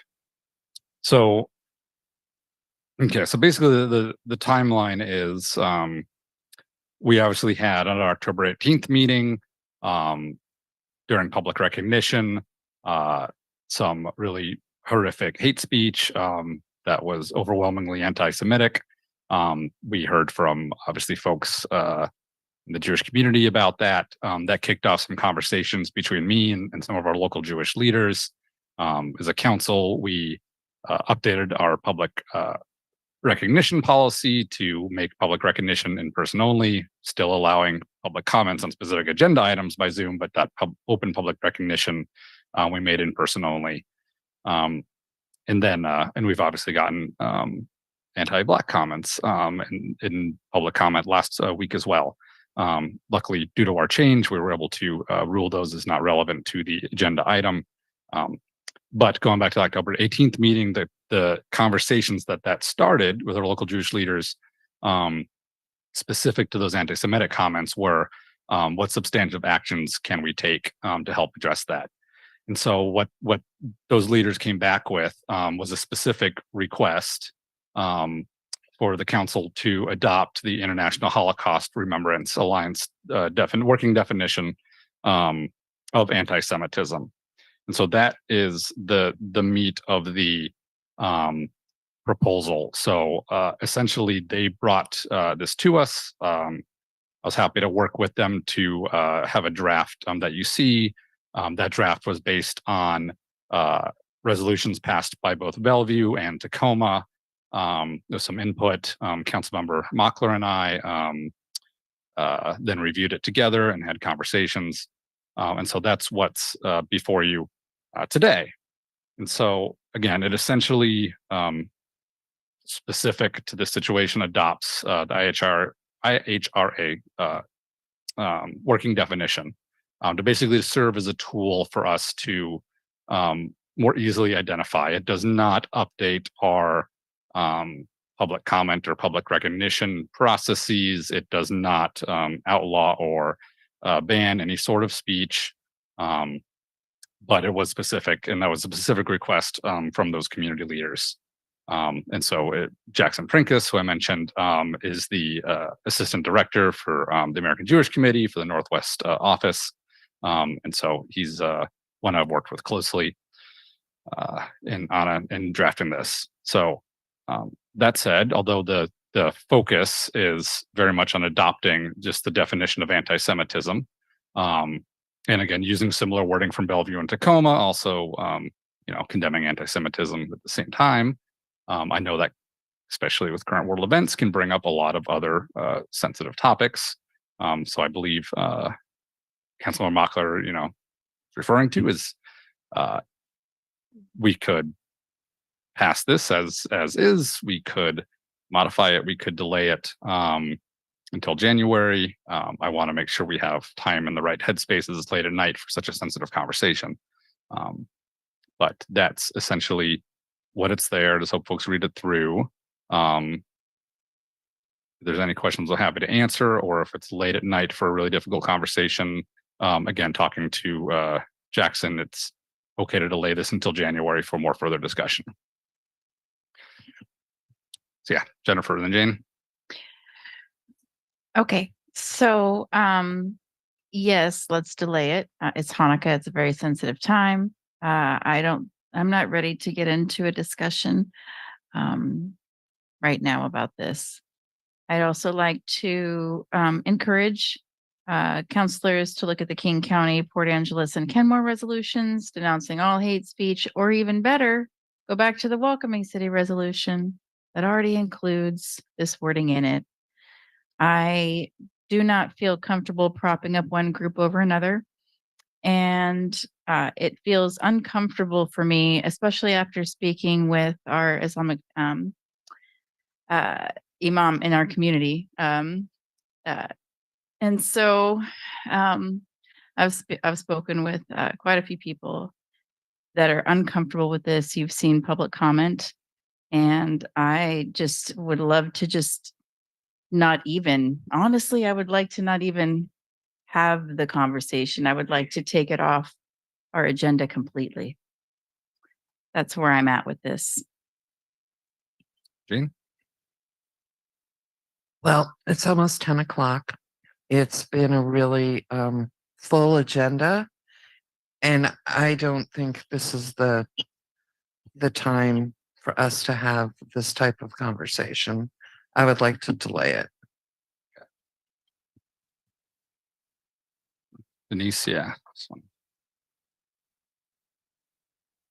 It isn't my first rodeo with this kind of thing. And it pains me every time that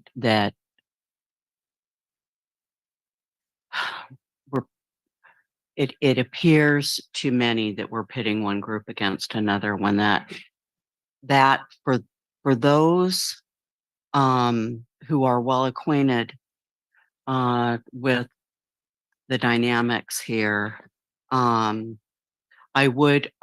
do really I want to say I agree with your perception about the Black Lives Matter and this one. Yes, all lives matter, black, brown, but there had been a targeted attack against. And so this was requested by our Jewish community, by a religious leader in our Jewish community. And I do agree we need to talk more about it. We're not going to solve it. I don't know if we'd come to consensus because it triggers up the whole national, international drama that's going on, and it's a real drama, and there are people dying, but I know too much about Jewish history to say that this isn't warranted. That this resolution, and I'm really sorry that we couldn't pass it as part of Hanukkah. But that being said, I also really get, the fact that we certainly don't want to stand up and say that the same type of antagonistic, hateful behavior towards another group is, any better. It just felt like there needed to be special distinction for this at that point. And I almost think that the point at this point has passed. If we punt this, it's like we obviously aren't all in agreement that it should go forward. And so I kind of am with Anna. Let's just drop it. Well, that's not what she suggested. Oh, yeah, Jennifer suggested that. That was me. Yeah. So I do want to. It's good to not have a deep discussion. Yeah. When we're a little. Yeah, all good. And I do want to clarify, because this is specific to a definition of anti-Semitism from a Jewish group, the HRA. I have offered equally to our local mosque, Islamic community, to draft a similar resolution defining Islamophobia as a separate issue. So I just want to make that clear. But Can I ask a clarifying point of information? Have you talked to the imam from the Islamic Faith Center about this? Yes. I've reached I'm asking President Coughlin. Yeah, I've reached out. We have not had a conversation Okay. yet. And I also know AGC will be reaching out to them as well. So Okay. I know there's more great conversations that could happen over the next couple weeks. Because I have had a conversation, a one-on-one, and that's what really needs to happen is one-on-one conversations with our community leaders of various kinds. I also want another point of information is that there was not just one targeted attack against one community. There was multiple targeted attacks. Yeah. And I want to get against one community. I mean, yeah. So again, I don't want to speak out of turn. Anna, if you want to. I'm ready to go home. Okay. Okay. Then, all right. Anyway, you have it. Please take a deep read over the break. We'll continue some conversations with the community, multiple communities, and we'll put this on our study session for, I believe it's the 10th in January. Perfect. All right. Thank you all. Appreciate the time. All right. Moving on to general council business. Item B1, social media guidelines for elected officials. It's been there, Get into folks. that now. You want to tell me what I can do with my feet? So. I love Eric's All right. suggestions to get off. So you've had this in the packet for a while. Folks can look at it. There was a recent tweak made that I'll let Attorney Finnell say. Besides that, it's the same version as before, besides these two. Sure. So I added language about how to handle being tagged, and suggesting that on all your social media accounts that you go into settings and set it to where you have to review and approve before a tag actually appears. That will keep you from having your personal social media account tagged on city business. You don't want someone saying, tagging you on a complaint about, a pothole or something like that. we also, I also looked at our content section and changed it to be more in line with what the council was doing in the public recognition in council meetings, and left it at just disabling comments, and then it being a place where you can push information and then say comments on this item, can be directed to my email address at city, your city email address. That way those things are captured. The other thing is that regulating comments on the post get into the same things that we've seen here as to what we deal with. And so I think I talked to the MRC about that's really the best course of action right now, is to use the pages to push information, then use your city email for the comments. That way things are captured by our archiver for public records purposes. And also it's not a public forum that you have to moderate and comply with the First Amendment and all of the other laws. So those were the tweaks that I made. Let me know if you like it. Folks, at this point, I just want to put it out there. It's been sitting around a while. I think folks have a better chance to review. Is there any concern, or are folks good with putting it on consent? Okay. Big C. An emoji. What emoji? And this is just it's just an addendum to your council rules. Yeah. So. It's our agreement of how we can kind of govern ourselves. Yeah. Perfect. The idea. I like it. Okay. Perfect.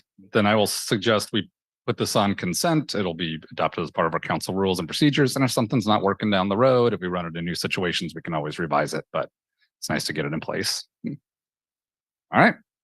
Perfect. Thanks, council. Next up, Public Works briefing from Chair Mockler from November 21st.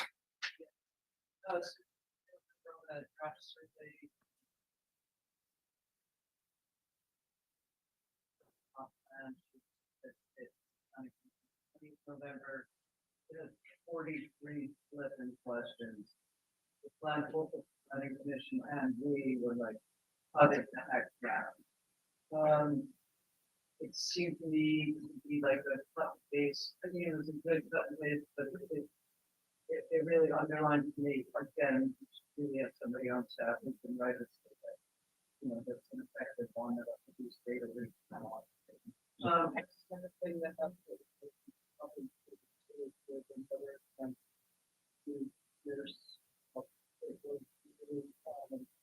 city property on the chemical and the water.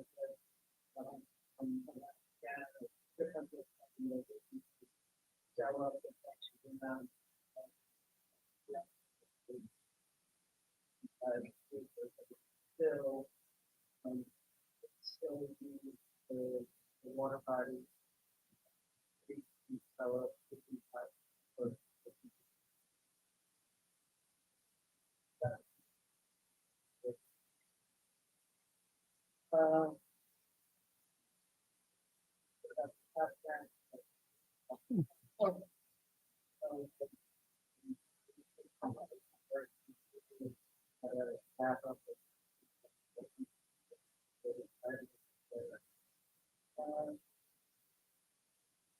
They don't always use two.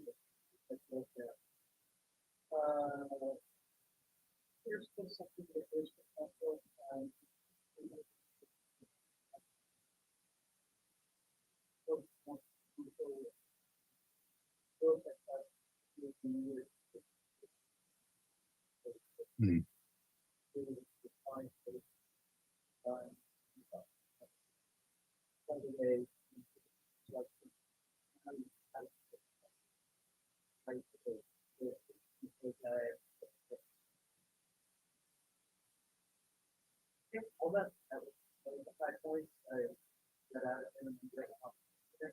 Nice. Oh my gosh, I didn't even realize. Yeah. All right, if I can summarize just for the record, yeah, Councilmember Mockler summarized the Public Works meeting, which is all available to view online.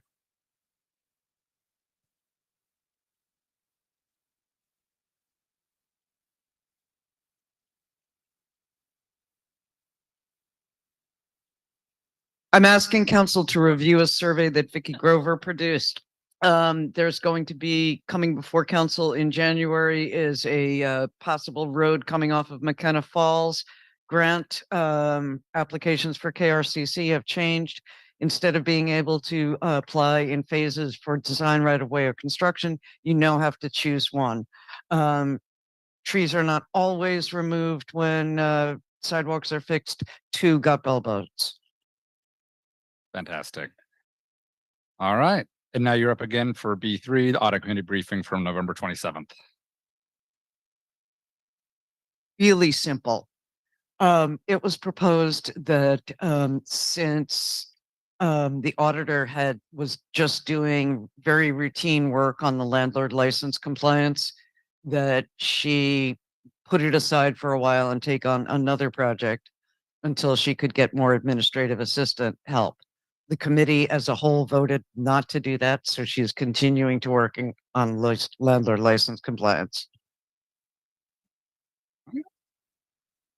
Good deal. If anyone's burning comments or questions, jump in. I don't want to stifle that, but assuming not, we'll move on to Public Safety Committee briefing. Chair Fry from December 5th. Just recently, fire chief brought things that he brought to us, and Kylie as well with the retention bonuses. And just want to reiterate, I think Kylie is making us aware of how national problems are hitting us here, and the lack of interest in criminal justice in colleges is real. And they're choosing higher paying jobs than public service, or at least larger jurisdictions where they can get more money in bennies. And so it's continuing to be a challenge throughout the country, and certainly we're seeing it here. So I think she'll keep us abreast, managing things well enough anyway, right? And getting through it. So I think that was it. Jennifer, can you something else? That sums it up. Excellent. All right. Seeing no burning questions, regional or other committee boards and briefings. Yeah, we'll go for it. I got 1 or 2 quick ones too. Just that one thing from Kitsap Transit. I mean, there were lots of things, but just the one thing is that the average ridership is 11 passengers per bus. And just to every single time this comes up in any of our discussions is to remember they have actually no idea, any more exact idea than that. Because they gave up, they abandoned the clickers. They got a software that didn't work. They're planning to put in a new software. Just because this recurs in so many of our decisions, just to remember that there's no data there. It's the capacity of a bus. I mean, at least 30. Okay. Yeah. Just for, context. Crazy. Wow. Yeah. 2 quick updates for Kitsap 911 bolt. I know we had a meeting last week for about a $30 million 10-year contract for new radios. That was big. The board was split on, there were concerns from mainly from Bainbridge on some questions. And so the board was actually exactly evenly split 6-6 on whether to move forward with it or not. Basically punted for a week until end of this week for a special hopefully that there'll be a vote on it, and hopefully all the questions will be answered and all that. But just a heads up, that's a big one, $30 million. And then PSRC, I don't always report on, though. I usually make all the transportation executive board meetings. I did want to point out though that they've been really highlighting their equity work lately, and it seems like an excellent example of equity work done right. And they have a really great working board, and the way they're starting to work that into transportation planning and funding is just excellent. So go to the website, or I can forward some resources, but it's been great to see. And then finally, the only good of the order I had was to talk about procedures for elections, but I'll propose to use the 5 p.m. Briefing next week to touch on that, since I don't think we'll have anything big else to use that space for. So Any other real brief good of the order?